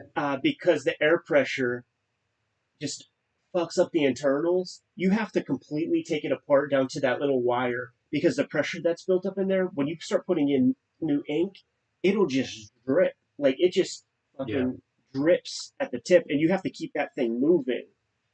It's why the rapidographs are not part of my process anymore. Sure. They are very temperamental, man. That's a sensitive instrument. Yeah. I've had like maybe 3 or 4 in my life, man. Because when they get clogged, there's no saving it. That's a version of that double lighting that we saw. Even the face is kind of similar. It is, man. With the influence of like those Victor Moscoso, Rick Griffin, psychedelic posters of that era, Yeah. marrying up those colors that you would never think would work. That's so interesting, the poster stuff, because like that heavy outline, that feels like a very graphic line, like a different thing that he's bringing in. That's cool.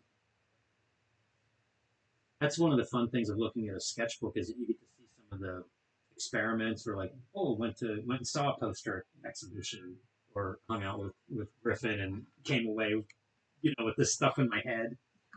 I think in comics we see a more finished, polished version of this strip in something, maybe Zap Comics.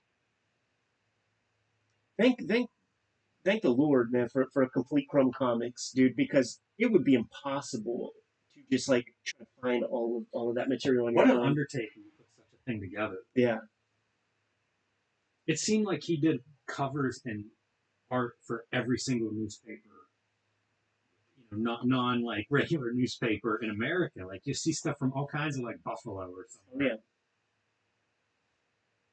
Almost like planting that seed of alternative underground comics. Iconic. See, that looks like a heavier line, right? Yeah, but I don't think it's a Marker blow up. pen or something. Yeah, I don't think that's a blow up. When you see him look through his stuff in the documentary, you'll see pages like this where he gets a new pen to test out or something, grab something off of someone. Hmm. Every time he draws this guy, I think it's Terry Gilliam. There it is, man. Volume 1, dude. So humbling, so enjoyable, extremely inspiring. Yeah, it's a lot to process. And there's 5 other volumes that we could look through, man. So share these videos, like these videos, get these numbers up, man, so that we just have an easy excuse to look through volume 2, man. Because the craft just gets tighter and more beautiful, and the imagination never quits either, man. Go, Jimmy. Yeah. Kayfabers, like, follow, subscribe to the YouTube channel, hit the bell. We'll notify you when new vids are available. Tell the people what's out there, Jim. Hulk Grand Design Monster Madness. The comic books are in stores now. The oversized Treasury Edition will be in stores in early 2023. Need to pre-order that thing now to add it to your shelf collection. Street Angel Deadliest Girl Alive, back in print after almost a year away from Image Comics. That is 8 full-color stories of the homeless ninja on a skateboard. And join me on patreon.com/JimRugg, where you can download out-of-print zines and mini comics and see a lot more of my comics and art. Red Room Trigger Warnings, Red Room The Anti-Social Social Network trade paperback is in stores as we speak. Each book collection contains 4 issues of Red Room comics. All those issues are self-contained, but these book collections have about 70 pages of extra material that you won't be able to get in those regular comic books. Support the projects, keeps the lights on at the Kayfabe offices, and if you hit up my Patreon, for $3 you get all of this material, and I'm serializing the next round of Red Room comics up there as we speak. 2 pages a week. Like I said, $3 for all of that, man. It's good value. Jim, what else do we have out there, man? Subscribe to the Cartoonist Kayfabe newsletter at the links below this video. You can also find Cartoonist Kayfabe t-shirts, merchandise, fanny packs, and more at our spread shop in the links below this video. Another great way to support the Cartoonist Kayfabe channel. Given those marching orders, will be on our way. Make more comics. Bada bing.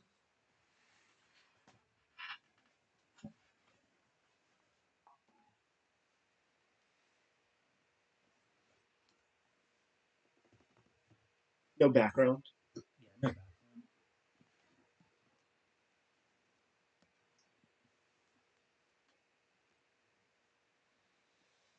I told you I was at Eric Reynolds' crib doing hip hop volume 1 signings and shit in Seattle, staying at his house, man, and I would sit with those German sketchbooks Yeah. every night before bed. I would, like, it's just another edition. And Would then, you dream in them? Huh? Would you dream in that kind of visual? No, I wouldn't. But like I get to like the 80s period or whatever, and I see him drawing FC Hammer and Cool Mo D and shit, and I went right upstairs, and I'm like, Eric, can you go hit up Robert Crumb and see if we could use this in the back of Hip Hop Family Tree Volume 3? I had no idea that's how it came about. I kind of wondered about So that. Reynolds hit up Gary Groth, and then the next morning when we went to Fantagraphics offices, Gary's like, yeah, Crumb is so down Wow. to like have that page republished in Hip Hop Family Tree. He had Word Up magazine, like Sophie had it.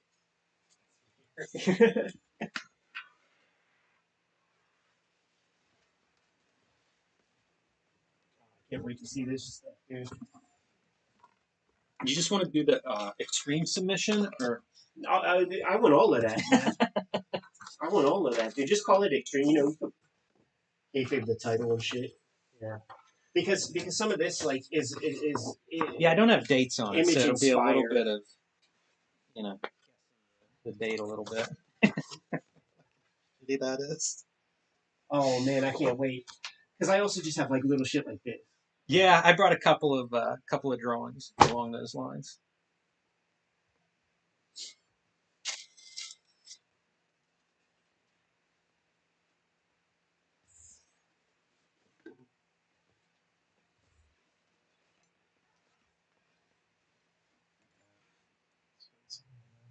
Tragedy, man. Some generic ass blue line pages, dude, with no company on it or nothing.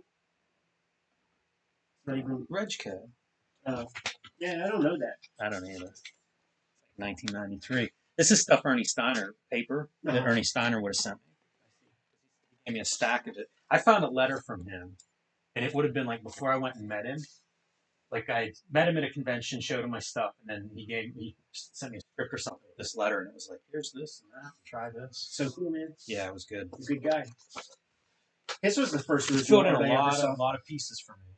His was the first original art I ever saw. He was working on that second to last issue of G.I. Joe.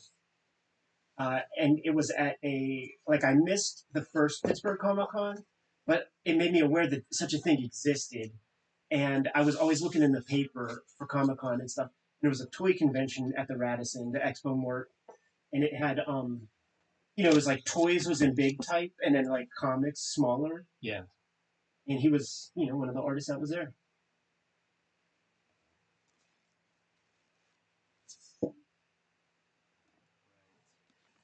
Ready when you are. That's nice. Yeah, it did, huh? Good. Hello and welcome to Cartoonist Kayfabe. My name is Jim Rugg. I'm Ed Piscor. Going to look at some of our teenage submissions, Ed. Before we dive into that, want to bring everybody's attention to our travels in October. October 22nd, you can catch me at Jacksonville's Public Library for their Comic and Zine Festival. And you can catch both of us the end of October, the 28th through the 30th, at Baltimore Comic Con. Really good show for comic books and the birthplace of Cartoonist Kayfabe. So I hope to see a lot of you there. It is Cartoonist Kayfabe-tober, which means drawing prompts for every day. We have this pinned to our Instagram and Twitter. Check that out to dive in and do some drawings based on these prompts, and tag us whenever you share these so that we can spread your talent to all the Cartoonist Kayfabe followers out there. Pretty good stuff so far already, so inspired to continue to see the Cartoonist Kayfabe people come through with that talent. We are working Cartoonist. Best way to support Cartoonist Kayfabe, pick up the books that we make. At Discord's Red Room, Antisocial Network, and Trigger Warnings are both now available in bookstores and comic shops everywhere.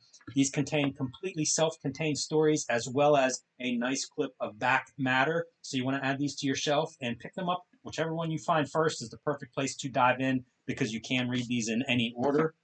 Hulk Grand Design, Monster Madness, a retelling of the 60-year history of the Incredible Hulk. I am writing, drawing, coloring, all that good stuff. These are available in comic shops now while supplies last. And a large oversized Treasury edition will be available beginning of 2023. Pre-order that today wherever you buy books. And Street Angel, Deadliest Girl Alive, the Image Comics Street Angel collection back in print after being out of print for almost a year. So just in time for this Christmas season and the perfect gift for any superhero fans in your life. Enough with the filibuster, Jimmy. Man, I feel like you've been holding out on us for about 4 years. Yes, I've been going through and cleaning up my space a bit and came across some of my earliest comics art submissions. So this one is going to feature Deadpool getting a drop on Bishop. Oh, and this is when I was trying to be just a penciler at Marvel. I get it. So, you want a pencil so they can evaluate you on those skills. It's very tight. It's very tight. Hold on, man. One page at a time. One page at a time, dude. Every brick must of the teenage Obsession. Must of the teenage cartoonist. The anatomy, it's like you could have got a job at like a black and white indie. Like they would do anatomy. Tim Vigil's Coda or something would have that kind of like anatomy. You just you have all the stuff in the right place. It just isn't like solidified naturally yet. No, and the bummer of this is I don't have a date on this, but Yeah. I'm guessing this is probably about 10th grade is my estimate for it. I was trying to figure out like when is Sabretooth part of the team and guessing costumes and things to figure out the time, but I think this is early 90s is when I'm drawing It this. absolutely is because, well, at the very least, because this is the Jim Lee. It's about 92. You're like that's introduced in Volume 2. So 91, 92 is the earliest that could have showed up. You guys at home can see like this is blue line paper. Yeah. The Ernie It's lettering. Steiner, one of the first cartoonists I really got a chance to talk to about making comics, gave me a stack of this paper, this pre-ruled blue line paper. And told you about tangents right there, I bet. when he gave you that critique. So you see, Deadpool gets the drop on Bishop, Sabretooth gets the drop on Deadpool. Very clear storytelling. Classic storytelling, right? And Very clear. takes down Deadpool, and there's you can see my anatomy really falling apart on this Deadpool. That's hard. That's hard to draw, dude. That is sick. You can also see my complete lack of background. The other piece that I think a lot of young cartoonists are missing in those early days. Listen, it's an open panel, man. So this is I can't figure out how these two fit together. Like I don't have them numbered either, so it's possible this is actually the first page. It is what the you first see page. is Deadpool getting the drop on Bishop there. Yeah. So now everybody at home is confused because we've shown these out of order. So if the story doesn't make sense, that's why. Got the good sort of the tension in the fabric of the costume right there. Wills would do that. This would be another one where if we threw the tracing paper on here, there's going to be some questions about where this arm falls. But that's for everybody. And for a lack of a rib cage on this. This dude's like compressed. You know, from the sticks though, like your pistol grip shotgun could use a little reference. I feel like you might have one just like laying around or something. Should have got into the gun cabinet for the shotgun maybe. Yeah. Totally unclear how his sideburns work outside of that face gear. But you can see like scrimping on your backgrounds is a big part of this. Sin City must have been out. We all did it, man. I don't think you needed Sin City for that. And I have to assume this is a swipe because I kind of like this pose. And I don't imagine that anything good on these pages is something that's actually coming out of my head at this time. I know what you mean, man. Like the proportions are Texiera-ish. Yeah, and that probably makes sense. You know, like Sabretooth being a big character would have been around that time period. You know, that's how you can guess this time period, too. Like Bishop with the classic mullet is your first Whilce Portatio iteration of Bishop that time period. But clearly the stuff I was reading was those X-Men books, so that's the stuff I'm going to try to do. I think you can also see, like, if this happened to you, I don't know, but I would just lose interest. By like Totally. page 3, it's like, man, I messed this part up, and that Deadpool sucked, and pretty soon I'm checked out. So that's what you get out of the Sabretooth Bishop Deadpool pages. I'm really impressed by the tightness. Like a lot of kids, it would be more sketchy. And if you remember, like there was like a certain school of thought just in like elementary school where like the sketchy line implied like professionalism. Like, oh, dude, that's so cool. You go like this instead of just drawing swooping lines. This is very tight. You know what? I don't think I underdrew anything either. So for good or bad, like it's probably all drawn on there. That's a mystery of penciling, though. Like, is how you get those a clean pencil line. Yeah. Right? You'd see like pencil pages whenever you were a kid, and it's like they look great and tight.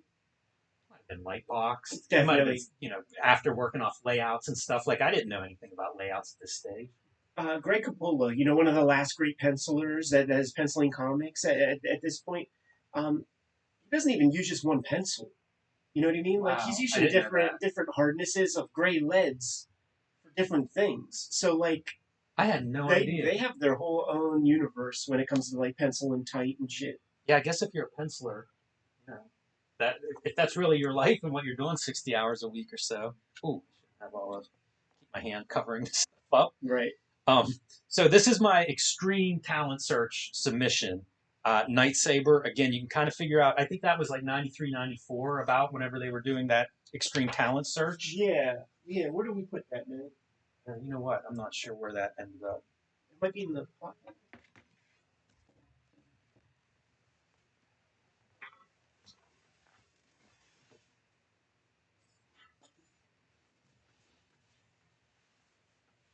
Oh, here it is.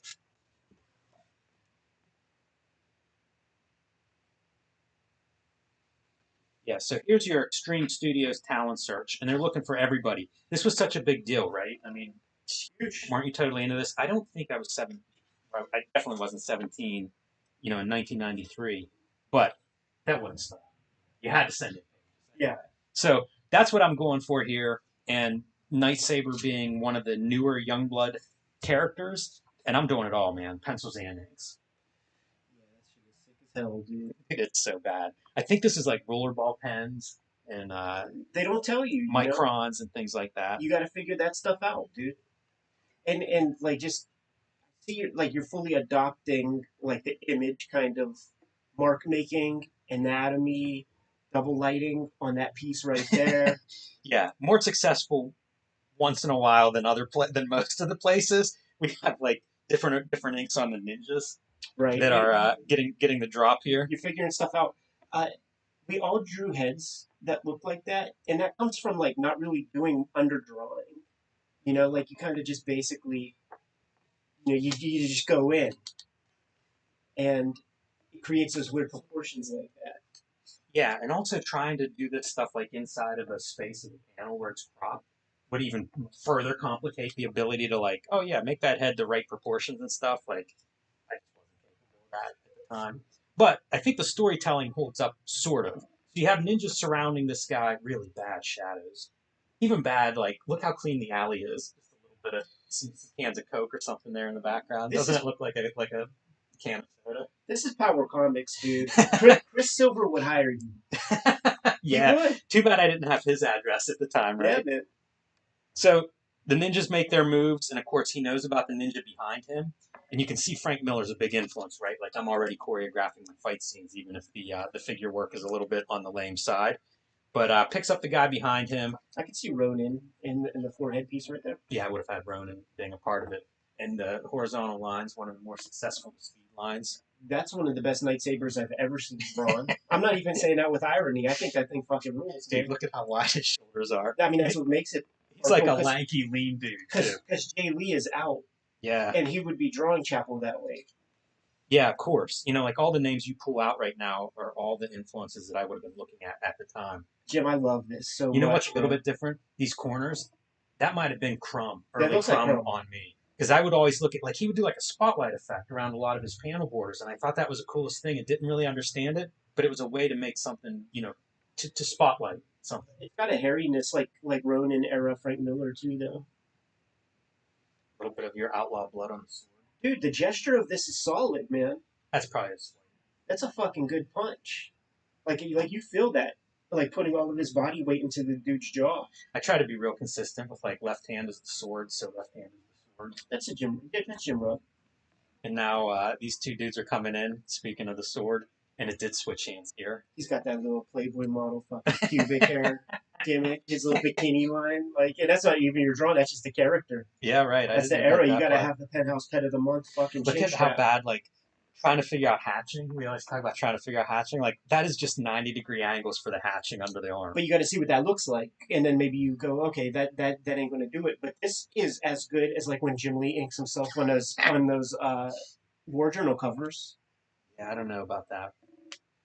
And that's it for my Night Saber submission ends with him just... That's hard as fuck, dude. Holding him up with his own weight. And like, the dangling legs... Rob, how did you not fucking put this dude on a backup? I'm sure the only reason I didn't get hired is not 17. That's true. That's probably the only reason, right, Rob? Ooh, this is hard as fuck. And then I found, just pulled out a couple of other drawings, because these have to be from that same time period. This feels like I'm ripping off Walt Simonson, where I'm like copying his signature, but it's a rock on a landscape. Doesn't that look like his signature? It does. But this is hard. Like Jim Lee would have hired you if you would have sent that to him. Did you send it to him? No, I didn't send that to him. Like, he would have been like, fuck the rules about pinups and stuff. Like, this is so sick, dude. Look at how much it's like everything's marker. So if there's a tapered line, it means that you're like drawing two lines. You did it that way. You didn't just like try to. Yeah, because it would give like just a straight line would be that dull thing. Right you can there. see like that's a sharp. It looks like it. But then when you get into some of this, it must add something else, rollerball pen or something like that. I like that the logo is. Is it this ain't copying? This is an original piece. Because the lighting, it all feels good, you know. Yeah, it's hard to imagine that this wouldn't have been copied. Like, there's probably elements, like that arm is probably an arm that's standard everywhere. So you put that piece on. But if you look, like, this back leg doesn't make sense. Yeah.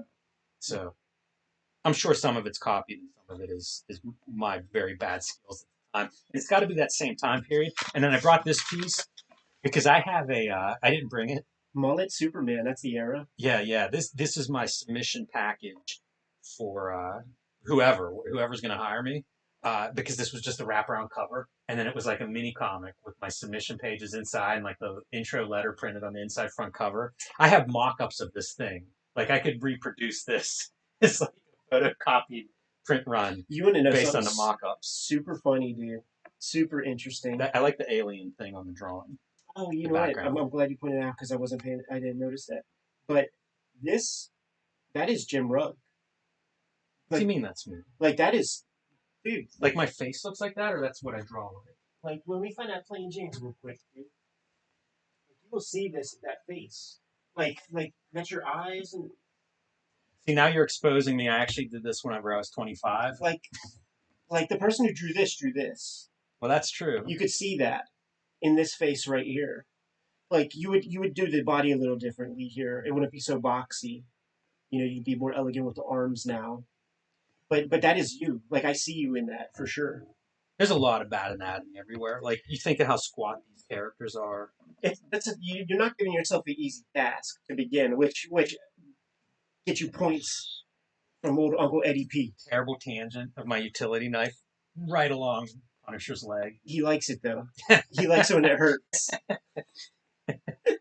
But dude, fucking top down view. Good luck. And like the problem that you have to some extent with this is a problem that I have to this day. Where like at this view, you're seeing some of the back and some of the front, and you know all the front. But like, how much of the back do you show? Like to this day, it's like I have no fucking clue how you figure. You got to look at a toy.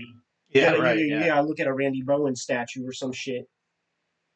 But I see the influences, man. You were super into Run Limb,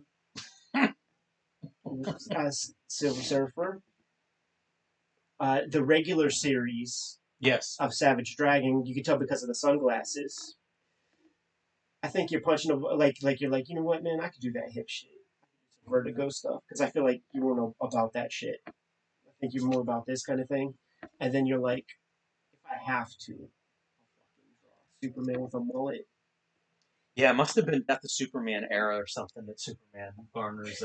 He had the mullet He for was a hot. while. He was hot for a little bit whenever he comes back. He had the from mullet. death. Yeah, he had the mullet for a time, dude. Bad Girls. And I like it because it's everything, dude. It's like this is Dark Horse, DC, Image, Marvel, and you know what? If I have to, I'll work at Harris. I'll do it. The and Buzz. bad girl trend is on point there. I'll ink Buzz. So there you go, man. That's my submission, early '90s submission rounds right Love there. it, man. Love it so much, dude. Like probably around the same exact time frame. Like, you know, I'm like 5 years younger than you, I think, man. Like so, '94 is still the copy stage. That's a Farrell from like first X-Force. But then like I'm taking those lessons into, you know, 95, like 13, 12, 13. And Stephen Platt is out. So I'm seeing like lines and I'm just... Is that an original character? Yeah. That's cool. His name ain't Dutch, but it definitely began with a D. And it was like a whole team of dudes. Doesn't that almost look like Q Unit level of ability? Yeah. Q Unit. and you can see like pencil and ink. And like I was like stuck in that place where like I would think that I'm gonna be able to do like a whole deal, and then I would just stop because I just couldn't keep the energy up. Right. I think that's such a big part early on. Like it's hard to just do page after page. Yeah. Because like they turn out not very good. Although I think this is impressive. This is a cool piece of storytelling to me, and that you've got the robot arm. Like that makes sense. Like we're assembling this character. This guy's making this other character. But there would be an elbow here, and he's got an elbow already, so he's got some weird ass arms. Super long. And he has a Cordell Stewart jersey, so that dates that piece. Wow. The Cordell, when the Steelers had the little insignia up top, whatever the era that was. But so I couldn't find my submission like that went for the talent search because that was '93. But I have these 2 pages that I actually showed Ernie Steiner also, uh, in '95, and it's Cougar versus Extreme Sacrifice era Link. I was so impressed Extreme sacrifice. because Link gets introduced in Youngblood Zero, and you just see him for 1 second. He's the Boba Fett that Rob Yes. establishes, and he comes back. So it's here's your and dude. We have the same starting panels, by the way. You have that. You have the bishop face, You gotta have the heavily rendered face close up. and that's our establishing shots. Like the background doesn't matter. What we're That's right. establishing, Cougar. You're That's right. establishing Bishop, and Hand who's he confronting? Link. The fucking fingernails get a little long, and our boy gets concerned.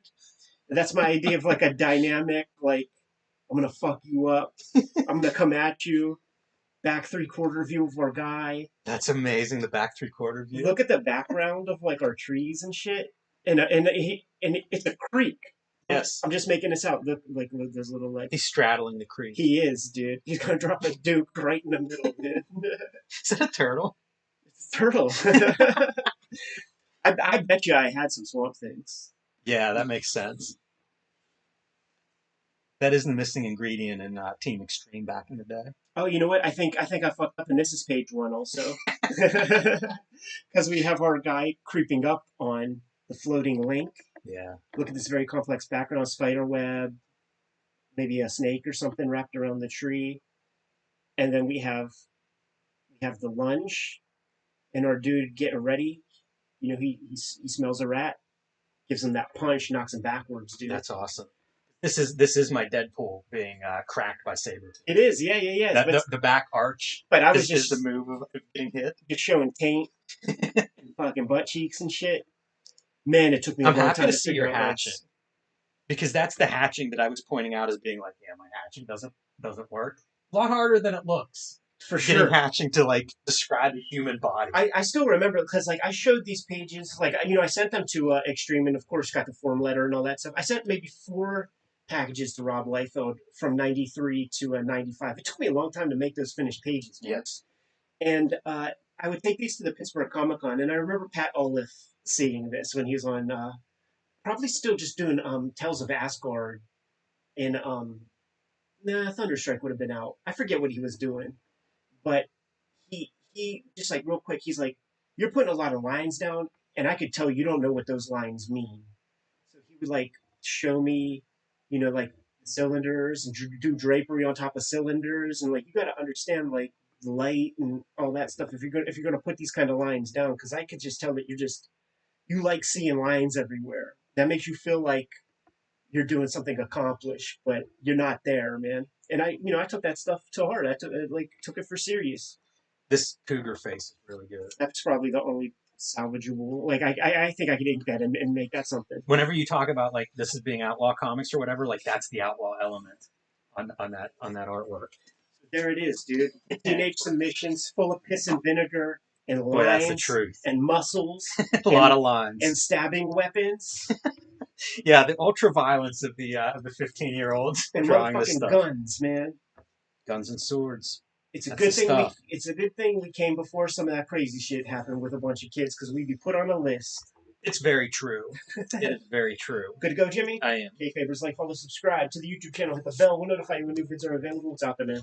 Hulk Grand Design Monster Madness is in stores now. The retelling of the 60-year history of the Incredible Hulk and the oversized Treasury collection will be out in January. Pre-order that now wherever you buy comics or books. And Street Angel, Deadliest Girl Alive, back in stores after almost a year being out of print, collects 8 complete stories in full color from Image Comics. So you can get this one wherever you buy books, and it'll be perfect for the upcoming Christmas season. And join me on patreon.com/JimRugg to see a lot more of my comics and art, download out-of-print zines and mini comics there, and more.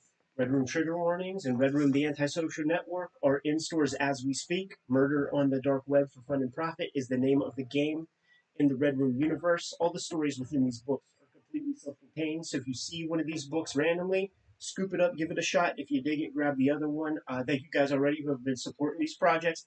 I love seeing these books high on the Amazon list of bestsellers for Fantagraphics, right alongside Carl Barks Donald Duck, Charles Schulz Peanuts. Same audience. It's a contender, dude, and I appreciate the support of the Kayfabe audience because that's who's doing it.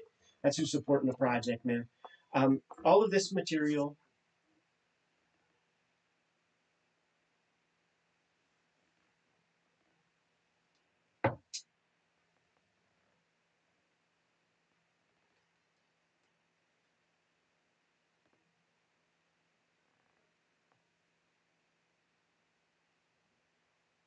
All of this material is on my Patreon for $3. You get the archive plus some serialized and new strips up there every Tuesday. It costs you $3, man. So go to my link tree in the description below this video. You'll be able to get to all those links. Jimmy, what else do we have out there, man? Subscribe to the Cartoonist Kayfabe newsletter at the links below this video. You can also find Cartoonist Kayfabe t-shirts, merchandise, hats, fanny packs, and more at our spread shop. That link is also below this video. Great way to support the Cartoonist Kayfabe channel. Given those marching orders, Jimmy will be on our way. Make more comics. Ain't that a bitch, man? Need another 30 seconds. Could be worse. Listen, man, we got one video to shoot. One more to do. We should probably wrap up the stream. Yeah, guys, I think we have one more video to shoot, and we just need the apparatus of a tripod or webcam, all that stuff. So we're going to cut the stream short. And the video that we're going to shoot next is probably the one that I'm going to post up tomorrow, just because it's kind of timely. So thanks for everybody who's been showing up, all that good stuff. Yeah, man, that's a fun trip down memory lane there with some of the old stuff. Dude, love it, man. I threw out a lot of my work whenever I was a kid, and that's about the stuff I've got.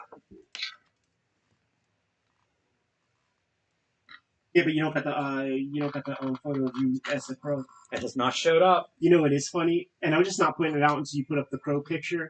But I do have a teenage Eddie P. That's like a Misfits inspiration, because like the Misfits came back when I was like in high school or early, like 8th grade, 9th grade, something like that.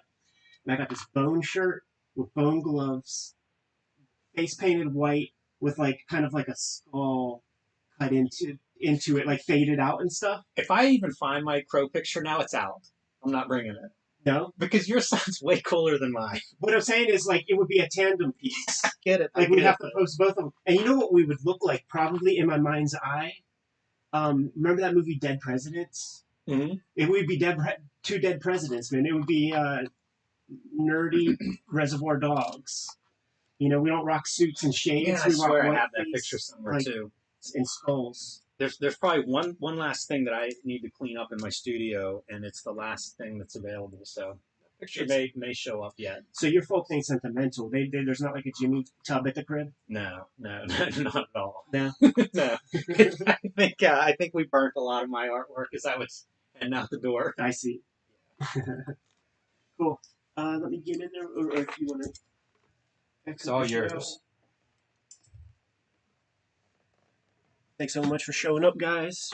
Yeah, man. Come see us at CXC this weekend, everybody. Yep.